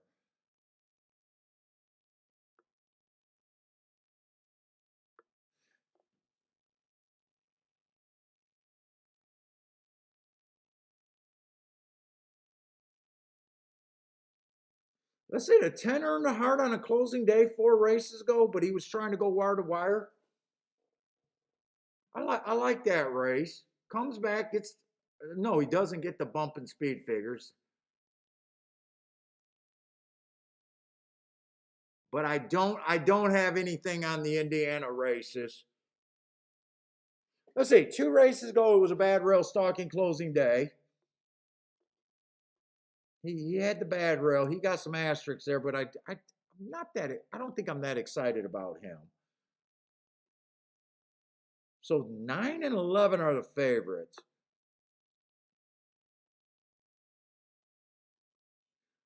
I should probably look up this 11 horse.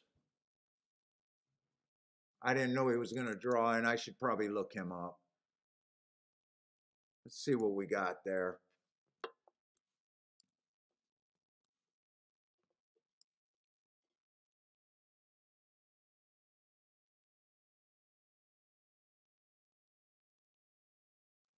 Make this bigger so I don't have to. Let's see, that was a stalking closing day. Didn't get in position at the top of the stretch, but that's definitely a nice rally.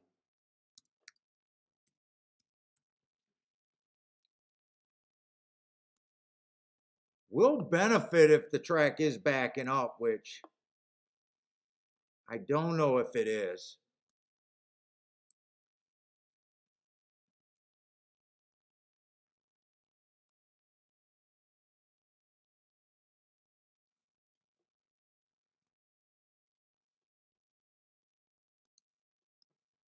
Let's see, this was a bad rail stalking closing day.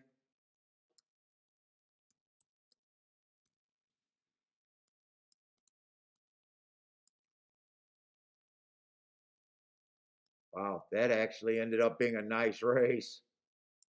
I didn't think that was going to be a nice race. Yeah, I think the 11 is a player here.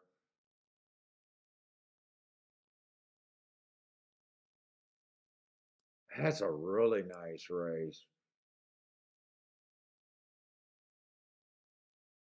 Which makes me want to look up that Woodbine race. I was hoping I wouldn't like that race and wouldn't have to look up that Woodbine. I want to know why he didn't win that Woodbine race.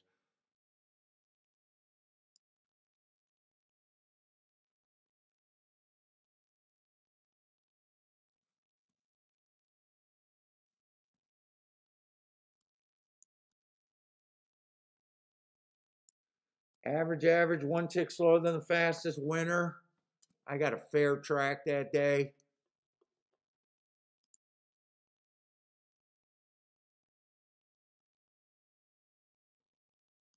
Let's see. Austin's helping me out. He says a lot of these horses. Let's see. What day? What is the common day? A lot of these horses ran against each other at Keeneland. Let's see. I see October 13. I see October 14. There's an October 14 race.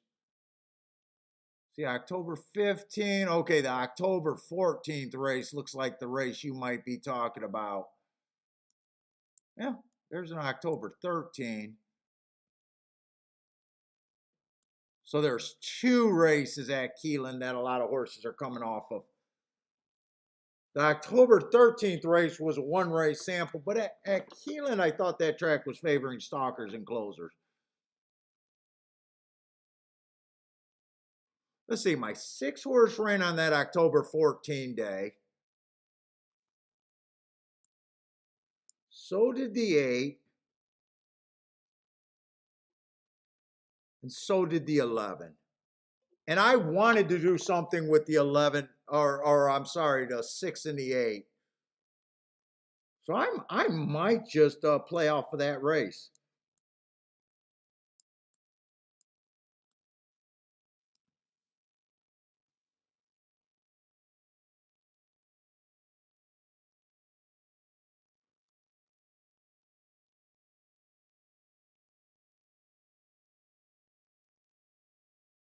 I probably don't want to be too crazy here. Let's see, I think I just want to do that exact box.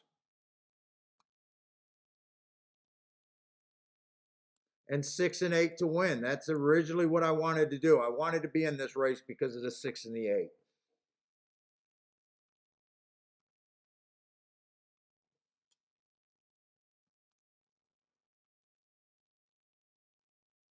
And 8 got first run over this 11 horse.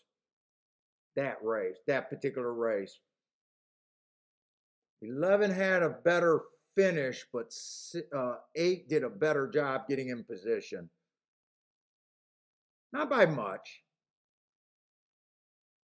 Second call, 7x5 at the 7 call, not by much.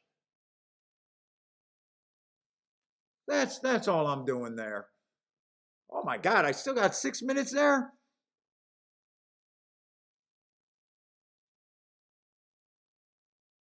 No comments in the bias report for October 14th.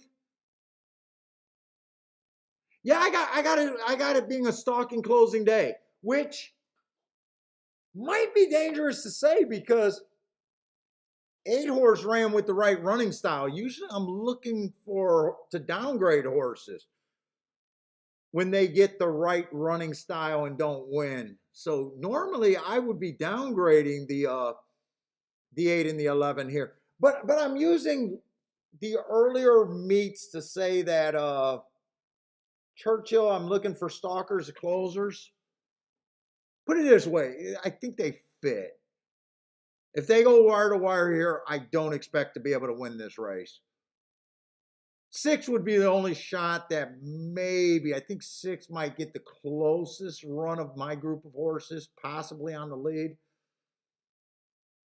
But if they go wire to wire here, I expect to lose. And if they go wire to wire, I think the 10 is interesting at 15-1.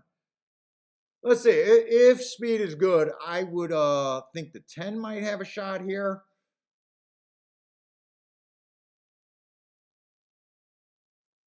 I then got to look at the 5 again.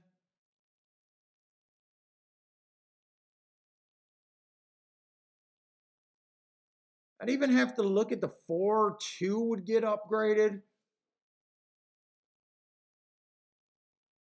So I definitely, just me not knowing what to expect out of this track. I'm interested, but I know I can't go crazy here.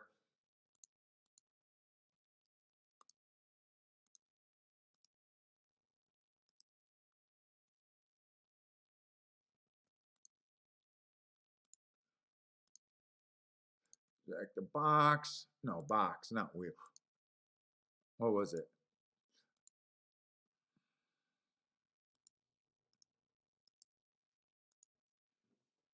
Let's say long shot Louis is going to key the 4.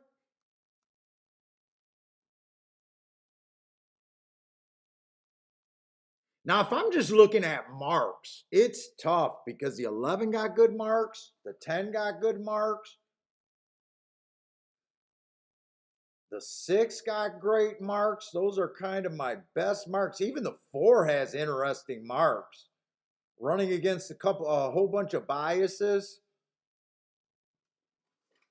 Those I would say are the best marked horses. The 4, the 6, the 10, and the 11.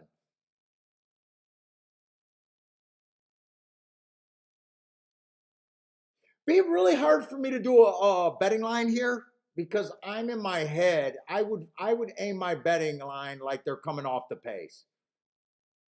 And normally that's okay, but right now, I feel like I'm guessing because they haven't ran on this turf since June. Let's see, Austin thinks the 5 is the class. Yeah, he got that grade 3, a nice grade 3 finish.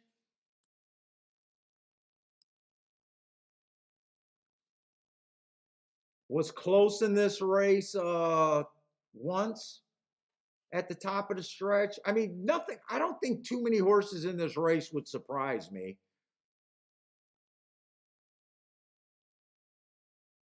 Eight was in this race last time and just 4x2. Not bad.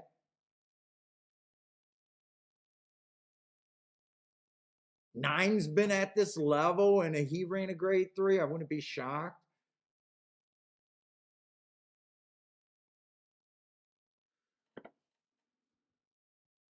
Blair says, "Hey Louis, if the 4 wins, you quit." No, I think there's some things to like about the 4.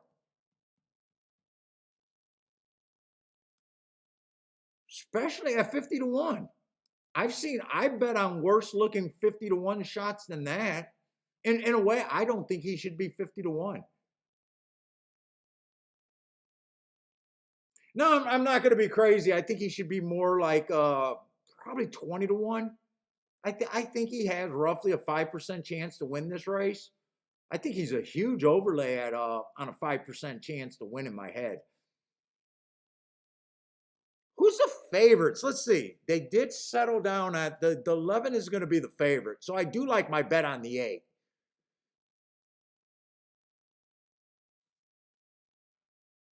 And you know what? I like my if they can make here's my thought. If they can make the 11 the favorite, the 8 and the 6 are all coming out of that same race. And the 6 and the 8 both had a little bit of a first run over the 11 horse. And they didn't finish all that far apart, only 2 lengths, 1 3/4 lengths separated them at the finish. So if someone can take the 11 at 2 to 1, I definitely can stand behind. I think I'm getting a good ahead of the math with the 8 and the 6. It might not work out, but in my head it's like, yeah, I can see it. Hey, what's up, El Marco? Dutch the 5 and the 8. Long shot Louis says if the 4 comes in first or second, he can sleep till Christmas. Nothing's wrong with that.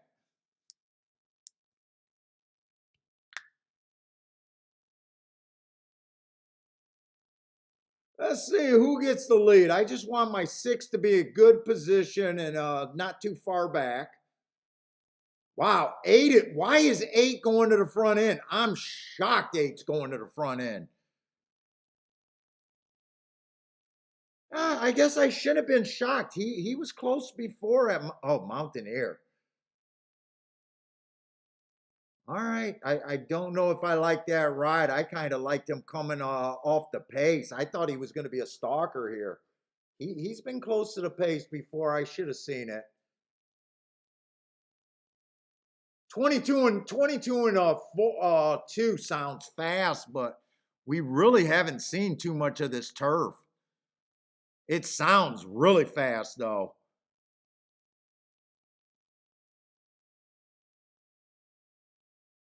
I think this hurts the 8. I'm hoping it hurts the 5. I'm hoping it hurts the 10. I'm hoping it hurts everyone right now that's up there.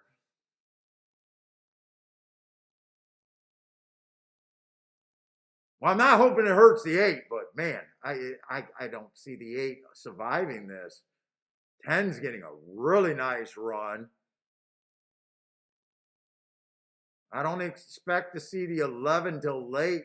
I thought the 6 would be somewhere.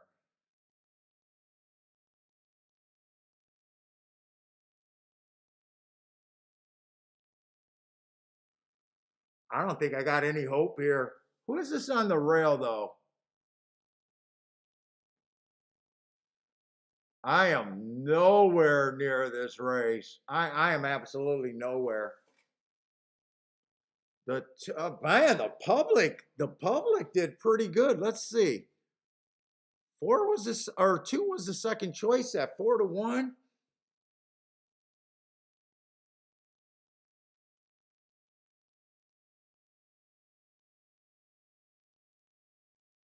Boy, I thought with that pace and what they did in June, I thought with that pace they were going to come from the clouds. Didn't really happen.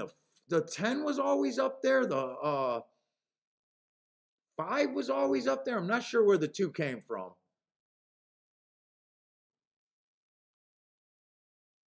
Who was a 10?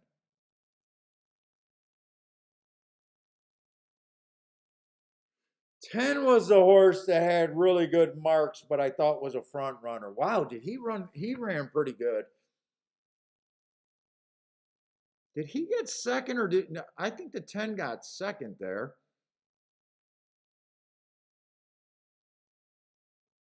J Rome with the boom.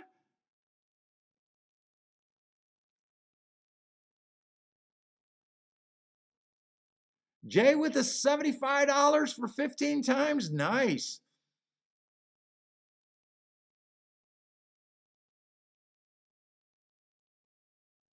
Tom, no, they were running in the summer on the new turf course, and then they stopped running on it because they thought it was unsafe.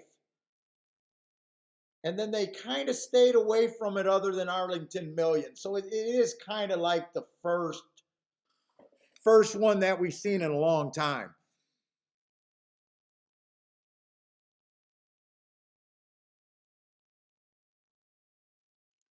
No, they didn't run a one earlier.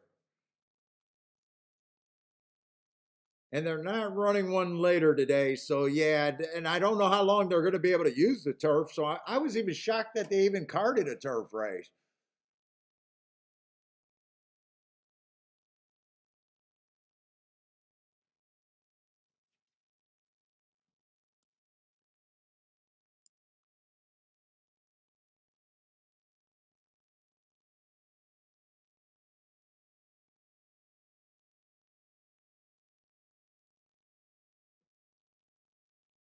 Six probably disappointed me the most there. Six did not run at all. I thought six could have. I thought six could have came off the pace or stalked or even went to the lead, and he did nothing. I think that's the race today that I was farthest. My opinion just stunk there.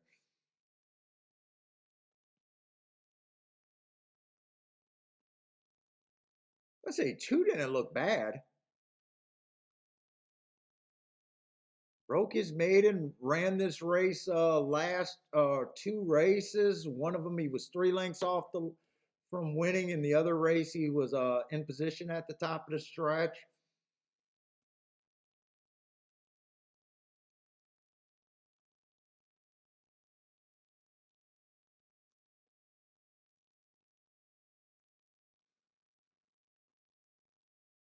Let's see, we kind of got it down. Whoever said that a lot of horses were running at Keeneland, there was two key races at Keeneland. One was the October 13th, and the other one was the October 14th race. I bought stock in the October 14th race, but the October 13th race was the race to buy stock in. They ran first and third out of that race.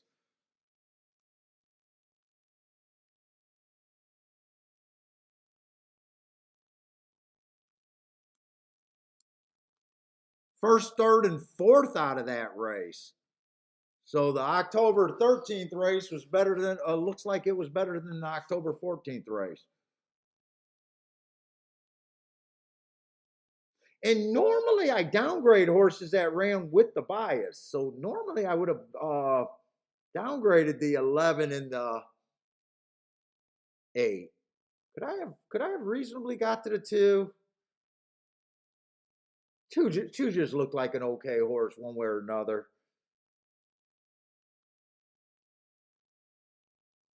5 was a Santa Anita horse. I wasn't interested. Well, you seen the grade 3 race, but I wasn't super interested in him. 10 horse, I definitely said some things about and could have got to the 10 horse. But I did not think speed was going to hold up that well. He came off the pace a little bit too. Yeah, it's always easier. Now the funny thing, Tom, you would think that I would love Oaklawn with that thought. Because you are right. If you only play on one surface the whole day and you got a lot of looks at it, it's so good to profile. Oaklawn, in theory, is a track that I should love, and I don't. Good racing, everything's on the dirt. You only got 2 profiles. There's no tapeta. There's no turf. You would think that I would love Oaklawn every year.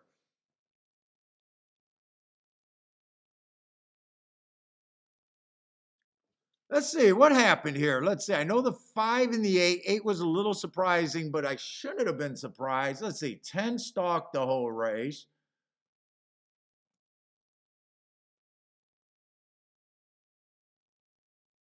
Oh, two. I see where the two's at.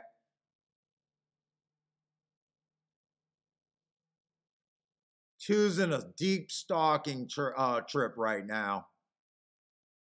Six was in front of him. Six just wasn't good enough. I was excited about the six. I liked my bet on the six especially. Two got a nice. It looks like two got a nice clean trip up the inside. Wow.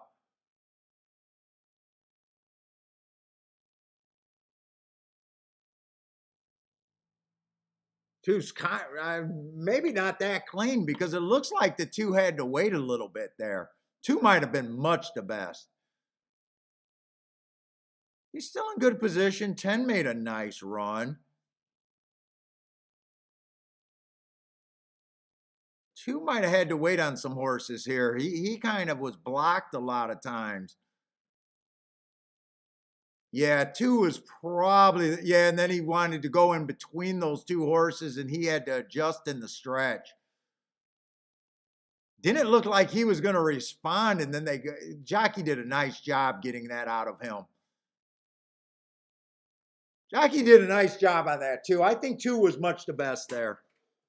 It looked like he had an eventful trip. Might have had to wait on some horses multiple times too.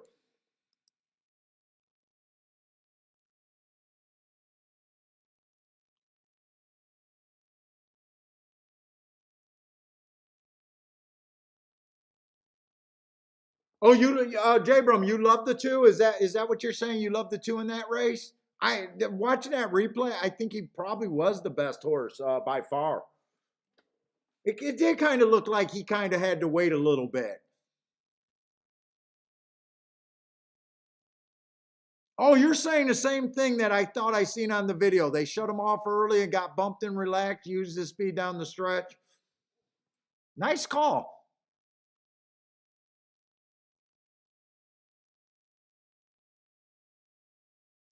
What did you get? 4-1? Almost 9-2, but 4-1.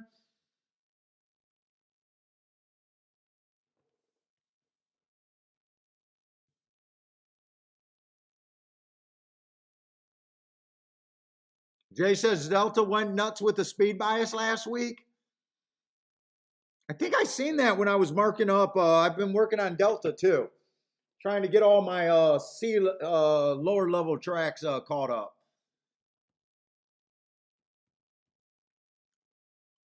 Let's see. Do we got the last race over here at Let's see. Is this the last race or do we got? Yeah, this is the last race.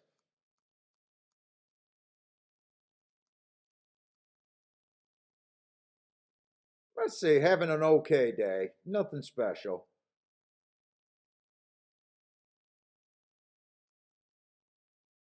I'm exact away from having really nice hits.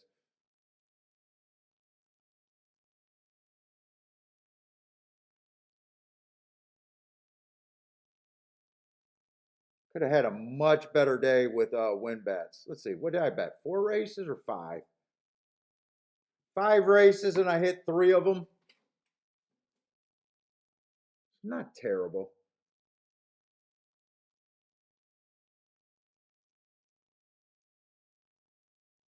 Oh, I didn't write that one down. 2.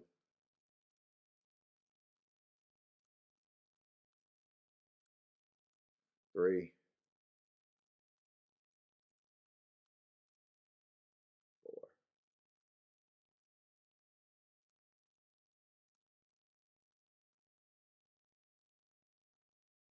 5. So I bet 6 races and hit 3 of them.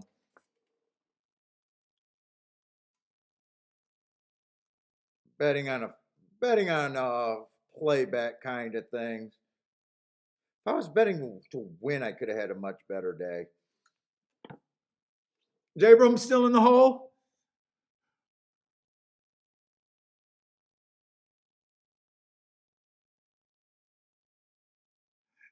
Jay says, does hitting a 75? Yes, I'm okay.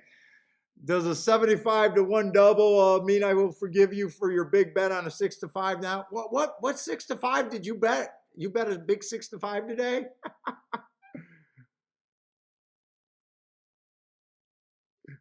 Yes, I will forgive you for that. Yes, yes. Outside of the box bet helped more than anything, right? And that's all we talk about.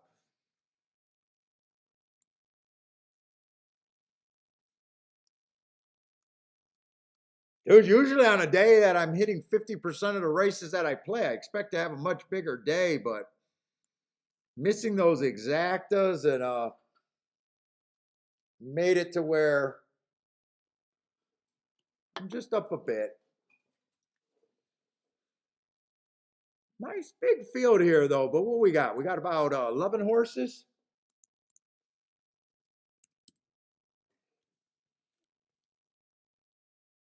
Oh, last week you did it, not today. Last week. Okay, so you learned from your mistakes last week the same way I did. Fucking thinking too much about class.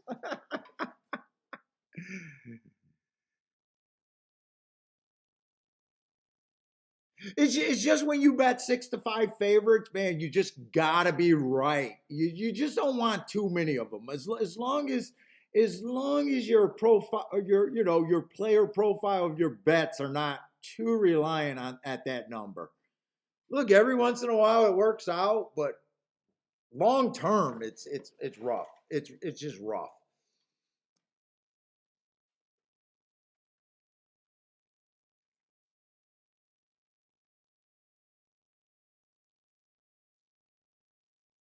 Let's say we got a route race. Let's see. I want to do a tic tac toe board for the routes. We got one more route. It's late in the day. I think we've seen a lot of route races today. I'm just interested. I don't have a running style in my head other than speed and stalkers. I just want to make sure that when I do the tic tac toe board, that I'm not missing anything glaring. I think speed and stalkers have been an okay call so far today.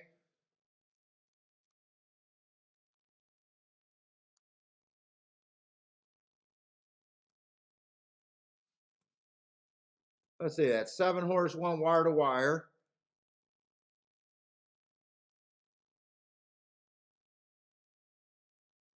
Oh, that race came in 6-12, but they were the two favorites. And 6 did stalk. That was that maiden special weight closer that I still had to like because of that big class drop. Oh, wow. Oh, wow. This race came in 10-9.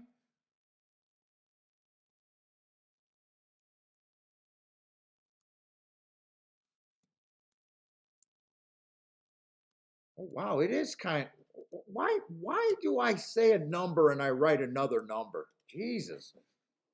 Dude, it has been kind of outside today. Nothing's on the inside ran on a route from what I can see. You know what? Has turf sprints been like that today too? Hold up. Now I'm interested.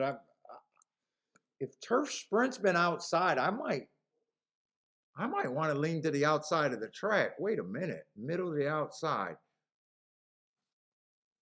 Let's see. 4 won the first race. That was a big favorite in a weak field. Second race, a 2 horse. Did he circle the field or was he was 4 wide? Common said he was 4 wide and he was a bet.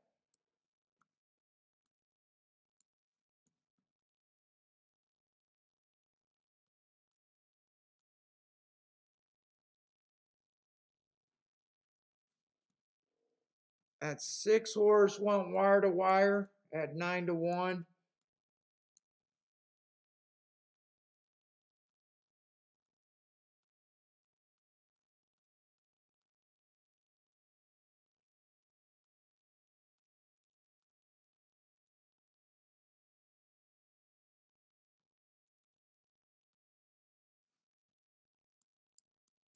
11 horse won.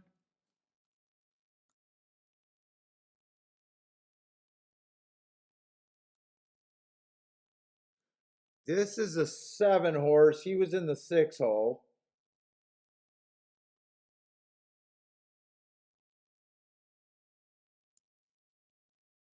Man, other than this chalk horse, it's been middle to outside all day on both surfaces.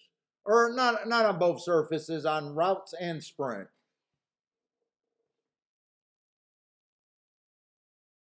I might aim my bets to the outside here.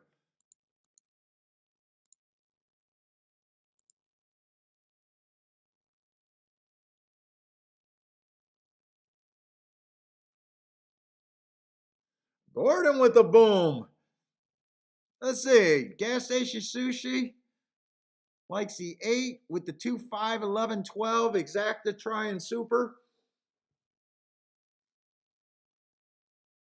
Now the favorite is on the outside. 8 horse. Let's see what we got. We got made a special way. I might have enough evidence to at least think about the outside of the track and upgrading the outside right now. Let's see, the 1 horse, 2 races ago. Bad rail, early pressing day should have been nowhere near that rail. I gave him an asterisk for off slow and being closer to a deep stalker. Average, and last race, early pressing day. Average, but was a closer on an early pressing day. So I got 2 excuses. Wouldn't shock me, but I might be leaning towards the outside of the track right now. So I might, depending on where I'm at after I go through these races, I might be aiming my betting line towards the outside. Let's say the 2 was off a year, comes back. I think that's a solid race. Bad rail stalking closing day. Match strides with the fastest winner. 1 tick slower than the fastest winner while running against the bias and having a bad rail. If I'm right about the bias, that's a very nice race. God, I was hoping not to like anyone on the inside. Ooh, that's rough.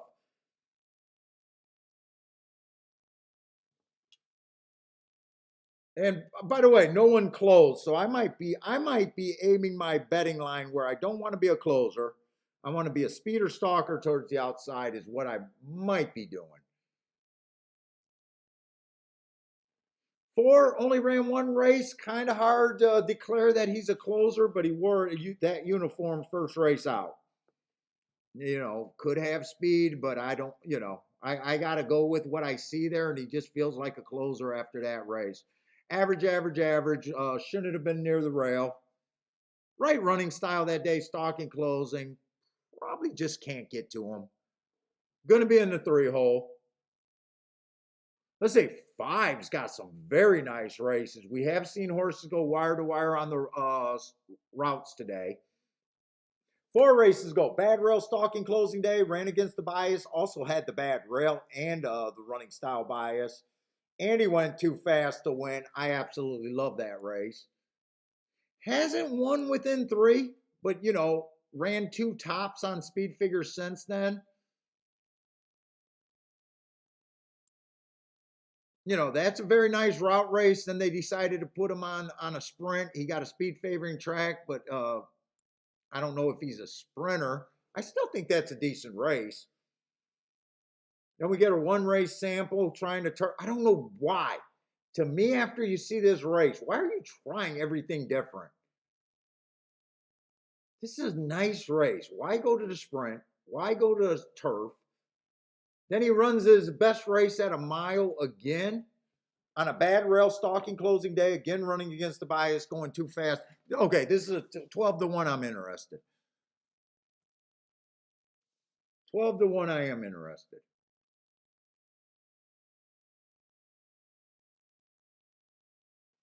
Three races ago, I got inside stalking day. This horse, 6 horse, kind of ran against the bias. He had the 7 hole. I don't think that's a bad race at all. Stalking closing day, I got him in slow. But what's more important to me is he got in position more than what I think the pace was. Last race, 1 race sample, still ran 3rd. Wow, 23 to 1 on the outside. This race is getting a little interesting to me. Let's see, 7, I have no idea what to do with. 8 horse, I got him as slow average for the pace. Came off the pace. Looks like a very nice first time out. Look, connections are being bad. I can see the speed figure looking pretty big. I just don't know if he wants a route, and if I know I don't want 8 to 5, 9 to 5, 2 to 1. If he wins, I wouldn't be shocked, but I'm leaning towards I want to be against him. So I think there's a couple long shots that I can definitely get to that I think feel pretty reasonable.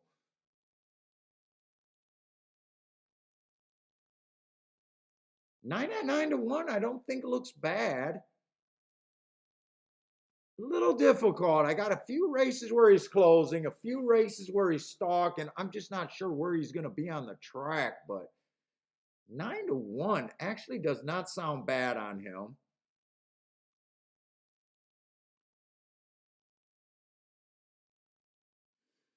Ten to me looks like he should. Wow, 10 is at 21 to 1. What the fuck? Oh, man, I might be crazy, or this might be a real opportunity. 3 races ago, being a close. No, okay, I'm looking at the wrong race. 3 races ago, tried to go wire to wire. Love that race. Went too fast to win.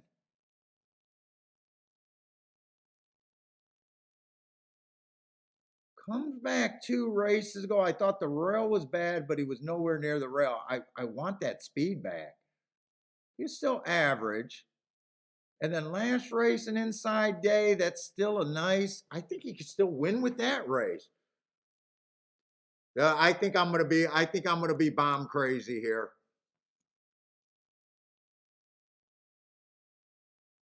I think I'm gonna bet this race like I think the outside of the track is good.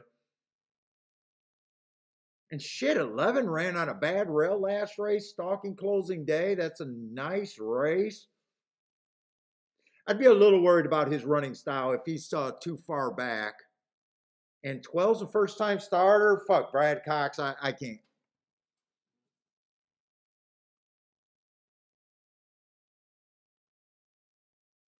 Dude, I'm interested in the 10 at 22 to 1. I'm definitely interested in the 5.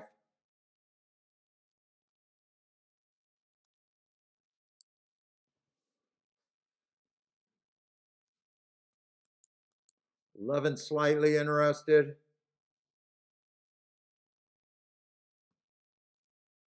9 can be there. 8 can be there. I want to be on the outside. I think I want to key off of those 2 horses. If first time starter wins here, I don't have a shot. I even think 6 can be used. I even think fucking 6 can be used. Oh, how do I want to bet this without spreading myself too thin and being too damn aggressive here? I'm keying off of a 14 to 1 and a 23 to 1. How crazy do I want to get?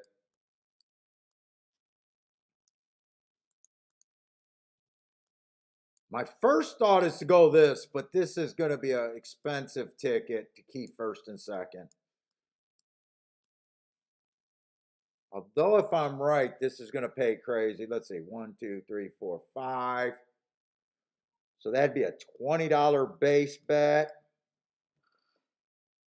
I can't go that many horses. I'm having an okay day. Definitely don't want to give up profits at the end of the day. I don't think I want to go that wide.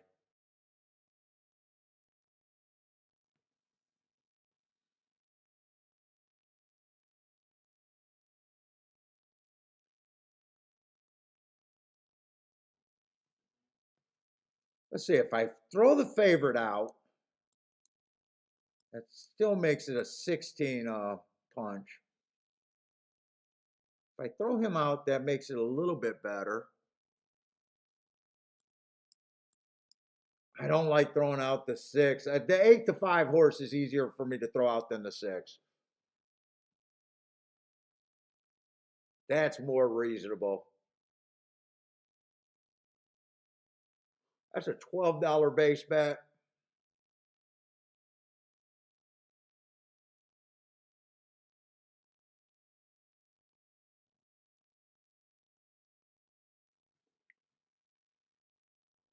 That would be a monster ticket. Let's see. I'm definitely doing the 5 and the 10 to win. Get that in.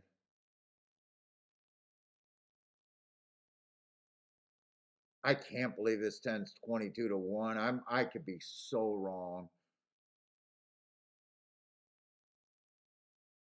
Let's see. I actually think I like the 10 a little bit more. I'm going to get rid of the 5. I want to hit this.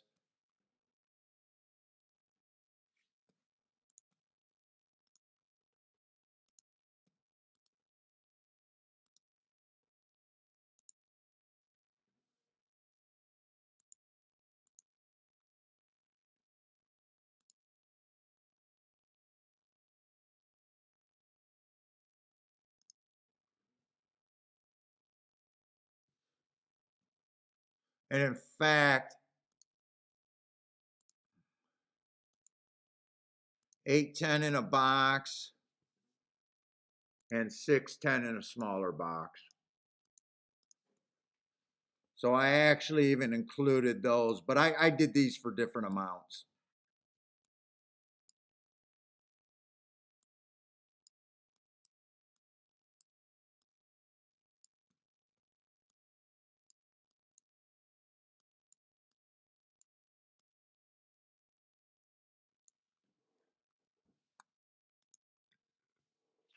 Long shot Louis likes the 10 too. I 25 to 1. I got to play this horse. When I glance back at it, I do like the 10 a bit more than I like the 5. But the win bet, if I win the win bet, I'm not spreading out. I bet this. I didn't go crazy. So to me, the important part of my bet is I just want to win ticket. Don't go to rail on this 5. If that's the 5 on the lead, can you stay 4 wide or? Nah, he's going to go right to the rail. I'm not sure if that's a bad ride. We only seen 3 races, but 5 got the lead. I thought him or the 10 would be the fastest early.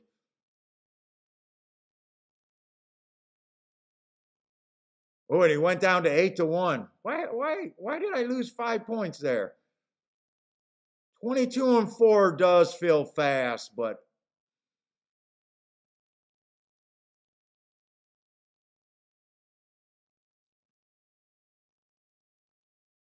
who is this 1? I thought 1 was another horse. Doesn't look bad, but I was against the inside. Yeah, 6 is running too. 6 was I think I used the wrong bomb. I need 10 to come. 10's trying to make. Come on, 10, get second here at least. I want the back door. Come on, 10. Second. Second. Come on, backdoor me. That is 1. Go away, 1. Go away, 1. Go away. Bring this 10.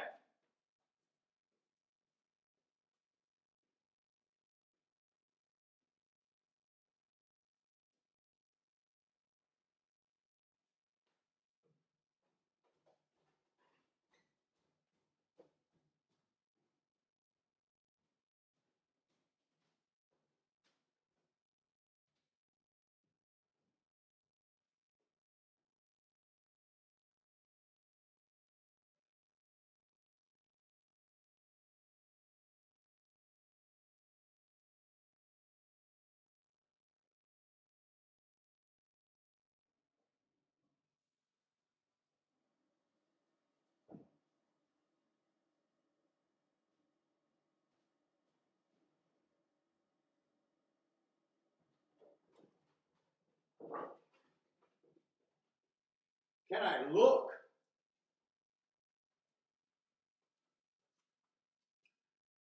You motherfucking 2 held up. Oh, no, no, no.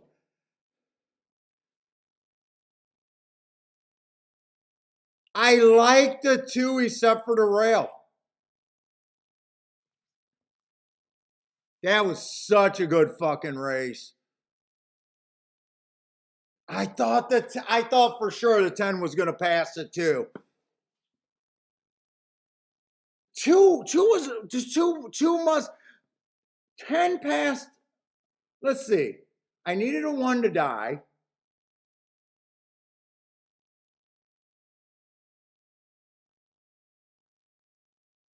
Oh my God. Fuck. That's a huge hit on a small bet. Kevin says don't look. Oh, Parsons, you had to try there. Nice.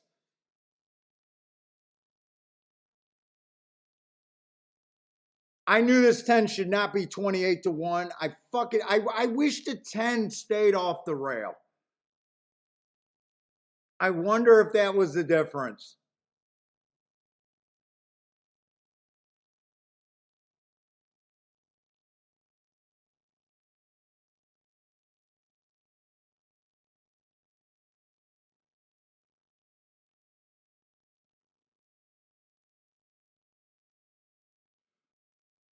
Blair had the 6 too. Couldn't leave the 6 out. Elaine had the 6. Oh fuck. I knew this was a race I had to play.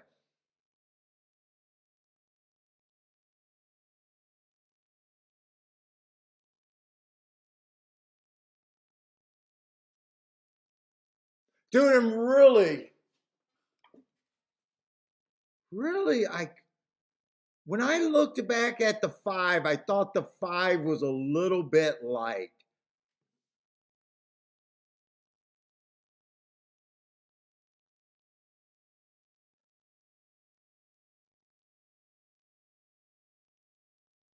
Six. I knew I was going to use the 6. I even eliminated the 6 and I brought him back in on that ticket. I knew I couldn't. And I knew he was like 25-1. Oh, I needed that 10 just to get second.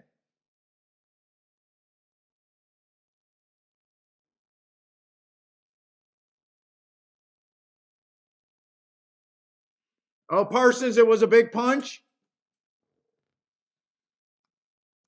You know what? That was definitely that. You know, if the 8 would have won there, I would have had no problem with it. But man, there was so many live long shots that I thought was there.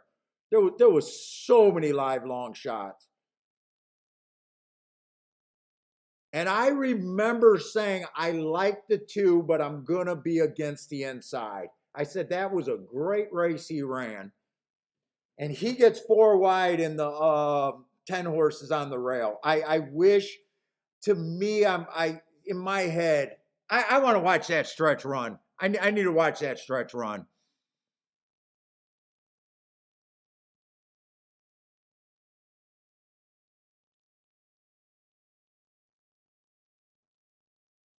Blair, nice call.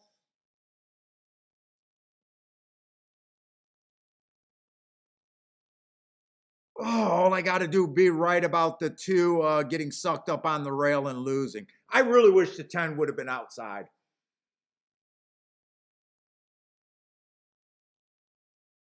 I didn't even like during the backstretch when he was working his way to the inside.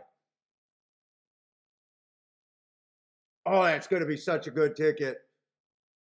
Hey, Parsons, 50-cent big punch. I don't think you bet $1,000 in the that's a boom, Parsons. That's a boom. You didn't have to hit that for $1. Yeah, $48 punch gets you 2K. Yeah, you're good. You're good. Nice hit, man. Nice hit.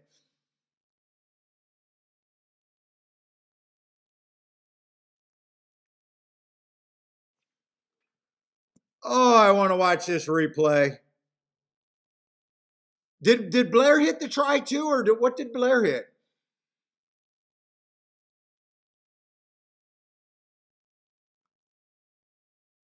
Elaine, nice call. She had the 6.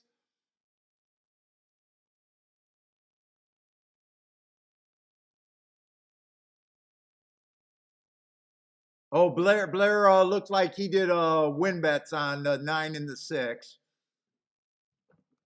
Just reading his comments. Nice call. Oh my God, I was so excited when this 6 got the lead and I seen the 10 coming a little bit. God, I wish the 10 was not so inside. I just wish that two's way wider. Oh, this is going to be brutal watching this stretch run.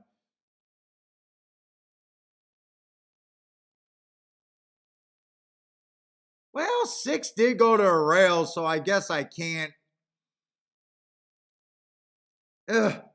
All right. I mean, I key off of a 13-1 and a 26-1.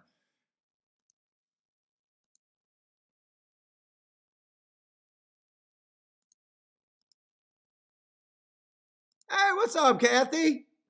All right, we had an okay day today. I had an okay day, but it looks like Blair Parsons had some nice ticket. Blair with I think the pick 5. Parsons with that try.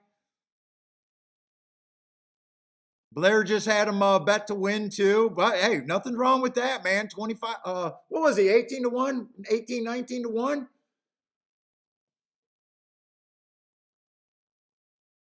Parsons. Hey, Parsons, can I catch your tears? You missed the double.